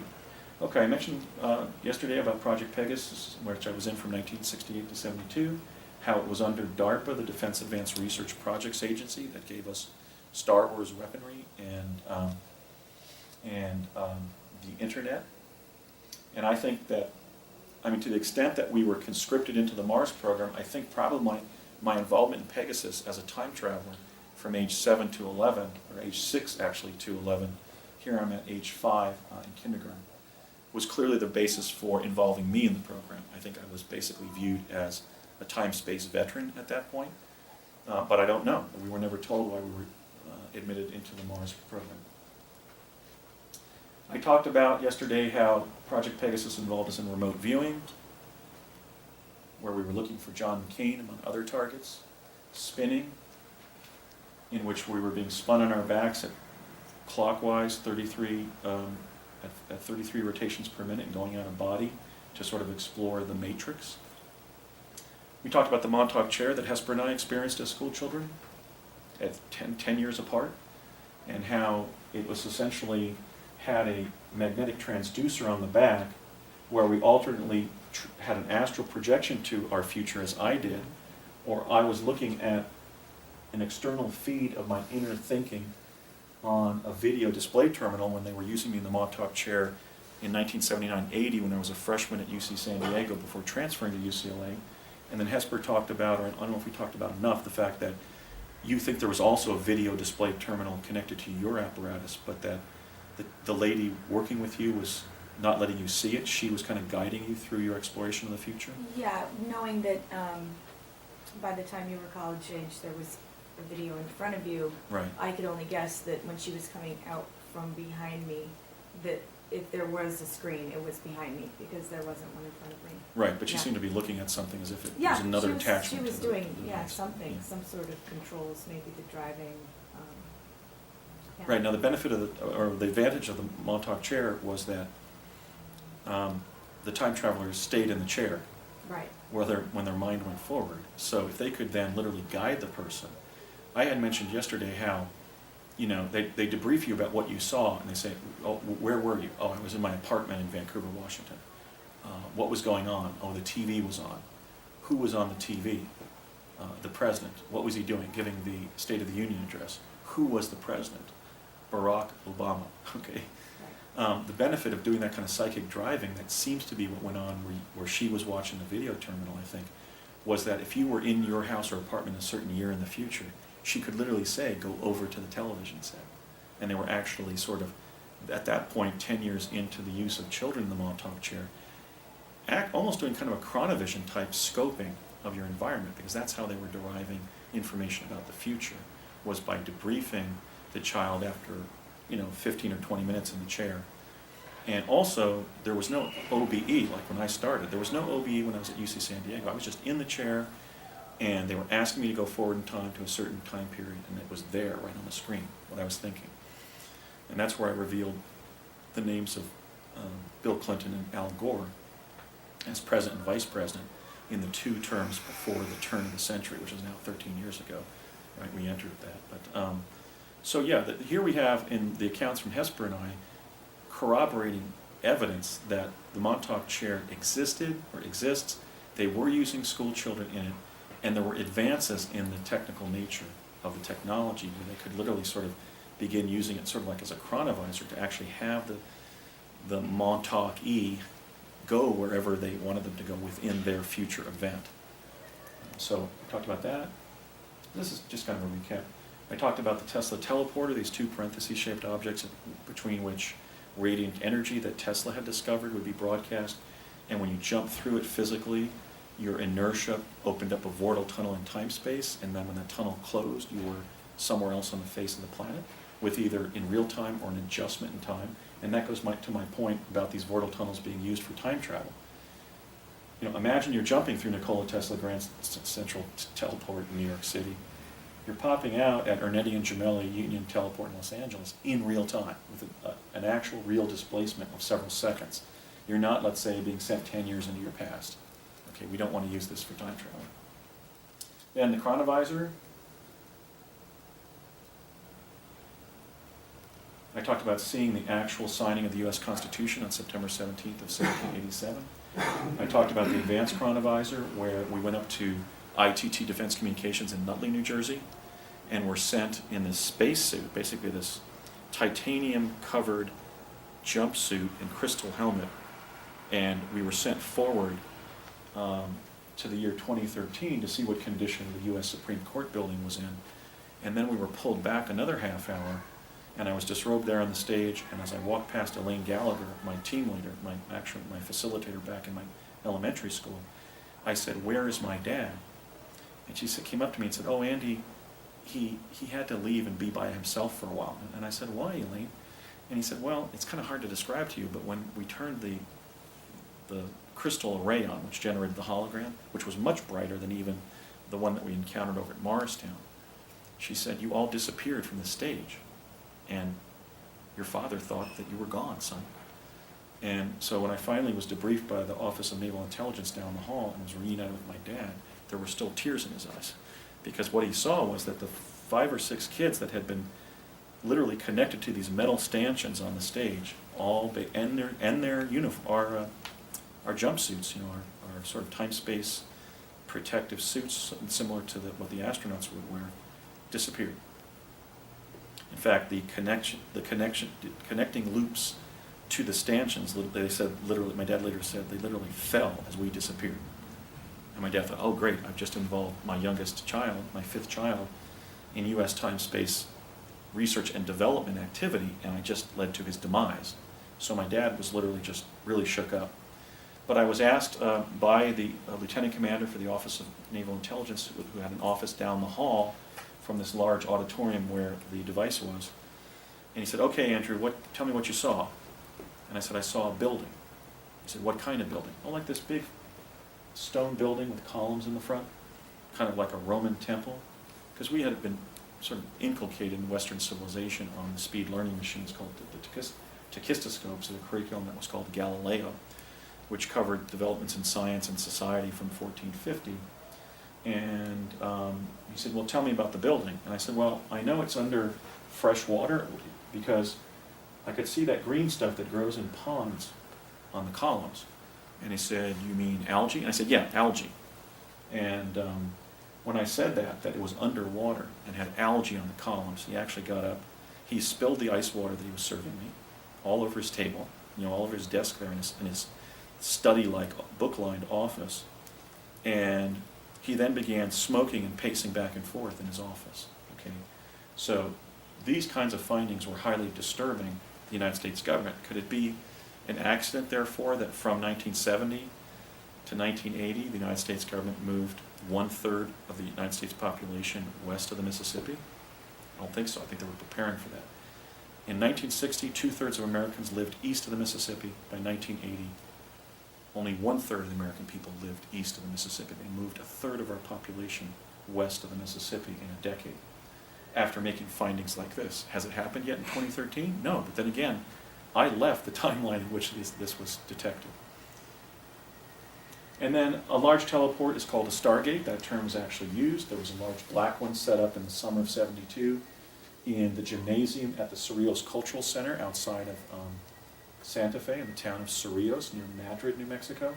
And there was also a chronovisor that in the summer of '71 was put in the back of the building where there's a symphony orchestra stage, and that was the chronovisor they were using to send me to the Lincoln shooting site, Ford's Theater, on April 14th of 1865. So that's what a Stargate is. It's nothing but a big teleporter.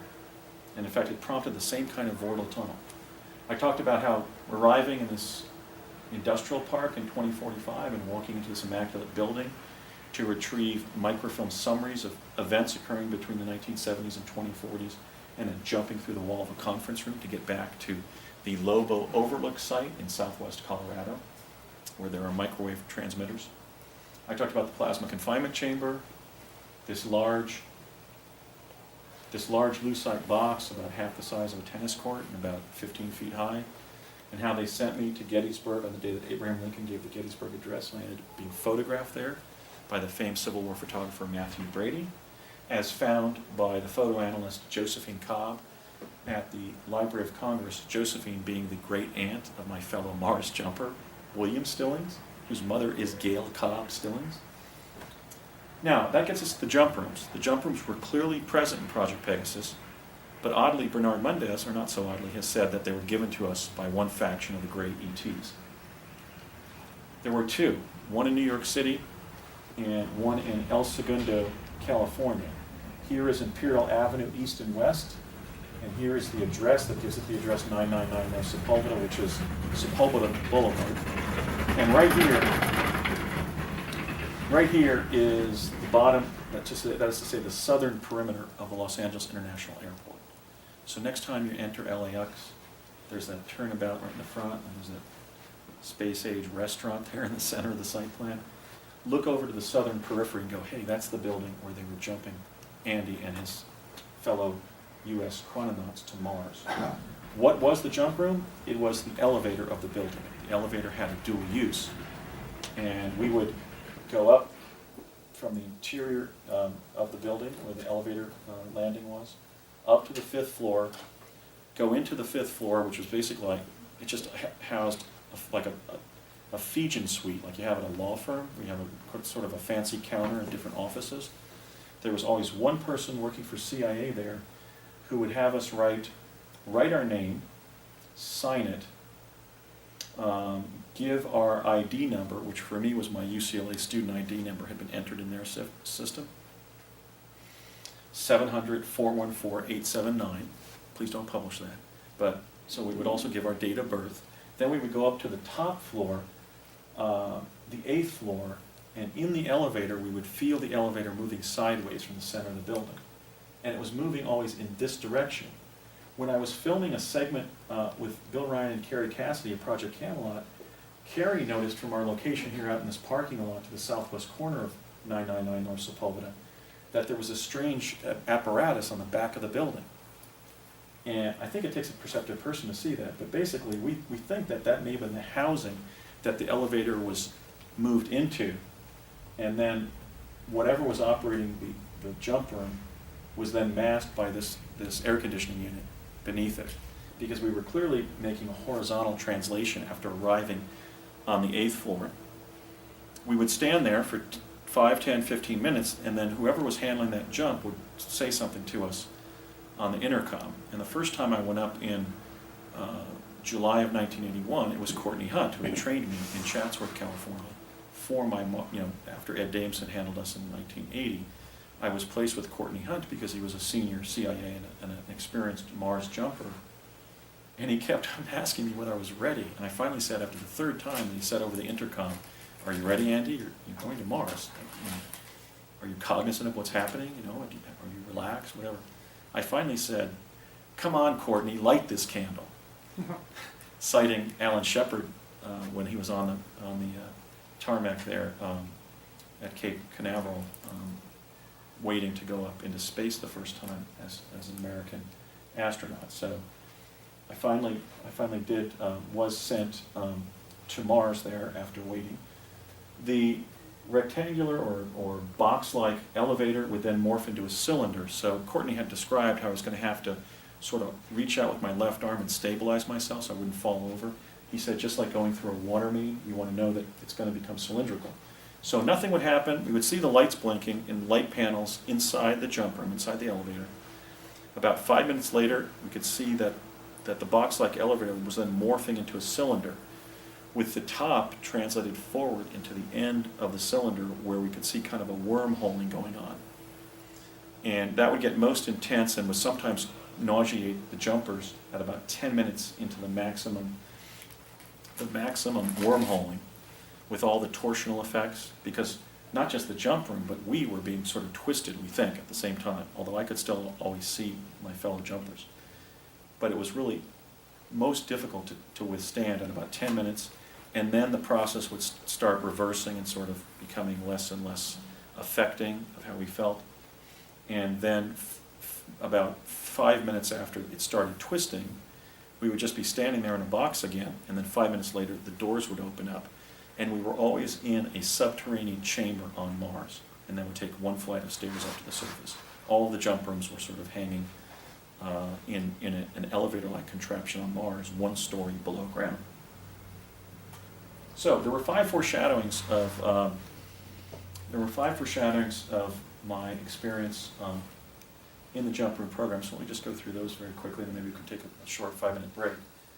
In 1967-68, when I first teleported to Santa Fe with my father, he came home from his job on Wall Street in New York City for the Ralph M. Parsons Company, and had a couple drinks, was in sort of a comedic mood, and he said, "Come on, everybody, let's gather in the living room. I want to tell you about this funny story where this person was talking about life forms on Mars for the first time. It's really funny. I mean, it's worthy of Art Buchwald." He said something like that. And what my dad I now know was reading, to his great delight, was several pages of excerpts from my 2008 paper, The Discovery of Life on Mars, which is 41 single-spaced pages. But he just had a couple sheafs of paper. And he was becoming hysterical, basically, reading the most fanciful and farcical passages from that paper. If you read my paper, it's online at projectmars.net, if you haven't read it. Essentially, somebody had kind of gone through it, somebody at CIA probably with a fine-tooth comb, and taken out about a page and a half of excerpts that were the excerpts that I included, the passages that I included in my paper, so that school children could relate to what I was talking about. I mean, I called this animal that I got from one of NASA's images on Mars, which looks like a cross between a puppy dog and a sponge in the ocean, a woofie, just as a reference to this dog-like creature that looked like something you could scrub with or whatever. And so my dad was reading all of those passages, and only those passages, in an attempt, I think, by somebody at CIA to confuse my father about the significance of the paper. Okay, so I did something that I had never done before and have never done since, and it was my dad. I was raised old school, so really, my dad was a disciplinarian, and I was certainly being an obedient child growing up. And what I did was I ran across the living room and I snatched the writing out of his paper. It was in a manila folder. and it was stapled to the right side, several pages. And I still remember to this day, it said, Central Intelligence Agency Memorandum in regard to Andrew Basiago slash, hyphen, the discovery of life on Mars, hyphen, 2008. So here we have evidence at the very time that I had begun teleporting back and forth between New Jersey and New Mexico, the CIA was already using quantum access to derive artifacts of future invention. In this case, my 2008 paper, The Discovery of Life on Mars. But for some reason, they were deceiving my dad about its significance, which is we can't answer.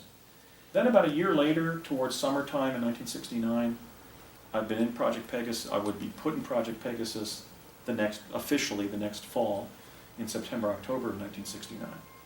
My dad's giving me my regular crew cut up in one of the bedrooms of the house. He goes over to his valise from work. He takes out a manila envelope with the red wax seal and tie string and unties it. It had already been cracked open. And he pulls out basically this image, which is one of the first images that I've revealed of humanoid life forms on Mars. This is essentially the iconic image on the middle of Tsiolkovsky Ridge, which is in the West Valley of the Columbia Range within the Gusev crater of Mars. And it's a little blurry here when it's shown via a PowerPoint projector, but it basically shows a humanoid. Here's the back of his head. Here's the back of his upper torso. You can see his right armpit there, and when you look at it, the original, you can see his arm here. He's interacting with smaller humanoids over here, perhaps children, and he's wearing pants that are cinched up over where we would put them, a couple inches up into the lower back, with a brown belt, and then his legs are either in the ground or in water, or he's kneeling. And this was the first image of a humanoid being on another planet ever published on Earth. And I released a number of them in that 2008 paper. And I spent all of 2008 going over one NASA image from Mars, which is PIA 10214, and I found dozens and dozens and dozens of life forms and ancient artifacts just in that one picture. It's as if they had, or we were examining like the Yosemite of Mars, and there were people camping, hiking, and fishing in the image. It's a very rich image. So my dad had a little colloquy with me about this image in 1969, and he said, "Take a look at this, Andy." And I said, "What is it?" And he said, "It's a Martian." And I go, "What do you mean a Martian?" He said, "A humanoid like us, but on the planet Mars." And I said, "Really?" He said, "Yeah, it actually is. Guess who finds it in the future?" And I said, "Who, Dad?" And he goes, "You do." And I said, "I do?" And he said, "Yeah, NASA sends some rovers up there and starts sending the pictures back, and you go through them, and you find the first images ever published on Earth of humanoids on another planet, and you publish them in a paper, and it's a significant paper in natural history." I said, "Really, Dad?" He goes, "Yeah. So the government just wanted me to show it to you." And then he completed the rest of my haircut. So I was given a foreshadowing of the discovery of what we call the humanoid being on Tsiolkovsky Ridge. 1970, my dad says, "Come on with me, Dad." He yells out to my mom again, "Hon, I'm taking Andy to the hardware store in Florham Park." He says, "Okay, hon, drive safely." And we don't drive to the hardware store in Florham Park. My dad explains in the car that we're going to be driving up to Curtiss Wright Aeronautical Company in Wood Ridge, New Jersey. And I say, "We are, Dad? Are we going to be jumping, teleporting to New Mexico again?" He goes, "No, son. There are some Martians up there who want to meet you." And for the next 15 minutes to Curtiss Wright, I keep on plying my dad with these questions about, well, what are they? And he actually took his Volkswagen and parked it on the side of the road and said, "Son, they are Martians. They are human beings like us from Mars. And you're going to be meeting them. They want to meet you." Now, I'm using these images. So we go over to Curtiss Wright. We go to the left. There's a landing dock here. And at the edge of the landing dock in this big hangar, there's a reverse teardrop-shaped, silver-colored conventional spacecraft that's just hovering there and making some basic noise of a combustion type engine or reciprocating engine. It's just going pop, pop, pop, pop, pop, pop, pop, pop, pop, pop, pop, pop, like a Volkswagen sitting out on an ice floe or something, when somebody's ice fishing or something. And we go to the left, we don't go towards the ship. The ship was about the size of, I don't know, a Camaro, or maybe even one of those MG midget. I mean, it was a small, had it been an automobile, it certainly would have been on the smaller side of automobiles. And maybe about the size of a contemporary Prius, about that size compact car.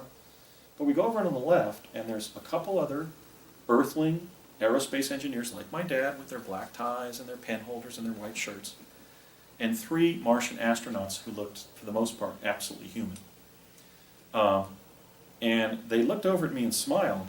There were two that were tall and bald, and one who were about 6'1" or 2", and then all male, with the oldest one being shorter and more professorial looking, more like an intellectual than a soldier or an aviator. And he looked kind of like, I mean, the 2 larger ones kind of looked like the actor Telly Savalas, but maybe the shorter one looked like the actor Larry Neal of the Three Stooges, kind of with a bald head, but with a crown of brown hair and a kind of prominent nose. And the professor looked over at me and said, "Oh, he's a handsome lad," in a high voice, like when we're on, we breathe helium and then try to speak. And they just kind of smiled at me, and then they wrapped up the meeting, and they walked across my dad and I down a set of steps to the end of that loading dock where their little conventional spacecraft was putting. And the last one of the taller guys, stopped in front of my father and in perfect, unaccented American English said, "Ray, it was a privilege visiting your beautiful planet again, and a pleasure to meet you. Thank you for introducing us to your son Andrew. I hope that next time we come to your planet, your exceptional planet, we can meet again." Utterly graciously, my dad, who was from rural Pennsylvania, and not the natural diplomat, as it were, said, "Oh, well, great." I don't know if he used his name. But he said, "Well, I hope that happens. That would be wonderful." And they exchanged sort of these pleasantries. And they were all holding like a machine, maybe like a respirator. And then they walked into their craft, and my dad said, "I don't know how 3 guys can stand being in that small craft for 24 hours. So somebody has to do the range of how fast that ship could go to Mars in any of its positions relative to Earth. It would be a range of speeds because of the range of distances between Earth and Mars during the 2-year cycle of Mars relative to Earth, relative to its proximity to Earth. But it was a small ship. So the ship putters across the floor of the hangar and out onto this huge runway, as it were, there at Curtiss Wright. And one of my dad's colleagues says, "Now watch this, Andrew," as the ship's coming around its first turn. He goes, "Get ready, it's going to be impressive." And that ship started moving down a runway, like when like on a race track, a track and field racetrack, you've got an oval, but then also a straightaway. So the thing goes around the oval and it gets on the straightaway, and just moved off the tarmac with such speed that, to me, as an 8-year-old Earthling child, thought that it had actually disintegrated. It was like a flash of silver paint. It was that fast. It just went zoom and disappeared into the sky. I didn't even see it going. We just saw this flash of silver color. Now, I'm using Jackie Coogan as Uncle Fester on the Addams Family, and Mike Myers as Dr. Evil in the Austin Powers film to demonstrate what we've been subjected to for the last 50 years. Does anybody disagree about my opinion that for the last 50 years or so, we have seen this type of human being over and over and over again in the mass media? Not just Uncle Fester, but Telly Savalas as Kojak, but Mike Myers in feature films with the same kind of character. A human being that is bald, has a face that is larger than an ordinary human being, and that is intelligent, but with a kind of a kooky, recondite personality. That's like a meme in contemporary media of the latter half of the 20th century. I use this to demonstrate the 3 Martian astronauts that we met there in summer of '70, because I don't have their pictures, but then again, all of us have their pictures because it's been shoved down our throat now for 50 years. They've been grooming us to get ready for the general introduction of Martians into our civilization on Earth. 1971, my mom let me trick-or-treat when I had a severe cold. It developed into bronchitis, and later in November, as I was recuperating in our guest bedroom, which we would use as our sick room in the house, that was 5 kids and my parents, so we would segregate whoever was ill. I have this bad case of bronchitis that to some extent I may still have. But my dad, I can hear two sets of my in-laws down in the living room with my parents, two of my aunts and uncles and their children, and my 4 older brothers and sisters. So there's like 20, 25 people in the house, maybe more like around 20. My dad sort of sneaks up the stairs into the guest bedroom, again takes something, some written work, out of a manila envelope with the red wax seal already being broken, the tie string, and he says, Andy, I know you're sick, but there's something I want you to read. And I said, well, what is it, Dad? He came over to the bed, and he said, take a look at it. It's a paper that you write in the future. And I said, really? He goes, yeah. Read the title there. I said, The Discovery of Life on Mars. And he goes, when do you write it? And I go, well, the copyright says 2008. And he goes, right. And how old are you going to be, son, in 2008? And I said, being one of the kids in Pegasus, I said, 47, right? And I then said, but Dad, what's the D? And he goes, well, you apparently take as your confirmation name a name that starts with D. So here you're writing as a 47-year-old and you're using the middle initial D, which I selected Daniel as my confirmation name. And I use it professionally as with the abbreviation of D. So he sat down then on the edge of my bed and said, son, this is a very important exercise. I'm going to go away for a couple hours, and I want you to read the entire paper. It's 41 pages. I want you to scrutinize the photographs. Spend time literally looking at the photographs and understanding what you're seeing. And then read the captions and try to relate the text and the captions to the photographs. And I said, why, Dad? And he said, well, the purpose of this exercise is to have you read your paper from the future about life on Mars. So when you write it in 2008 as a 47-year-old, it'll contain as much information about life on Mars, as much data, he said, about life on Mars as possible. So that made sense at that time with the reckoning of engineers like my dad who were, seeing that the internet used .com and speculating that it could indicate a total communist takeover of the United States. They were really just grasping at the straws of the future, right? And he's telling me that the purpose of this exercise is to gather as much data as possible so you'll include it when you analyze a NASA photograph and publish that paper, 37 years from that time period. And the problem is that that's a kind of a quantum paradox, because how could I read the ultimate result of my authorship and deliver anything more than the total content of that paper? I mean, he didn't put me under trance hypnosis or something, right, under hypnotic trance. He basically was giving me the artifact from the future. How, by reading something in the future, are you influenced in a way that would cause you to put more content into the ultimate artifact? It doesn't make sense. But then again, this is the incomplete understanding of both retro and proto-causation that they were incompletely grasping.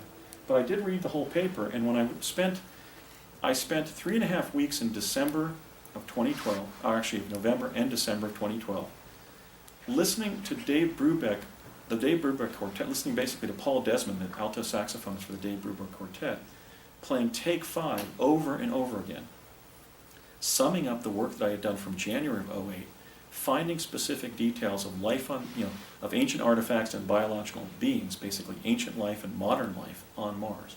So when it came time during a blizzard in Portland, Oregon, to be sitting in that little house on Russell Street in Portland, I basically put myself into a trance state with Take 5, where I was sleeping from 6 in the morning to noon and working 18 hours a day on the paper.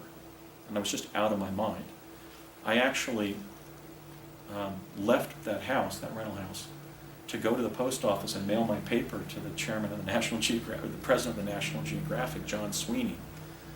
And when I came back from that short mile or so jaunt on like 6 feet of snow back to my house, I tested my fasting blood glucose, and it was 99 in the middle of the day. Because all I survived on for those 3.5 weeks while putting myself into this creative fugue with the playing of Take 5 on YouTube was a ham, 18 eggs, and like 28 cups of coffee. Now, Hesper's, I know, rolling her eyes about the bad health of that. But basically, I went on a ham, eggs, and coffee diet as I was listening to the Dave Brubeck Quartet play Take 5. And that allowed me to sort of synthesize everything I'd studied that year, but who knows what I was actually getting from memory from having read my own paper. Anyway, I then widened my diet after the publication of the paper. And another thing that happened was kind of a precursor to my own involvement in the Mars project. When I was on Project Pegasus, I was frequently in the presence of a woman named Mary Constance Chavez, who was also known as Connie Chavez or Pilly. And she was kind of almost a folkloric figure in Old Town Albuquerque. She was sort of the belle star of Old Town Albuquerque. Because for many years, she held the position of cashier and waitress at the La Hacienda restaurant and the La Placida restaurants, the two most famous Mexican restaurants in all of Albuquerque. I heard recently that the La Hacienda was shut down, but I think the La Placida is still there. But then and now, they were very famous restaurants in the whole Southwest. And Connie was sort of like the greeter, and she was always spinning one-liners when people would say something. So she became sort of famous there in that context. She was born there, she grew up there, she died in Albuquerque. But one time, she was babysitting me in 1972. I was 10, 11 years old. I was just hanging out in the restaurant. And my dad came back from a technical meeting that had lasted from like around lunchtime to 2 o'clock. And as he walked into the La Hacienda, he looked like he'd been punched in the stomach. He looked ill and green around the gills. And so Connie started talking to him, and he said, "No, let's go over here out of earshot of Andy." And they went in the far corner of the restaurant. And then I did the things that any of you who have had kids know, that when kids want to be in on a meeting, they're going to get there. Sometimes they'll get there directly, but often they'll do the zigzag. So I stopped at one of the tables. They didn't see me. And then I did the Bart Simpson over here. And I basically zigzagged across the floor of the restaurant, and I heard Connie say to my father, does he go there before or after he publishes all the pictures of the creatures up there? So that must have been the meeting in which my dad was told, "Hey, your son that you volunteered in the Pegasus, we like working with him. When we get operational for Mars, he's going." Because my dad literally looked ill, and that's what Connie said. So there, in 1972, they were talking about what Rumsfeld must have meant when I was on Pegasus. When my dad was drinking his Jack Daniels, Donald Rumsfeld his martini, and me my grape knee-high, and Rumsfeld said to my father, "No, Ray, what we plan to do is send them to the Naval Academy in Annapolis, and then spin them through that, and use that as use the Naval Academy as a pretext for involving them in future project activities." Well, my dad sat me down in high school and explained how I was going to the Naval Academy. I turned him down. I went to UCSD and then UCLA. But there in 72, my dad had just been briefed that I was headed for Mars. So now we have some connection here between being in Pegasus, Rumsfeld knowing in 72, but before 72, which is when I left Project Pegasus, that the kids were heading for the Naval Academy, as I would be apprised of 5 years later in 1977. And when I stepped out of my interview by my local congressman, Barry Goldwater Jr., his secretary actually called me up on the phone and chewed me out for 15 minutes. "Don't you know who you had an interview with?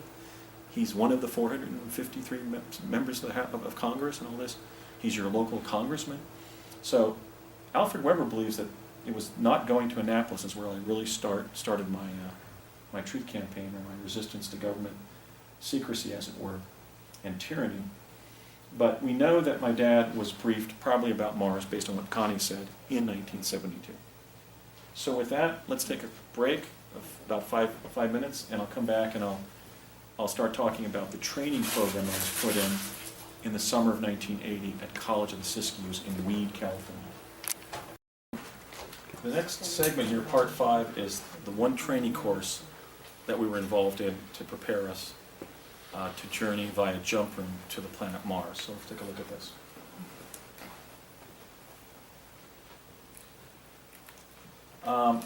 In the summer of 1980, here I am with my dear old dad at my brother's wedding in 1985. This is about 5 years later. My dad's health was really actually peaking, and he was really in vital good health during the early 80s. But still was a man who had lost 1/3 of his heart tissue during his heart attack in 1977, and at this point in the summer of 80, he had 11 segments of artery, 11 bypasses in his chest. So while he was very physically vital, his medical record on paper was very compromised. He was apparently in very poor health on paper. but because of proper diet and exercise, he really started to rally physically. And he wanted to go with me to Mars, right from the beginning, as father and son. And we ultimately accomplished that, but I'm getting ahead of myself here. He approaches me at our house in Chatsworth, California, and says, "Son, we're going camping this summer." And I said, "Oh, our mom," and then I asked about one of my older brothers, "Are they going too?" And he said, "No, it's just going to be you and your dad." And I said, "Well, where are we going?" And he said, "Lake Siskiyou, near Mount Shasta." And here's beautiful Lake Siskiyou. There's a campground on the northern side of the lake over here that looks like it's right beneath Mount Shasta. It's an incredible location. And this is a very beautiful picture of it, but I would definitely urge anybody in this audience who hasn't been to Shasta in the summer to do it at least one summer. It's phenomenal. And so I had remembered Lake Siskiyou from a previous camping trip with a greater number of my family members. And so early one morning, we put our tent in our boat, and one Saturday morning at 4 or 5 o'clock in the morning, just got onto the I-5 corridor and started traveling north to Shasta from Chatsworth, actually to Lake Siskiyou from Chatsworth, California. And that was roughly, our trip was roughly undertaken around August 15th of 1980. The first strange thing that happened on our trip was when my dad exited at exit 745, if you're familiar with the I-5 corridor in Northern California, essentially you get into Siskiyou County, which is a very large county, and at exit 745, you go to the northeast for about 9 miles on that exit before reaching the town of McLeod, California. In those days, the parking lot in front of the McLeod Market was much larger, and it had been sort of poured over unplaned earth. So there were sort of these bumps in the parking lot. My dad pulled our station wagon and our boat onto the parking lot at a pretty far distance from the front of the store. And he then turned to me in the car and said, "Son, I'm going to be in the store for about 15 minutes, and I have to ask you that whatever you do, don't leave the car. Unless the car catches on fire, stay in the car." And I said, "Okay, Dad, whatever." And so my dad goes into the store. He comes out 15, 20 minutes later, but where he had been clean shaven when he gave me the advisement in the car, he now had a 5-day growth of beard. The kind of beard we always teased him about, how he looked like Ernest Hemingway when he grew his beard out. And I said, "Dad, what happened?" He says, "Nothing, son. I just went into the store, looked around, saw what was there, if we had to come down here and buy some groceries." And he hadn't bought any groceries. That was another clue. And I said, But Dad, when you left the car, you were clean shaven, and now you have like a 5-day growth of beard on. What happened?" He said, "Nothing, son. You know how I always let my beard grow out when we go camping. You know how you're always teasing me about looking like Ernest Hemingway? That's just what's happening. We're on the trip, and my beard's been growing." And that was not credible, because we had just driven up from Chatsworth on the first day of the trip. Unbeknownst to me, that a couple hours later, Thomas Stillings brought his young son, William Stillings, to the same store in McLeod, and the same event transpired. His dad admonished Brett to stay in the car, went into the store for 50 minutes, came out, and had about a 3-day growth of beard, because as Brett has explained, his dad actually took out a battery-powered electrical shaver and shaved his beard before going into the store, but still had about a 3-day growth of beard when he got out. So apparently what happened is they time looped. They were sent somewhere.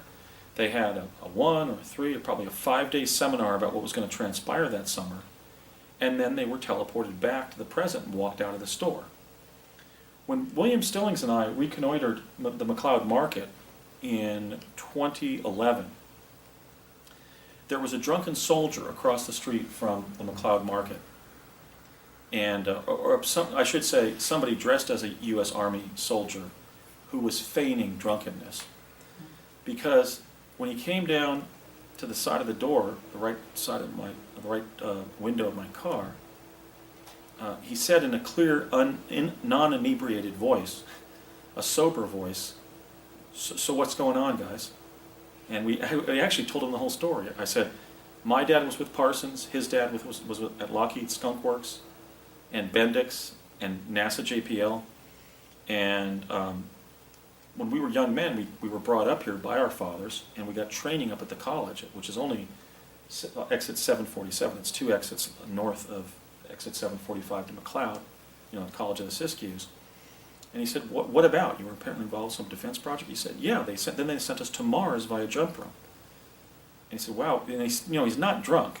And he said, wow, that's really heavy, guys. Every once in a while people come through here telling those kinds of stories. And I said to him, I leaned across Brett and I said, officer, is it pretty much in our interest to leave this area immediately? And he said, yeah. So he's basically some kind of domestic security operative who was keeping an eye on what? The McLeod Market, where our fathers had taken us 30 years previously. And after 15 minutes each, came out of that store with days of beard growth. So clearly, they were using time travel to brief people in the intel community there for these kinds of projects. Here's Brett, at about the age 13 that he was that summer. Here's Brett today. I always commend my friend William Stillings about the fact that had he not come forward and contacted me in March of 2010, I never would have recaptured my memories, and I wouldn't be talking to you today about the Mars Jump Room program. Brett has remembered with great clarity what happened, and in the way that I defeated my brainwashing after leaving Project Pegasus, Brett defeated the brainwashing that was imposed on all of us by the CIA after being trained at College of the Siskiyous that summer, and then after serving in the CIA's Mars Jump Room program. Now, the next strange thing that happened is, I'll just give the kind of prescript to this. My dad and I pitch our tent on the lakes at Lake Siskiyou there on the northern side of the lake, and a couple hours later, Brett arrives with his dad, and his dad says to my father, "You may not know me, but we work for the same company," which wasn't the company of Jesus. It wasn't saying they were Jesuits. It was the CIA, right? As they were using in that era, that the CIA was simply the company. And his father then had Brett go to their uniquely pumpkin-colored minivan, which I identified to Brett before he sent me a scan of the photographs of that vehicle with this, this sort of late or mid 1970s pumpkin orange kind of color, if you remember that era. And he had Brett get a box out of the back of the car, and he showed me what he had, which was Tom Stillings had a piece of metal that was about 2 inches wide and about 6 inches long. And he said, "Now watch this, Andy." And he bent down and he let go of the metal, and it hovered about 6 inches off the ground. And he said to my dad, I've showed this to my son, to Brett, but I don't have to show this to you, Ray, because you work with this. And again, this is the aerospace involvement with magnetics, anti-gravitics, and so forth that was already ongoing by summer of 1980. My dad had designed the metal alloy with which the ramjet was built, and apparently now was being consulted about what Tom Stillings called our boundary layer materials. So that was strange, having this little demonstration of this little hovering piece of metal. Not basically arresting the forces of gravity, but basically reverse magnetic propulsion. Basically, the polarity of the metal and the polarity of metals in the soil were causing the kind of effect when you put the same poles of two magnets together, you get kind of that pushing.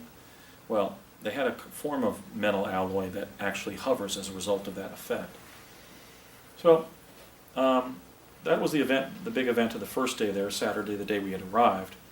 The next day, Sunday, we're sitting around.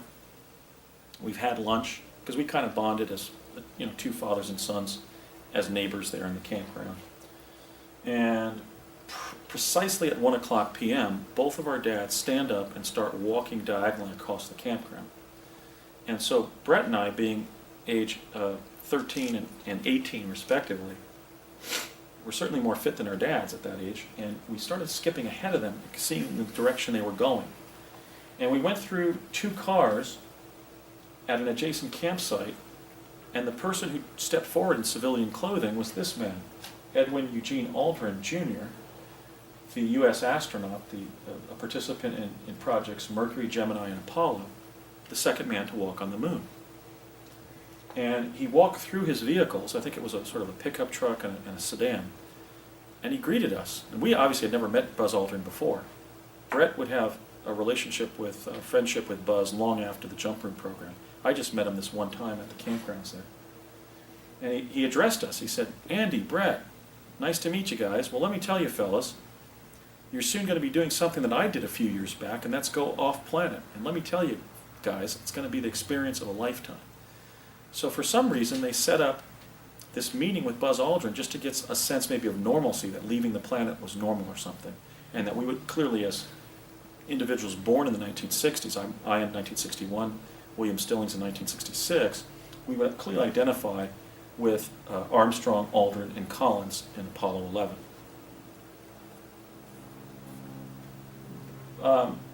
The next morning, we left the campground to go to the University Extension that Monday, not in Weed, California, but the College of Siskiyou Extension building in Wairika, California.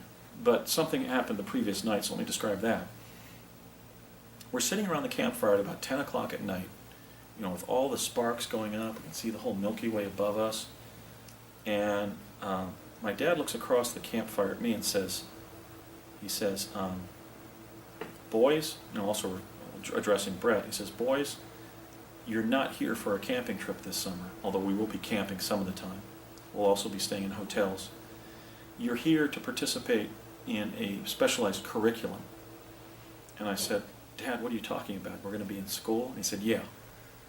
And I said, what about? And he said, it's going to be a seminar that'll last for about 3.5 weeks, involving everything that you could possibly want to know about the planet Mars.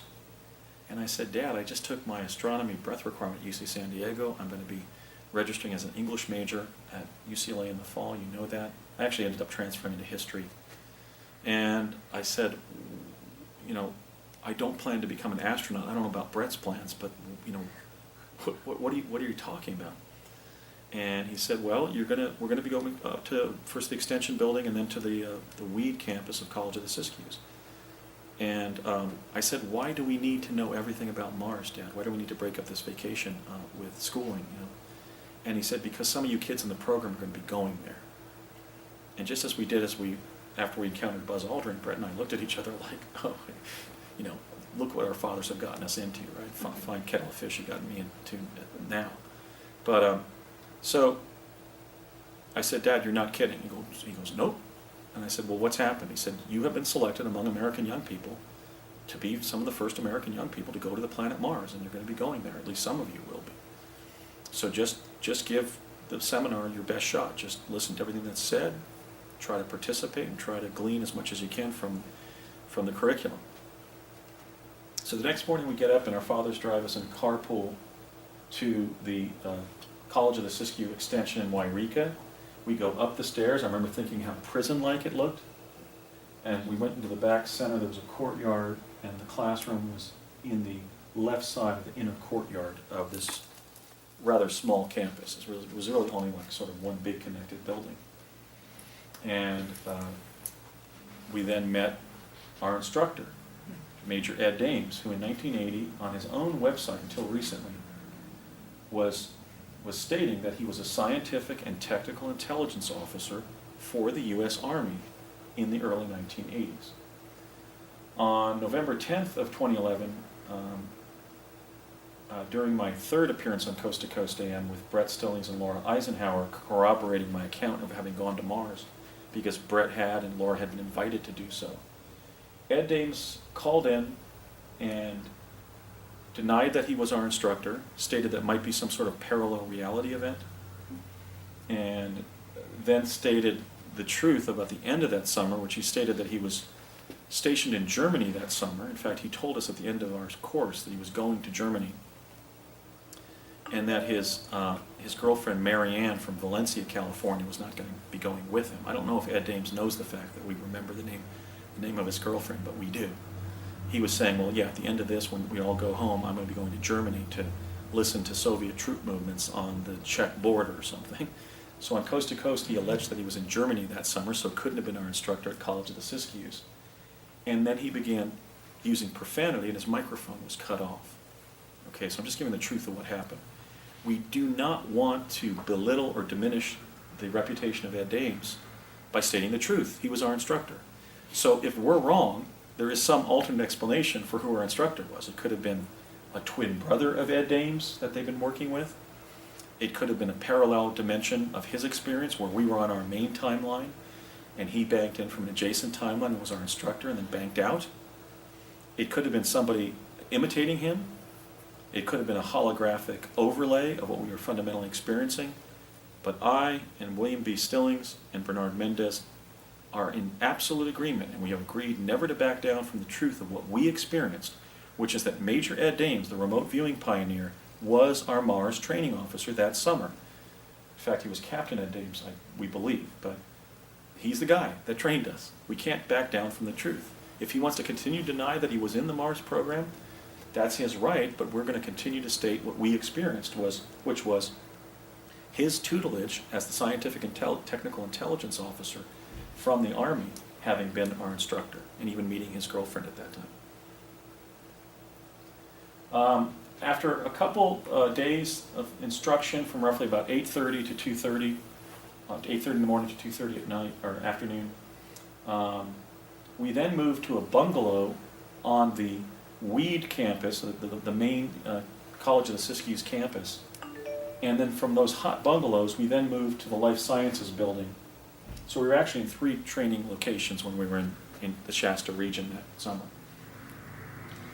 In that class, which again was this factual overview going from the creation of Mars to what we knew, some of the major things we knew about its humanoid population presently, Dames emphasized that the 3 goals of our service in the Mars Jump Room program were going to be to help establish an extraterrestrial defense regime protecting Earth.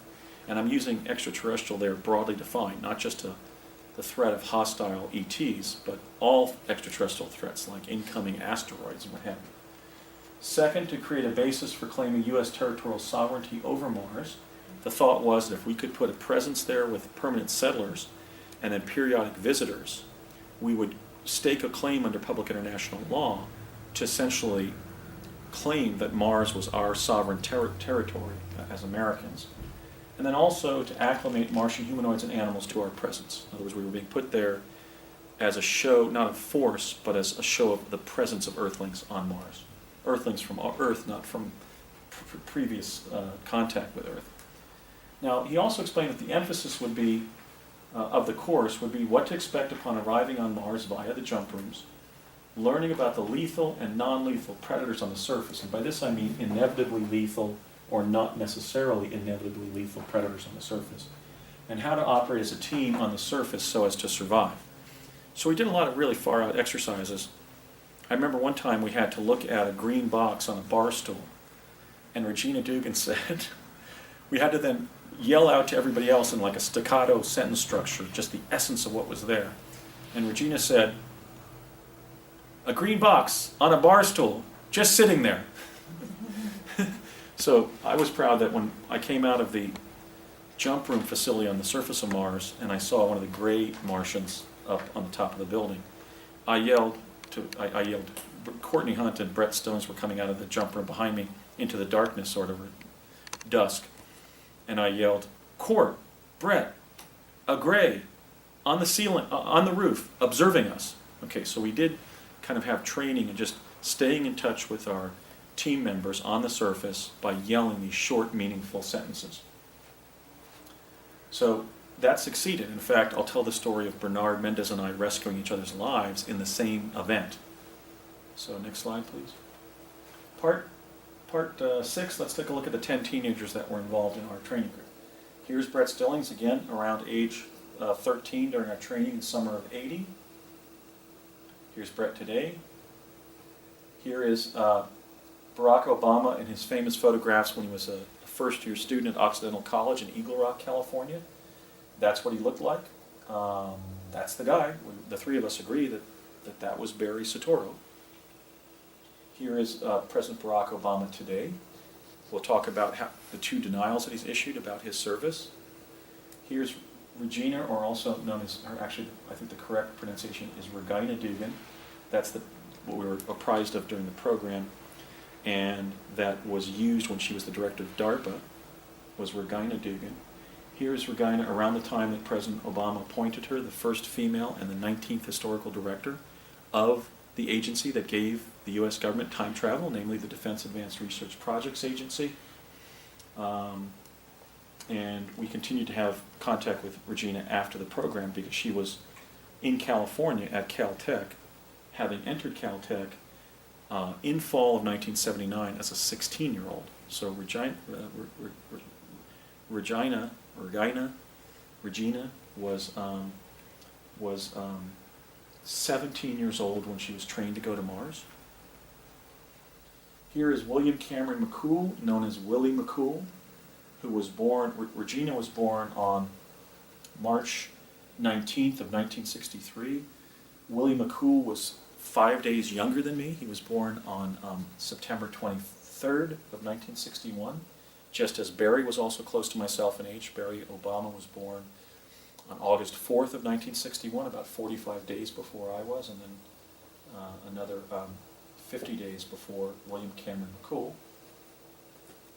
Willie McCool was the pilot of, in 1996, when I was becoming a lawyer up in Washington State. Willie had gone on to a career in aviation as a naval aviator who was then at Annapolis when we were being trained, and entered the Space Shuttle Corps as a 35-year-old in 1996. It's never too late to do something different in your life.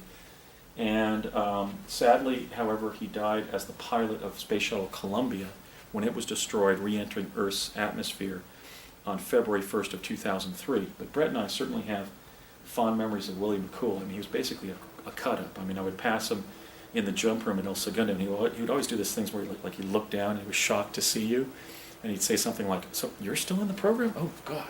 You know, he was quite a comedian. So it saddens us that he lost his life at such a young age, but in such a courageous way. Okay, the other 5 we don't know. One of the reasons I'm speaking out is so that not only those that we know were involved come forward, like President Obama, but that the other 5 teenagers come forward and contact me. We have the name and hair color of one of the others. His name was Eric, and he was a blonde. We believe he was from San Mateo, California, and we think he was studying either anthropology or physics at UC Santa Barbara. His name may have been either Dutch or Scandinavian, but Eric Schoenwald, or whatever your last name was, Schoenberg, we'd like you to come forward and tell the people about what we were doing back in the early 1980s, which is jumping to Mars. Now, curiously, the 5 that we've been able to identify by name and by persona, as it were, all had discrete or not so discrete Pasadena, California connections. So let's take a look at those. I was the youngest son of a career special projects engineer for the Ralph M. Parsons Company, which became Parsons Corporation upon creating its 6-acre campus and moving the company from Los Angeles after leaving New York City in Pasadena, California.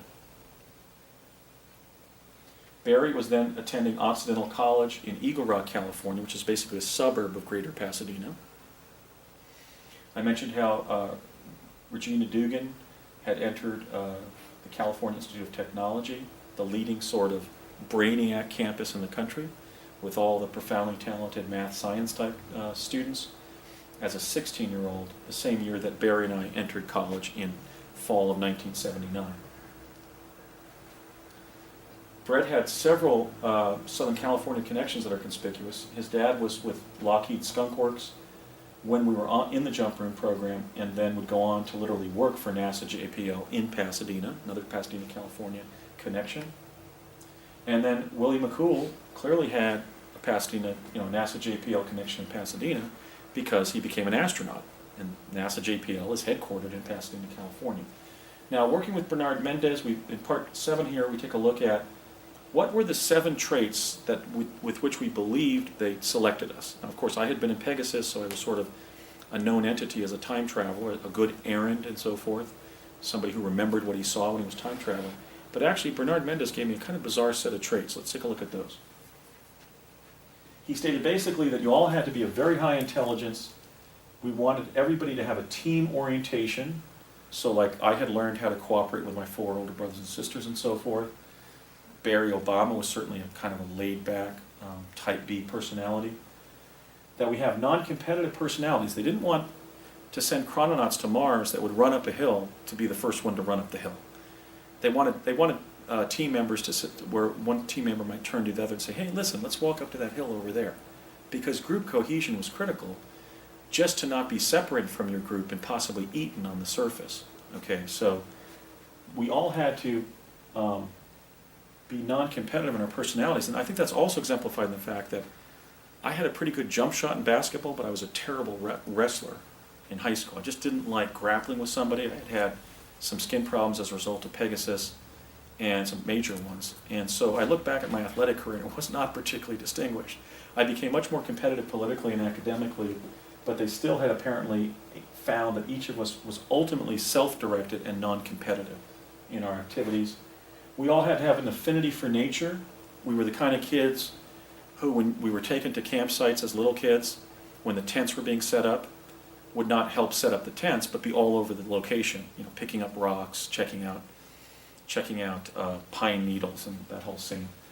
We had to be intuitive problem solvers. Brett and I have gone back and remembered incidents where we recommended something that would be analogous to Buzz Aldrin using that Bic pen to repair the instrumentation of the lunar module and get them off the surface of the moon. Okay, I got a lot of that wasn't so much intuitive, but that was practical for my father, because my dad was a mechanical genius. In fact, one of his colleagues said at his funeral, he said, Andy, your dad was brilliant. I think you should know that. And I said, well, how do you mean? He said, had he been a better communicator, he would have become president of Parsons. I mean, that's quite a statement, Parsons being one of the world's largest engineering companies. He said he would come up with solutions that just astounded me at how simple they were and creative. Things like, how to do the air. He didn't work on this, but I'm just thinking of the types of things this man was talking about. Like when we designed that air regulator for the Apollo 13, we just cobbled together what would create an air conditioning unit from scratch. This was the kind of genius that my dad had, and some of it rubbed off on me. I think Brett had the same experience with his dad. Curiously, Bernard Mendes said, and also grandiosity. We wanted every last, teenage jumper to basically be a grandiosity case. And I said, why, Bernie? And he said, think about it. You're sending teenagers to another planet. You definitely want them to have like a Christopher Columbus complex, right? So when they looked through our statements of purpose, they were looking for young people who just had a large definition of themselves, even if it was sort of like a mental disorder. But that's curious in light of the fact that this small group of young people were fairly illustrious as a group later in life. And then also there's the possibility that they identified us through future social prominence, using quantum access to the present and seeing that Barry would become president, Regina would become director of DARPA, Andy would become a crusading lawyer who would run for president, etc. Willie McCool would become a space shuttle astronaut. But Bernard agreed with me that we had to factor that in. But most of this is actually from Bernie. And Bernie, of course, wasn't really our peer in the program. He was the Air Force investigator who was being put in the program to investigate it and write a report about key questions of what the project was encountering. Like situations where somebody would be killed, literally eaten in half, or have their arm torn off, as I did, by a predator, and then be resurrected or have their limb reattached as if magically by the time they were debriefed by Ed Dames back in El Segundo.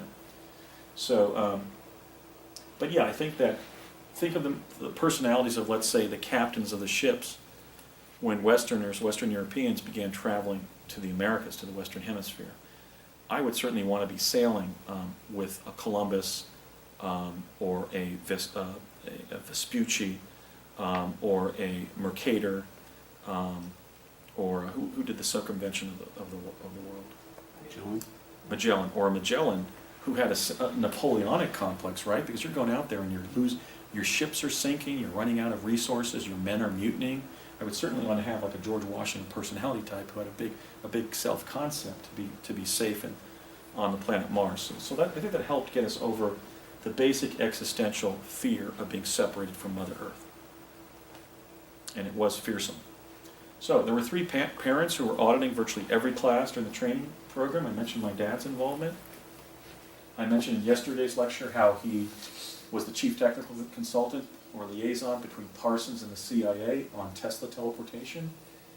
VS, electrical engineering, Lehigh, 1951, a member of Eta Kappa Nu, associated professionally with the Time Travel Professional Organization, IEEE, how he had designed the metal alloy so that the ramjet would not melt in our atmosphere or in our near-Earth environment from molecules of air or space dust, respectively, how he had repeated Nikola Tesla's teleportation experiments at the Edison Research Labs in West Orange, New Jersey, during the 8 years that he was employed there between 1956 and 64. So I think this got my dad into the time-space program, in addition probably to his working on sensitive aerospace projects, his mastery of mathematics and physics at Lehigh, and just fate. But there he was in summer of '80, sitting behind me, auditing the class that we were being trained to go to Mars, knowing that he was probably not going to be medically approved to go because of his heart disease and his pulmonary performance as a result of his heart disease.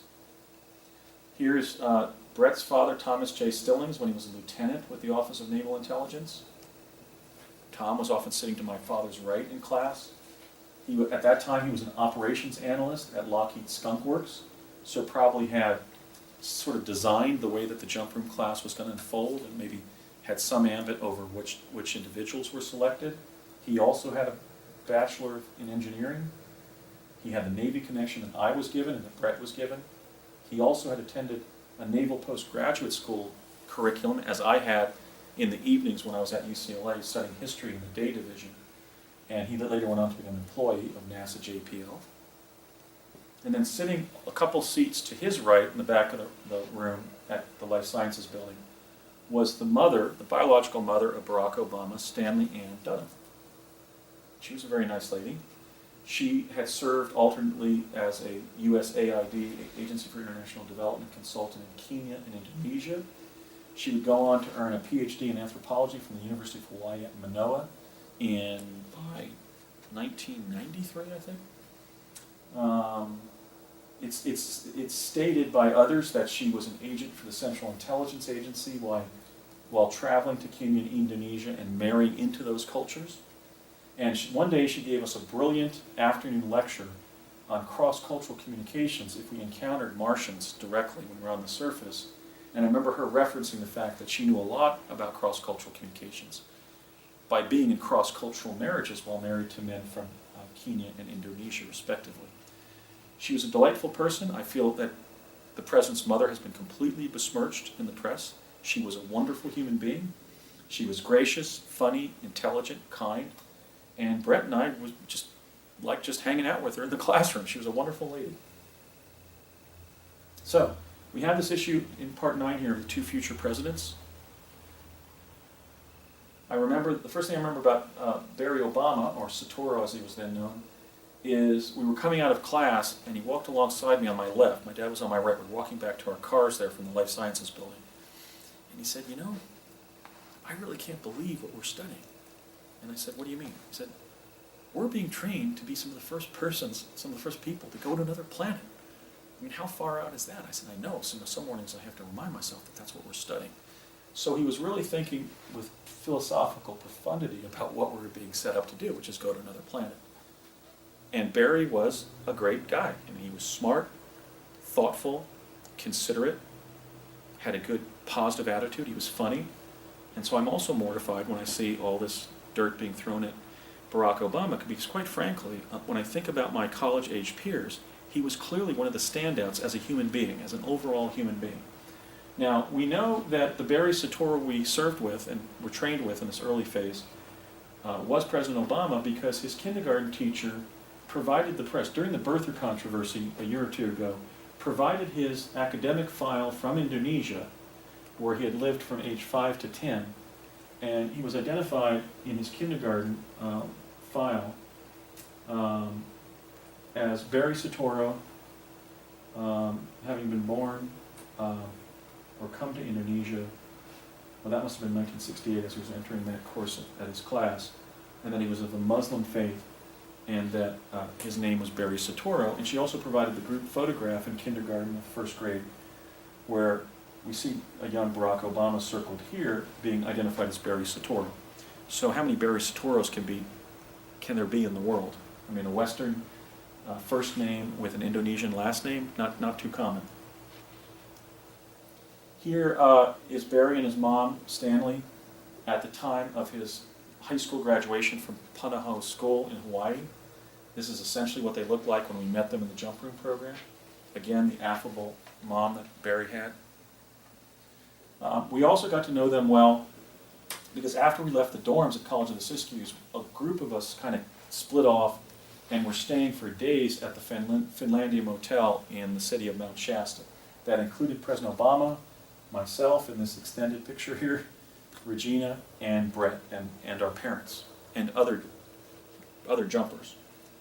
The thing about the presidency began, and did I tell this yesterday, where my dad said 2 future presidents? Okay, Yes. so there was a reference by Tom Stillings to his son about how there was a future president class, and then when my dad apprised him that there were 2, Brett says that later, when they left the classroom, his father was just like apoplectic, saying things like, what do they think they're doing? They put 2 future presidents in this program? I mean, this program is dangerous. What are they thinking? So I mentioned that anecdote yesterday, and then that kind of gave way to greater discussion.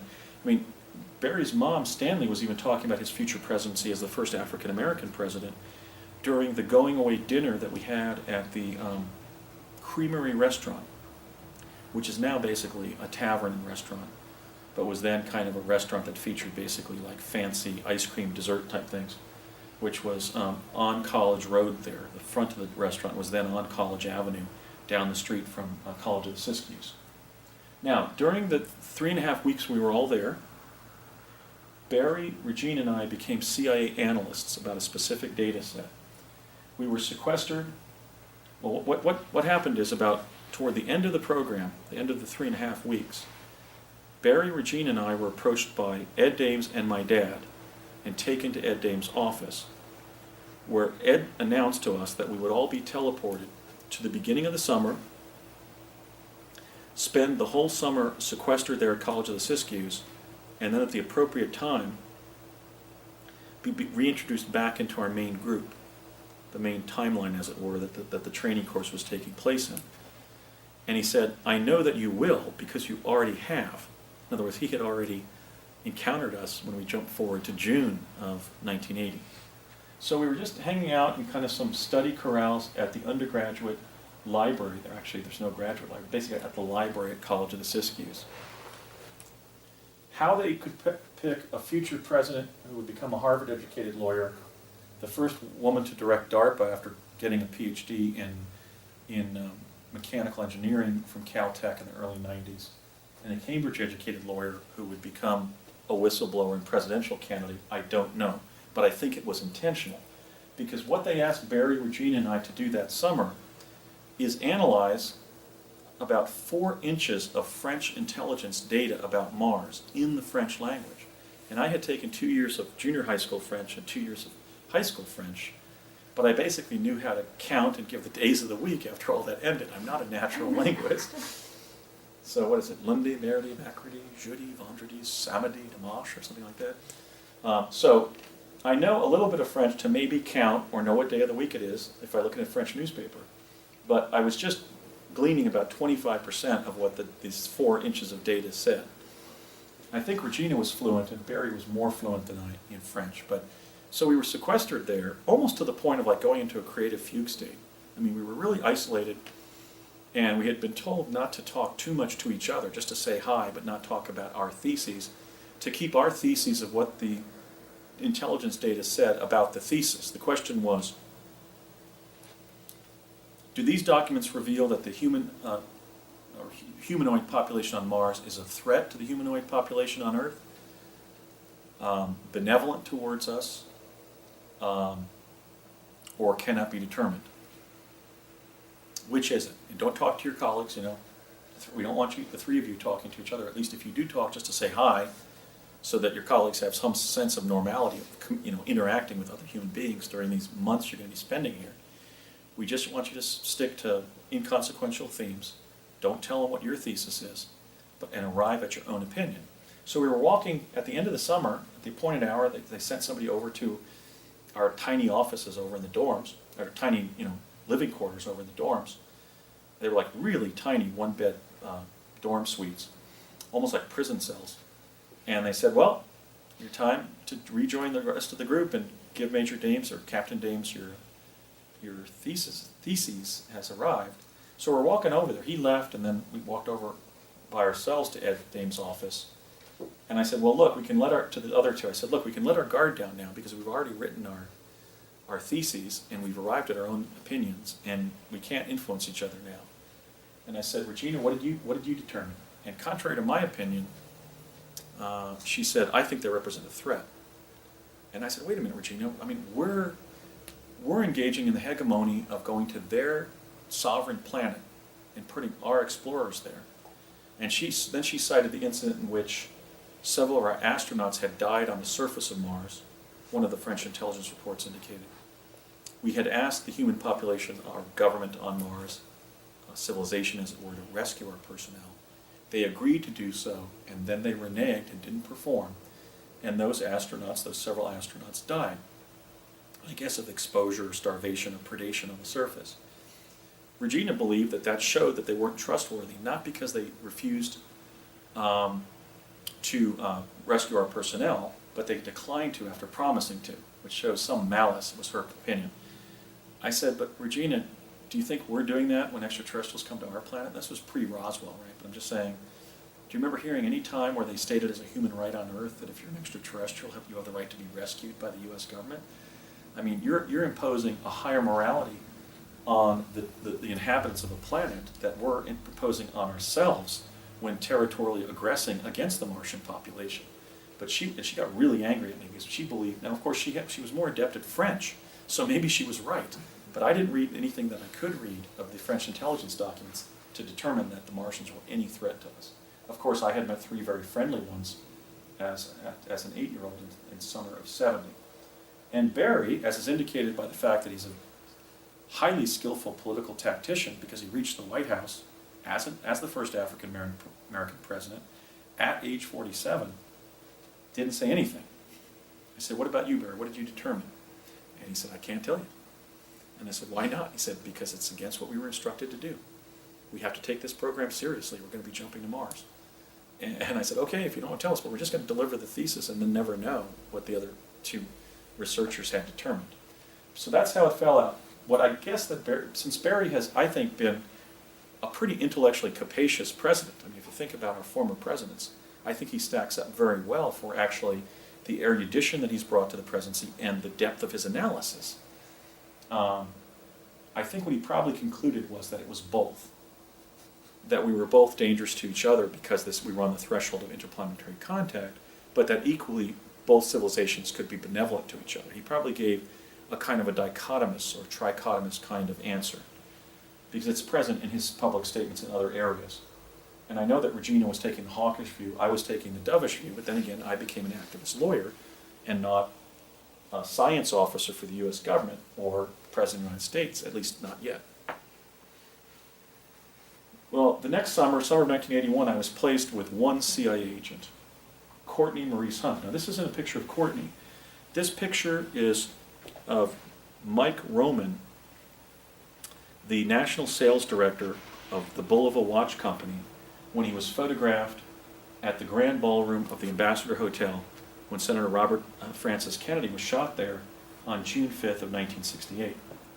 When this picture was scrutinized, an Irish journalist by the name of Shane O'Shaughnessy stated that this was Gordon Campbell of the CIA, somebody who had been involved, at least potentially, in the assassination of President John Kennedy. It was then determined that it wasn't him, but it was in fact Mike Roman, because the Bulova Watch Company, under General Omar Bradley as chairman, was present at a national sales meeting in the Ambassador at the same time that the DNC was meeting there, or at least the Kennedy campaign was meeting there in 1968. I use this photograph because this looks exactly like Courtney M. Hunt looked when I and Brett Stillings were introduced to him in the summer of 1981. He was a career CIA officer who began jumping over enemy lines during the Korean conflict to gather intelligence, and in fact had a bad back as a result of a mishap as a parachutist into North Korea. One of the first things that Courtney did that summer was he took me to a chem lab at Cal State University Northridge. There we see its famous creative sign that you can see CSUN from 360 degrees, and showed me how to use the respirator I was going to be using on the surface of Mars. He also took me to Lockheed Skunk Works, where Brett's father worked, and they had me stand inside this video console that had images, moving images on all four sides walls of this small room, and I had to hold a gun and move around either 90 degrees or 180 degrees every 30 seconds, because that's what we're going to be expected to do on the surface of Mars to protect ourselves and our team members from predation. One of the inevitably lethal predators could run at 70 miles per hour. In fact, Courtney Hunt and I once saw one of the dinosaur-like predators run for about a half a mile at 70 to devour a kind of a water buffalo-like creature. So there was also the trip to Lockheed Skunk Works that Hunt facilitated. Now, can you go forward one, just I want to see where I am. Okay, just and back. Because, yeah, here we go. There are Here. essentially, well, here we have Lockheed Skunk Works, where I'm practicing protecting with the gun from predation. Because there's actually two types of predators on Mars. The first are some of these plesiosaur-like creatures that look like turtles with long necks and horse-like heads, like the lake monsters that we've seen. Nessie at Loch Ness, Champ at Lake Champlain in New Hampshire, and Ogopogo in Lake Okanagan in British Columbia. But this thing was not a turtle. It had teeth all the way down its throat. But the benefit was that it really couldn't run as fast as we could, so while it was a predator, we really would have had to be cornered by it almost accidentally, or run up upon by it, for it to even get its teeth in our legs or whatever. This was one of the non-lethal predators, but it was a predator. But here was a drawing that's pretty close to what the lethal predators looked like. They basically had heads that looked like T-Rex, although Brett remembers they were a little bit more narrow across the front and a little bit more chicken-like. And they had much more supple bodies like this, like velociraptors as depicted on Jurassic Park. And we were told that we would not, if they were anywhere near us, we would not be able to outrun them. We're actually trained in one exercise at College of the Siskiyous of running in zigzag patterns just to try to get them to become disinterested in eating us, even though we would obviously exhaust ourselves doing so. So this was pretty much the Joker card. Because there were non-lethal predators that I could shoot and repel, but I was also advised to never shoot the lethal predators, the inevitably lethal predators, because all I would do is basically antagonize them. And they were known to sometimes spend hours nibbling at somebody if you had antagonized them. I was given a photo ray gun, and in the backyard, the La Cañada backyard of the Stillings family, Tom Stillings showed me that in the case of small and medium-sized animals, we would just incinerate them into fine ash. And he demonstrated with a goat, and he said, "Watch this, Andy." And he shot about 30 feet across their backyard and turned a young goat just into feathery ash. But then he admonished me, you wouldn't want to put that kind of charring on the side of the leg, in a black spot on the side leg of one of the inevitably lethal predators, because he was going to be really mad and spend a slow time eating you. Okay, so this is basically to repel smaller predators. I went off protocol, and I once used it upon Brett's insistence on splitting a rock in half, and water burbled out. And I've been telling that in lectures for several years now, and now NASA has announced that there's water immediately under the surface of Mars. Okay, so even the space agency is starting to corroborate my independent account. But that was the only time, I'm happy to say that was the only time I even fired my gun on the surface of Mars, was just to split the rock in half. I was also given a small dose of, not morphine, not strychnine, what's the other poison? I always forget this. You know that Goring took to kill himself? Cyanide? Cyanide, thank you. I for some reason, I guess because of the word, the stem scion means blue, right? I covered it in Latin stems in English at UCLA, but I can never open my mouth and say cyanide. But yeah, I was given a capsule of cyanide in the event that I would prefer to suicide, for example, rather than being slowly eaten. And I like to refer to that as the fuckatol that I was administered in the event that I had to basically pull the Joker card and check out. Next slide, please. Now, one of the things that Hunt did was not only handle me for the Mars program, but he was trying to handle me by wherever the CIA wanted me on the planet. And at the end of that summer of '81, right before I was going to enter my third year of college at UCLA, after having transferred from UC San Diego, he told me that I want you to put in an intercampus transfer. And I said, where? I've already attended 2 colleges. He said, Columbia. And I said, you're telling me if I apply to Columbia now, a couple of weeks before the term begins, I'm going to be able to go there to an Ivy League school? And he said, yeah. And I said, well, I don't want to go. I don't want to go to school in New York City. My family doesn't have the money for me to come home for Christmas if I do that. I don't think I can afford the rents or the danger of being a victim of a crime in New York, in that era. I mean, by 1979-80, New York was basically unsafe territory. So I made one of the major mistakes in my life, and I didn't transfer to Columbia to get an Ivy League degree as an undergraduate. But one of my fellow jumpers did, Barack Obama. As researched by George Stephanopoulos of ABC News, and who interviewed 400 classmates of Barack Obama. He was not in New York while he was supposedly attending Columbia. And also as field tested, or what have you, as researched by Wayne Allen Root, who was one of George Stephanopoulos and Barack Obama's classmates in class of '83 at Columbia. Wayne Allen Root, I believe he questioned 75 of their classmates, and they were all political science majors, as Obama was supposed to have been. And those 75 poli-sci graduates of the class of 1983 of Columbia University in New York City, none of them could place Barack Obama in New York City. What I can add to the controversy about the President's Columbia baccalaureate degree is that I was instructed by the CIA to transfer from UCLA to Columbia the same time he was, and he went. I've even communicated with one of the professors who's looking into this, saying, why won't you guys touch the issue of why he was even transferred to Columbia? What Hunt had told me is that they would simply use our shadow enrollment at Columbia as a cover for involving us in the jump room program further, and even espionage on Earth. We know that Barack Obama went to Pakistan in 1981 at a time when there was a travel ban on Americans going there that the State Department had imposed, the U.S. State Department had imposed. So Barack Obama shouldn't even have been allowed to have gone, apparently, to Pakistan as an undergrad, but he did. So he must have been using his Indonesian passport. Hence, he must have been registered at Columbia as an Indonesian or foreign student. All I know is that the term, the fall 1981 term that he decided or had earned the ability or the right to attend Columbia after having a B- grade point average at Occidental, he ended up graduating from Columbia, and I was instructed by CIA to go there, but didn't attend, but he apparently did because he was one of our fellow jumpers. And in fact, Courtney Hunt may have been the CIA agent who instructed him to put in the intercampus transfer and go to Columbia. So, 2 jump rooms, one in New York City and one in El Segundo, California. Here's the one at the corner of Imperial Avenue East and West in Sepulveda, 999 North Sepulveda. And Brett Stillings determined that the CIA building in El Segundo is exactly 2 miles as the bird flies from where the jump room itself was. Interesting finding, exactly 2 miles. The first of my 2 training jumps were in summer of 1981. The first time, it was always a tradition to go up by yourself, so you would be sufficient to go by yourself if you were called to do so.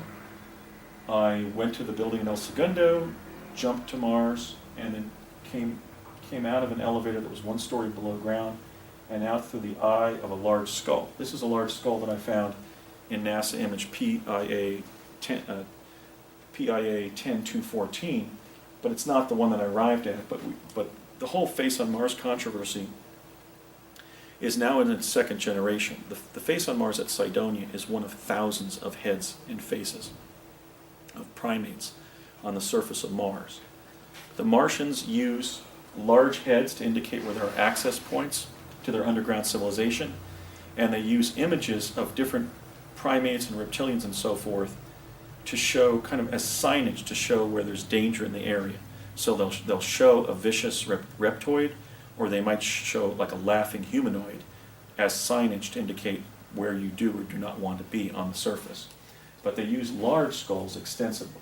The second time I went up with Courtney Hunt, and we went about a quarter of a mile from the skull that we arrived at, and this is one from Douglas, Arizona. It's just from our planet. But it was cobbled together from local rock. There was a door with a screen door on it. That's where I had the encounter with the man with the lower extremities of a grub who came bounding towards us with a chain around his neck, kind of like as a yard dog to scare us away. And when he got right towards us, Courtney had kind of lunged at him like that, and he turned around and started bailing woefully like a wounded dog, which is a strange kind of guard dog. Then we went in and interacted with a settler on the surface of Mars named Howard. There were empty canned goods all over the floor, and he started scrambling and tripping over them because he thought we were there to assassinate him. And Courtney said, "Howard, we're not here to kill you, we're here just to see how you're doing." And he was just jabbering away how one of his team members had been a victim of predation and so forth.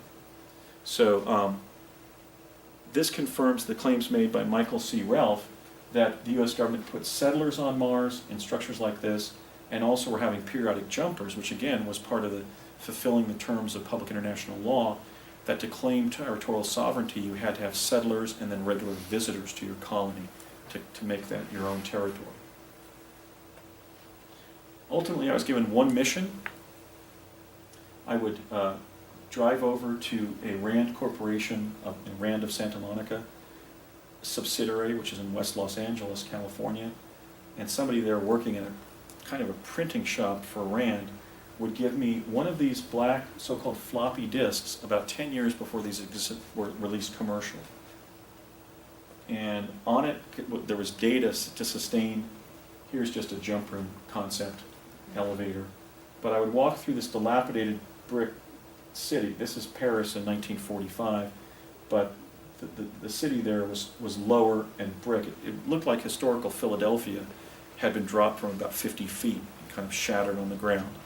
And I would walk through this, with the data disk, I would walk through this dilapidated brick city and remember seeing the little children of the second type of Martian, really cute in their long black caftans, looking out at me from behind vacant windows and doors and so forth. So what I was doing was taking that information to sustain the telecommunications posts that had been placed in that brick building. I don't know if that was our brick building or one of the Martian typologies brick building, but it was brick and it was demolished, and our technician had cobbled together like 8 different devices inside an area of one of the brick buildings that was pretty much covered from the sky. And I would just arrive there, hand him the data disk, and he wouldn't even say anything. I'd say, "Well, I know you're not very talkative, but I do wish you the best here in your outpost." He just never talked to me. So what were the 3 typologies of Martians that I would ultimately encounter? I mentioned the first type. I have named them Homo Martis Terris, which basically means Earthman on Mars. The second is creepier. It has more of like the character that the German actor Max Schreck played in the 1922 classic silent film Nosferatu. This was Count Orlok, that he was actually a vampire in that movie. It's not exactly what the second type of Martians, the indigenous Martians that I've called Homo Martis Martis, or basically Martian men and women of Mars. But it's a little creepier than they actually look. They actually look a little cuter than this, or actually slightly cute, but kind of creepy at the same time. Their children are certainly very cute. But it's similar in the sense that he has an irregularly shaped dome on his head that we don't have. The face is longer from the crown to the bottom of the chin. The ears are sort of pointy. Some of them are horned, as we've long depicted demons and the devil himself. They have longer, more extended fingers than we do, spindlier bodies, but this character in cinema is pretty close because the Homo Martis Martis have a very recondite, even frightened personality. So it's really not their creepiness, it's our response to their fear of us.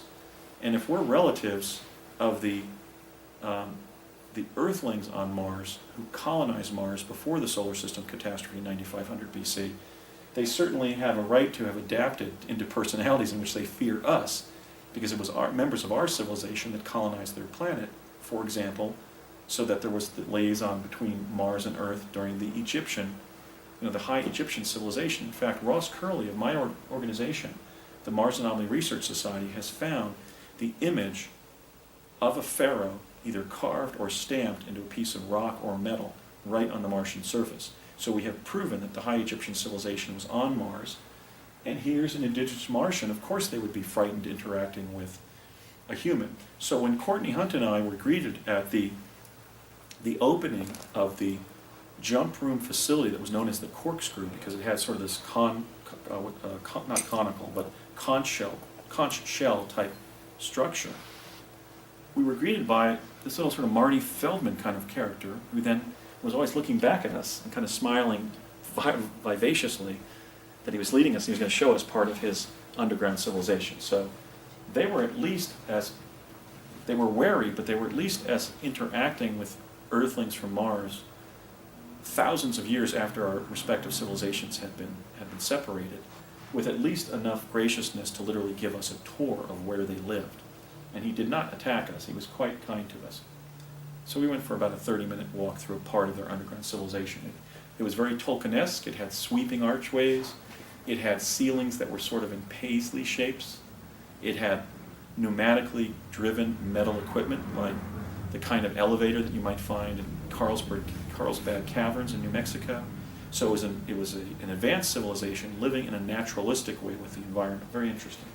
The third type basically looked like gray extraterrestrials, but gray extraterrestrials sort of maybe crossbred with lemurs, a very terrestrial kind of primate, with a lot of like hiding activity, a lot of ducking, holding onto type of characteristics that we would find in higher primates.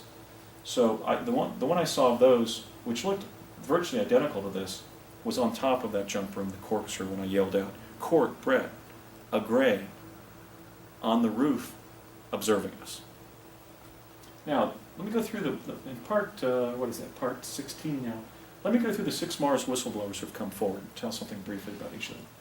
Michael C. Ralph, who's now resides in Australia with his wife Stephanie, who went through a major exercise in deprogramming involving his therapist wife, Stephanie Ralph, claims that in 1976 he went up to Mars via jump room, worked until 1996, and then was age regressed 20 years, and took the jump room back to Earth, and then was re-inducted into the conventional Army, and then given an honorable discharge a month later. Okay, what's interesting about this is Michael C. Ralph and I didn't know each other until I came forward publicly about the jump room program. And I remember being age progressed as a child in Pegasus and then having the effect wear off. And here we have one of the Mars jumpers describing that it was a jump room that he used to Mars. And after living and working there at one of the U.S. facilities, was age regressed back to 20 years younger, and then released from the military. I mean, that's double corroboration that I don't know how we would have made up not being in contact with each other. So the next whistleblower is Arthur Neumann, the Henry Deacon whistleblower from Project Camelot, who claims that sometime in the last several years he was sent to Mars via jump room by the Lawrence Livermore Laboratory. He wants me to emphasize that he has never been employed by the CIA. And then myself, coming forward in 2009 at a conference that was at James Gilliland's sanctuary near Trout Lake, Washington. And then after I came forward publicly, Laura Magdalene Eisenhower, the great-granddaughter of President Dwight David Eisenhower and Mamie Eisenhower, First Lady Mamie Eisenhower, came forward and revealed in a set of interviews in the alternative media that in 2006 and 2007 she had been basically mistreated in this elaborate sort of manipulation of her to fall in love with a particular boyfriend who was then grooming her to accept the invitation to go to Mars. And as I said earlier, I think it's remarkable that Laura, as a member of a presidential family, and a very respected one at that, the Eisenhower dynasty, would, as such a family member, come forward so courageously. And then, of course, Brett Stillings, I've talked about him at length. He's a great friend. Now we have Bernard Mendez, who, when Brett and I had met, in real time recently, and we're talking to each other about the jump room training class, we were always talking about that 35-year-old guy over on our left with his military escort. So who contacts us after I brought Brett onto Coast to Coast? Bernard Mendez, the guy over on the left side of the room. Bernie, as I said, is kind of like the Indiana Jones of rescuing U.S. government personnel, whether they're on the Earth or off of it. Now, let's take a look at these two fellow jumper whistleblowers that I was blessed to have met. Brett Stillings and Bernard Mendez. The first fact that Brett and I corroborated with each other, we named our entire Mars training group that we could remember. Let me count how many people we cited and agreed to. 1, 2, 3, 4, 5, 6, 7, 8, 9, 10. So you've got 2 whistleblowers from the same project who together came up with 10 names of co-participants. That's fact number 1. Fact number 2 is that we both remember that during our training, when Ed Dames was describing how dangerous it was on the surface, he said, of the 97,000 people that we have thus far sent to Mars, and I think he meant that we've settled on Mars, only 7,000 have survived after 5 years. Now, Bernie disputes that. Bernard Mendez says that there were only 4 groups of 10, 4 training classes of 10 young people, and several other CIA-aligned people that we were sending up with them. But Ed Dames, Brett, and I remember in the second fact, to corroborate, told us that 97,000 people had been sent up. 90,000 of them had lost their lives on the surface, and 7,000 had survived. And so now we surmise that maybe he was telling us this so we would be vigilant on the surface about protecting our lives and the lives of our team members. He also remembered that when Ed Dames was talking, and I agree, that when Ed Dames was talking about predation, he said, so does everybody understand what I'm really saying here? Simply put, your task is to be seen and not eaten. In other words, your task is to be present on the surface, acclimating the Martian humanoids and animals to your presence, but making sure that one of the animals doesn't eat you. So Brett's come up with some highly specific data points from our training and from our experience. You remember on the surface, he was sitting at a table with his back to the entire horizon.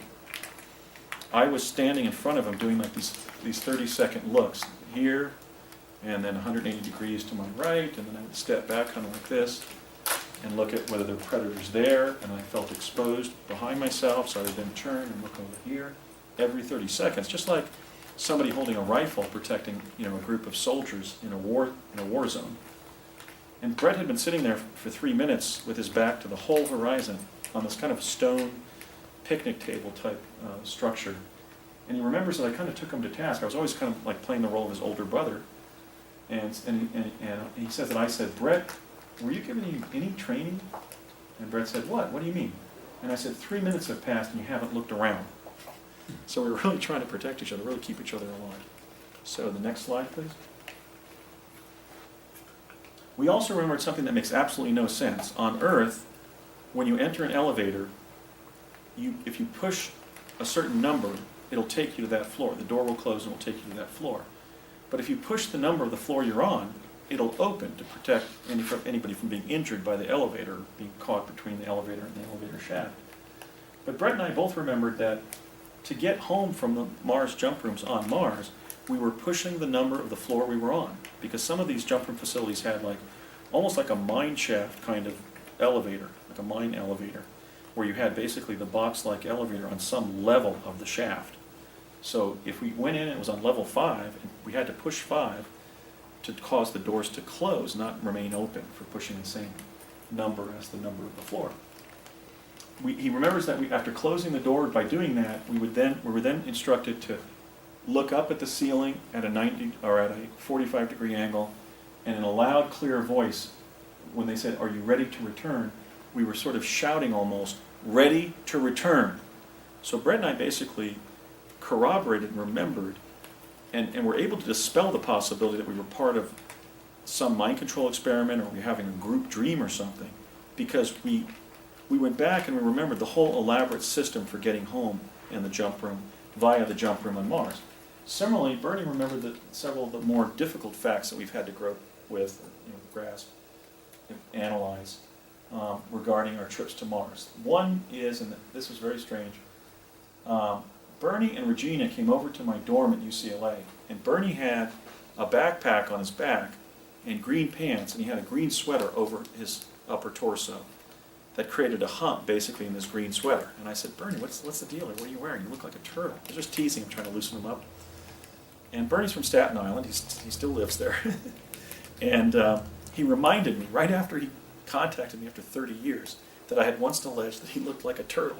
And I think that's kind of a highly specific personal kind of issue that could not just be made up or falsely remembered after 30 years. So that was fact number one that corresponded. I said, yeah, I remember that, Bernie. I didn't mean to, I wasn't picking on you. I was just saying that, you know, you had a hump on the back of this green sweater.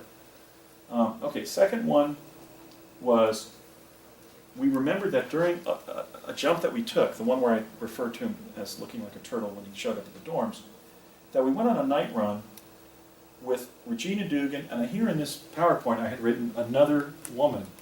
I now have the permission of the Eisenhower family to reveal that that was Mary Jean Eisenhower, President Eisenhower's granddaughter, namely the aunt of Laura Magdalene Eisenhower. So there was family involvement. Raymond F. Basiago and his son Andrew Basiago, Thomas J. Stillings and his son William Brett Stillings, and Mary Jean Eisenhower, who would go on to be the president of the People-to-People Ambassador Program, that second-level diplomacy agency that her grandfather founded, and her niece, Laura Eisenhower. And I'm sure other family members were involved in that way, because after all, they were going to be moving towards a colony on Mars, and I think they were involving people in different ways, so that ultimately there would be family integrity if they then wanted to bring more members of the family into the colony. For example, Laura was invited, when she was invited to go up in 2006 and 2007, they were trying to get her to consent to bringing her two then 10-year-old twin boys with her. But initially with Bernie, we corroborated the fact that after they picked me up at the dorms, we slept from about 5 o'clock to 1 o'clock in the morning at a military dormitory in El Segundo near the jump room site. Bernie and I corroborated, and this was one of the reasons we wanted to speak with Mary Jean, but we haven't been able to, at least as of yet. We remember during the night run that we were chased around in front of the jump room facility called the Corkscrew by these small dinosaur-like creatures. They weren't like T-Rex, but they were more sort of horizontal creatures with little pommels on top of their head. Not horns, but just a kind of a pommeled head, like a hammerhead shark. And when we were doing so, something completely outside the bounds of normal physics occurred. We could see our team members running around being chased by these small dinosaurs, while there was a spotlight in the ground below us, just like on a disco dance floor kind of. But there was no searchlight on top of us like from a Klieg light, and it was dirt, so the question is, how is it being illuminated? And there was no evidence of shadow casting either.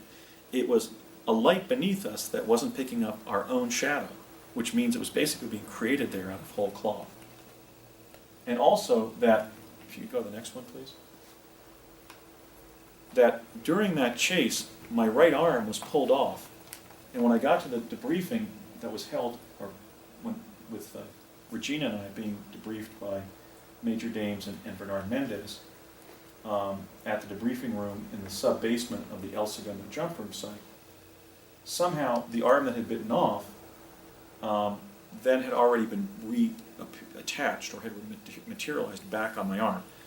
And my arm, I keep on dislocating this arm to the point where I can't even really tie my tie or correct my collar when I put my shirt on. So I'm wondering whether that's a medical side effect of having my arm torn off.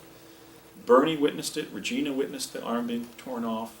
All of the individuals on that jump, Mary Jean Eisenhower, saw that my arm was missing. There was just some tissue hanging from my shoulder. But sometime between the time we entered the jump room on Mars and got back to the El Segundo jump room facility, my arm was completely normal. And Bernie remembered standing here with Ed Dames sitting here, and me sitting here, over here, looking at them, and Regina next to me there, sitting, looking towards Bernie. And I was, remonstrating. I was saying things like, "Thanks, guys. I'm not only a righty, but I'm a writer, and I've lost my arm for life. Thanks a lot. Thanks for the favor." And Bernie then said, "Andy, I want you to take your left hand and reach over and see whether you can touch your right arm. So just do that for me." And I did. I said, "Yeah, Bernie, is it back on?" He goes, "Yeah, now just turn your head to the right and look at your arm. Do you have an arm?" And I said, "Yeah, Bernie, what happened?" He says, "We don't know, but this is one of the reasons I'm in the program. We're trying to figure out why people are being eaten, basically bitten to death by some of the predators, killed. Some of them are having limbs pulled off like this. And before they even get home, via the jump room, they've got their full life back and their full bodily integrity back, and we don't know what's causing." I think what may have been going on is that the jump room was not a teleporter, it was a chronovisor.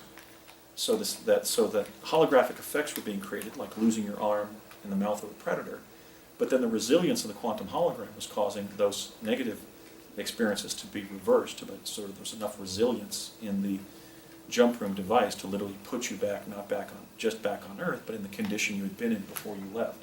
But I do have an arm, but I have this chronic bursitis in my right shoulder that doesn't seem to relate to any other injury. I mean, I never injured it in athletics in high school or whatever. I just have a bum shoulder right where they pulled my right arm off.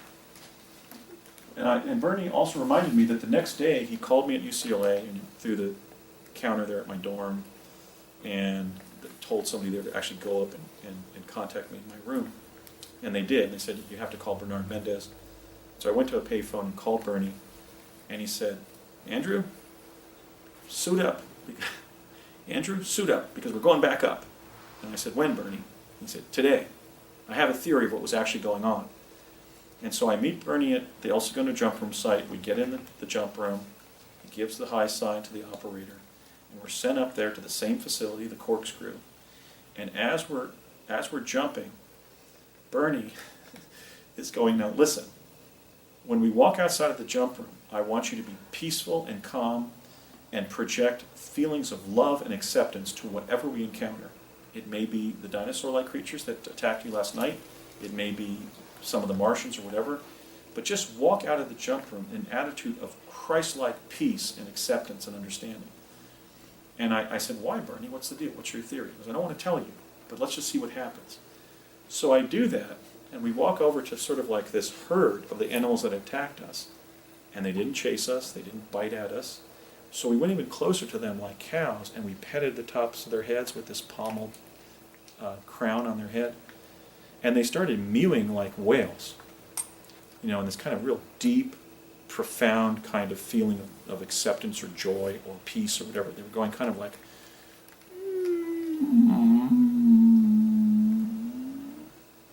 as we were petting them. And then Bernie said, let's go home. And he said, I think what this experience on Mars is telling us, that whatever we project into the cosmos, it'll feed back. We've been in some kind of solipsistic loop. When we brought our fear up there, they attacked us. But when we brought peace and understanding up there, they let us pet them, because they realized that we weren't going to do them any harm. So he said, this is a major finding. And I also think we're clearly in some kind of artificial environment, because how elsewise could we see you lose your arm and have it be back on your shoulder by the time you got back to El Segundo? So Bernie and I corroborated that right after he contacted Brett and I. Bernie's a pretty remarkable man. Among his past associates were Howard R. Hughes and President Nixon, who, as I mentioned yesterday, may have lost his presidency in the Watergate scandal because he was trying to police the abuse of time travel to create large billion-dollar fortunes. And Bernie also corroborated the involvement of Obama, Dugan, my dad, and the time when he and I met Admiral Stansfield T. Turner, who had just served as the Director of Central Intelligence for President Carter, before we started jumping in '81, now into the early first Reagan administration. Stansfield Turner came out of one of the jump room facilities and walked over to Bernie and I said, do you remember how I said, oh, it's Peter Byrne, the Bigfoot hunter, kind of as a joke? Because Admiral Turner had like a pith helmet, a cravat, and like a tan short sleeve shirt, shorts, and hiking boots. He looked like a kind of a mountain climber. And he said, hi gentlemen, Stan Turner. And so we know that this former Director of Central Intelligence went up and was one of the jumpers. Bernie also, for my benefit, I'm deeply grateful for it, recounted the fact that my dad was sort of an acquaintance of his who was frequently speaking with him as a result of being on the project together. And he revealed to me that my dad really desperately wanted to go up and do a co-jump with his fifth child. And he was just ecstatic, Bernie said, when he was approved to go up, because as Mars came towards Earth, and we would only spend, let's say, 8 minutes in the jump room rather than 20, my dad was medically approved to go up, and we went up together in May of 1984. My dad actually had a medical escort with him to protect his health. So now, I mean, this may be anachronistic now, I think it's 17 Mars program participants that we've been able to identify by name. Here we have Mary Jean Eisenhower, who would go on to be the director of the People to People Ambassador program. When I met her, when we met after we had taken our nap there at the military dormitory at El Segundo for the night run, she said, "Hi, Andy, Mary Jean Eisenhower." And I said, "Oh, really? Are you a descendant of President Eisenhower?" And she said, "Yep, the one and only." And Laura confirms that that sounds like her aunt. And again, Admiral Stansfield Turner, an Annapolis graduate. There again is not just the Navy connection, but the Annapolis connection. And a former director of Central Intelligence, again, the CIA connection to the Jump Room program.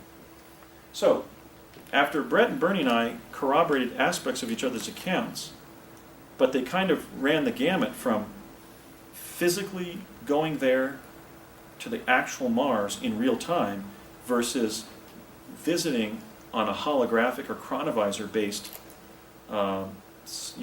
hologram of Mars or some other planet or planetoid. Kind of a range of opinions emerged between Brett, Bernie, and I about where we had actually gone in time-space when jumping to Mars.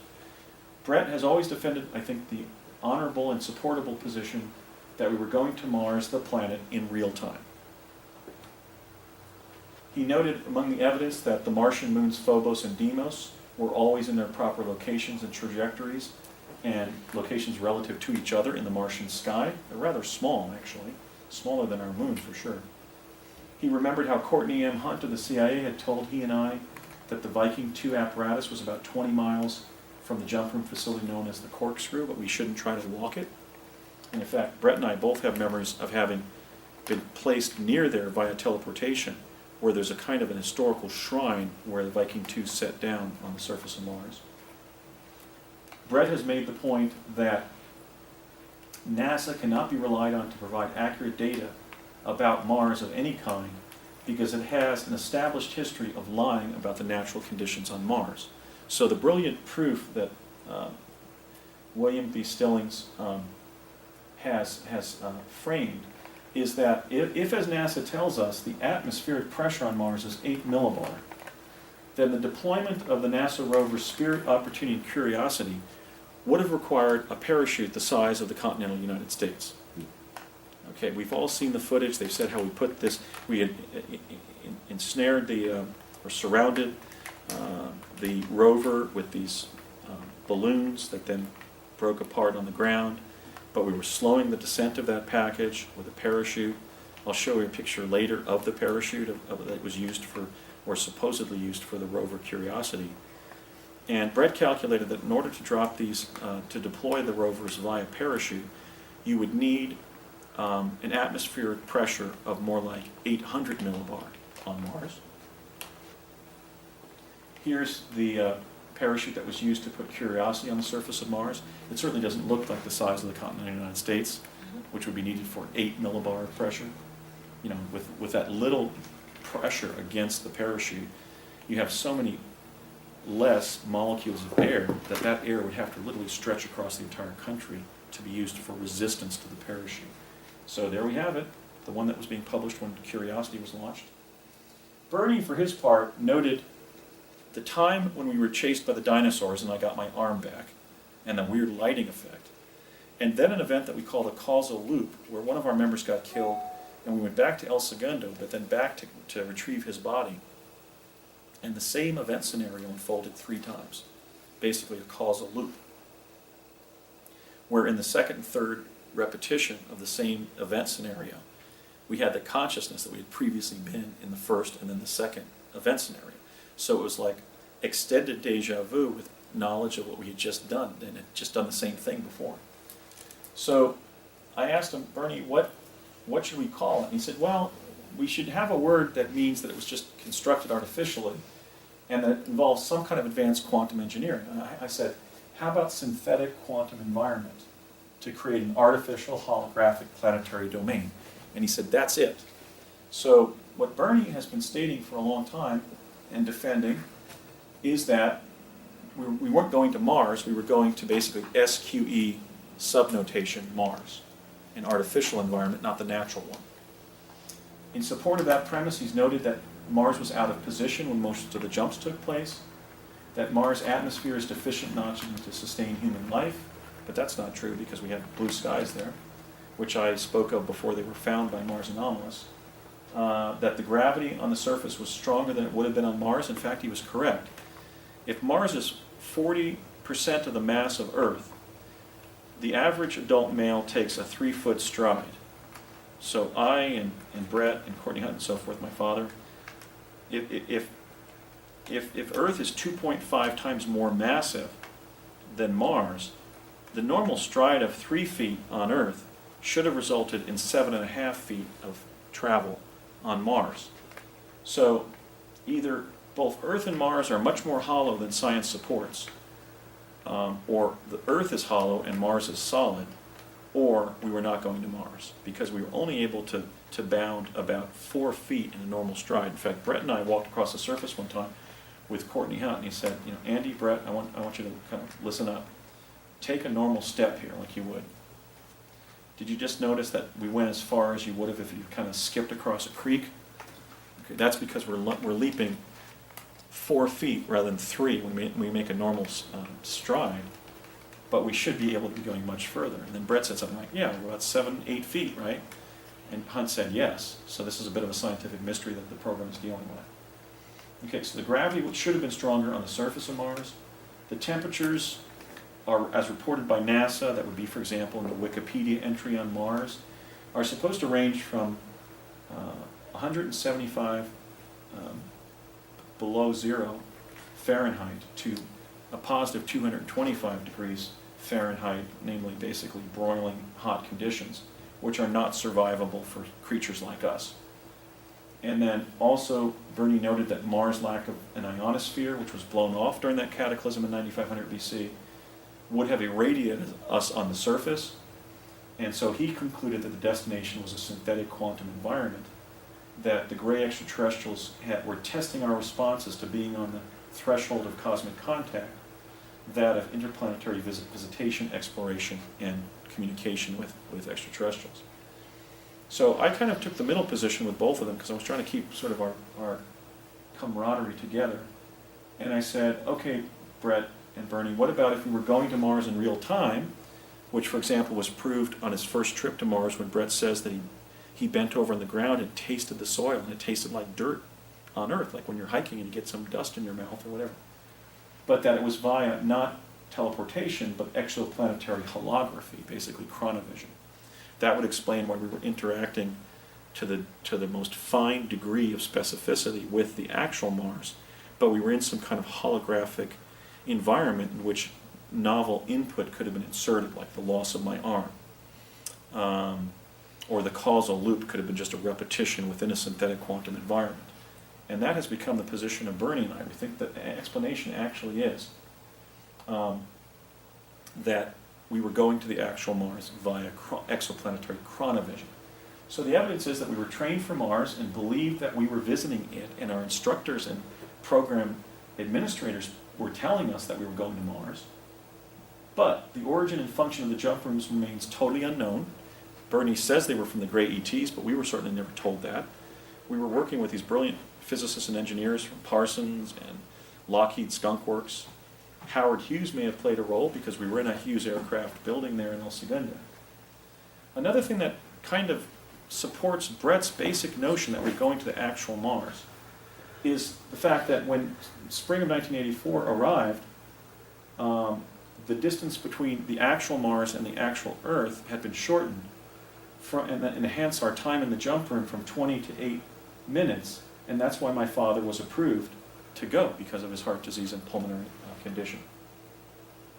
And at the same time, even though the fact that the closeness of the two planets strongly argues for Brett's position, we can't deny the fact that during the jump room, which Brett was not part of, but that Bernie, Regina, and Mary Jean and I were on, strongly indicated that we were visiting some kind of hologram. Okay, so where we are now is basically, it had to have been sort of both. We were going to the real Mars, but in a non-ordinary way. So there's been two unofficial presidential denials by President Obama, one of the participants. After Brett Brett Stillings, Laura Eisenhower appeared on Coast on November 10th of 2011, about a little bit more than a month later, in January of 2012, an article was planted by the Obama administration in Wired.com. And in that January 4th, 2012, literally what? That's about 60 days later, they planted a story in which Tommy Vidor, the spokesman for the National Security Council, okay, the National Security Council includes the President, the Vice President, the Secretaries of State and Defense, the National Security Advisor, the Assistant National Security Advisor, and their spokesperson. At the time that this article was planted in Wired.com, Tommy Vidor, who had just served as the point man on the Certificate of Live Birth controversy, in the birther controversy, planted a room in the Danger Room column. Again, that's sort of the use of threatening terms to stigmatize certain discourse in our country. In the Danger Room column of Wired.com, he officially denied, or at least denied, as a spokesman for the White House, that Obama has never gone to Mars. And he said, only if you count watching Marvin the Martian has he ever gone to Mars, which I think is a really pretty ridiculous statement. But then, of course, that's exactly what a secret chrononaut wants you to believe. And who were they referring to as secret chrononaut making this claim about Obama? Yours truly. I had begun to refer to myself as a U.S. chrononaut. So they did what has been done regarding the extraterrestrial issue since the Durant report of the CIA's Robertson panel was published in 1953, which was to deny claims of extraterrestrial life and subject the claimants to public smear campaigns involving fear and ridicule. And here it is in 2012, January 2012. He didn't go to Mars. He's just seen Mars on a cartoon. But the assertion that he did go to Mars is exactly what a secret chrononaut wants you to believe. Now, so you may know why I'm speaking out. My government has ridiculed me for serving it voluntarily without pay or benefits in journeying to another planet. Totally unacceptable for American culture to accept. Here is the rover Curiosity, and when this was released and deployed on Mars, this is what President Obama said. As quoted in the Los Angeles Times on Montauk Day of August 13th of 2012, isn't that interesting? The time, in other words, between 1943 and 1983, when the Philadelphia experiment supposedly opened up a tunnel that led to Project Montauk being founded on August 13th of 1983, while we were jumping to Mars. He said, and I thought this was an extremely conceited statement, but I have to quote it because it's what his response was to the deployment of the rover Curiosity, now 8 months after the Wired.com piece. If in fact you do make contact with Martians, please let me know right away. I've got a lot of other things on my plate, but I suspect that would go to the top of the list, even if they're just microbes. Okay, now this is not presidential leadership, so let me kind of parse this statement. If in fact you do make contact with Martians, he made contact with Martians, I made contact with Martians in his career, not somebody else's even. Please let me know right away, implying that he has no concept, right, of having gone to Mars. I've got a lot of other things on my plate.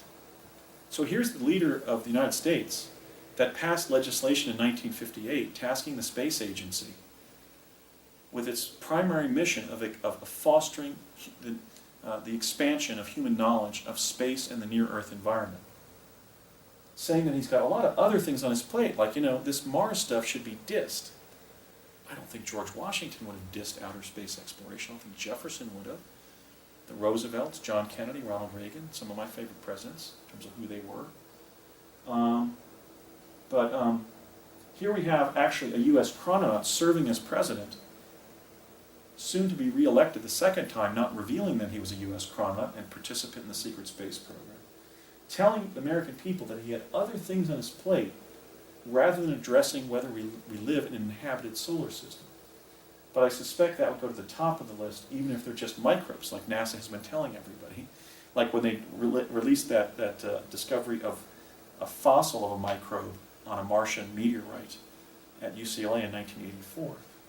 So again, this isn't leadership. This is leadership by proxy. It's leadership by disinformation, by even the President of the United States citing previous disinformation campaigns. Oh, that it's all just microbes. Well, wait a minute. If I showed the first images of humanoids on Mars in 2008, even if you want to take my story about going there and just push it into the dustbin of history and never try to prove it or believe it, I still showed in my paper that Mars is inhabited by humanoids. So why, almost 4 years later, is one of my former Mars colleagues stating that, well, when they do find something, it might just be microbes, okay? We are basically being suffocated by disinformation, by an entirely disingenuous form of government that constantly lies to us. And knowing that we went to Mars and did so as colleagues, how can I not run for president, try to correct this garbage? So, I love Barry like a brother. He's really a fine person, but he's been playing the insider's game of basically not telling the truth to the American people about fundamental questions like, is our neighboring planet inhabited with humanoids like us? So, what is the result of? What is he adhering to? He's adhering to the findings of the Durant report. Here's physicist Durant. That was a paper that was produced by the CIA's Robertson panel, which met in 1952 and 3, and then he released his report in 1953. And I mentioned how its basic thrust was to deny the existence of ET life, debunk the reports, even though the Chinese are putting UFO sightings on the front page of the People's Daily, and to subject those making reports of ET life to public smear campaigns involving ridicule, fear and ridicule. Well, that's what they did on the Colbert Report. They told me they wanted to do a legitimate piece, a legitimate interview with me in studio about how teleportation had been developed 40 years ago. And then they parodied me as Barack Obama's gay lover on Mars. No, I'm a former U.S. chrononaut, and I went there. And I happen to be straight. I happen to be an avowed heterosexual, believe it or not. So, one presidential campaign, next slide please, is going to occur in 2016. When I run, I'm going to first of all be adhering to the truth principle. I'm going to admit the existence of ET life as a candidate and then as president if I'm elected. I'm going to publish reports of ET life on the White House website to reverse this 60 years of lying. And I'm going to support the proposition that the people have a human right to know about the cosmos that we inhabit, including the fact that it is an inhabited cosmos. We have to stop telling lies to our children. This is a pathetic situation. We are biological organisms on a planet, on a tiny rocker arm of the Milky Way galaxy, approximately 165 million light years from the center of that galaxy. We are ultimately insignificant, but in and of ourselves, ultimately ultra-significant as life forms, as intelligent beings. And it is not functional as a civilization to be lying to ourselves and our children about the basic situation that we're in. That on that tiny little planet, in that tiny little obscure solar system, on that rocker arm, 165 million light years from the center of our galaxy, we have neighbors that are over on the next planet, okay, the next campsite. It's not Buzz Aldrin, it's 3 types of Martians. So, my Mars policy is going to be also, in addition just to the truth principle regarding extraterrestrialism, my Mars policy is going to admit the U.S. presence on Mars. I'm going to lay it out.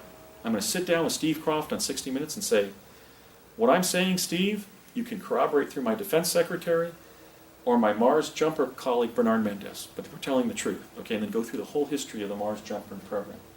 I'm going to declassify the CIA's Mars files so that the English translation of those 4 inches of French intelligence documents, for example, will be posted on the White House website. And I will sponsor the promulgation of an international treaty under, presumably, the UN, protecting Mars ecology and civilization from visitation, exploration, habitation, and colonization by human beings from Earth. The report is from David Wilcock, and certainly as corroborated by Laura's experience in 2006 and 2007 of she and her two twin boys being invited up there. David Wilcock stated in December of 2009, after I was on Coast in November of 2009, on Coast to Coast AM, he said, yes, there is a Mars colony, and when George Norrie asked him how big it is, he said, what I've been told is that presently it has 150,000 inhabitants. So if it's true, I mean, I haven't been in the program since 1984, but if it's true that we've placed 500,000 humans on Mars, first of all, I would ask, what gave us the right? Did it involve a territorial acquisition, our hegemony being directed at the Martian civilization, or was it based on a treaty with the Martians, and if so, why? And then, why weren't the people told? We were told about landing on the moon. We weren't told about placing 500,000 people on an adjacent planet. It is not acceptable. So next slide, please. What I'm going to do regarding Barry is I'm going to ask him to admit his role in the Mars Jump Room program after he's president, when there wouldn't be any retaliation for releasing a state secret, indeed a military secret, as commander-in-chief. Once he leaves the White House, whether he's followed by me or somebody else and then I enter the presidency, I'm going to ask him to admit his role. I'm going to ask him for a joint appearance where we'll talk about our experiences in the Mars Jump Room program. And I'm going to ask him to appear with me at the College of the Siskiyous to give complimentary speeches on space exploration as the destiny of the human race, not something to be concealed, and then to give all living Mars jumpers the Space Medal of Honor. Brett and I were told by Courtney Hunt, and he by his father also, that all of us secretly earned the Congressional Medal of Honor. And I said, Brett, that's for like valor in combat. He said, but that's what I was told. And I said, you know something? That's what I was told, that we actually were secretly, like an affidavit was placed in our file that said we had been awarded the Congressional Medal of Honor. I think it was probably evolved into the Space Medal of Honor. But of all of us who went there, whether it was the actual Mars or a synthetic quantum environment, we were leaving Earth. I mean, the jump room was taking us someplace in time-space. And yet we weren't paid, we weren't benefited, we received no military decorations, and we were involved in something that could have urgently caused us to lose our life. And so just to recognize those who have served, I'm going to ask the General Accounting Office to give me a list of everybody who served, and then we're going to decorate them there with Obama and I pinning their medals on their chest. So, to do that, I have to win in my campaign of Andy 2016, A Time for Truth. And so, just as it was a cosmic privilege for me to serve in Project Pegasus in the Mars Jump Room program, I hope that in the wisdom of the American people, I'm given the cosmic privilege to serve as their president, and I would ask you for your support. So thanks very much for coming today, and now maybe we should take a short break and then maybe open up the room for questions. So thank you for coming, and for hearing this true story.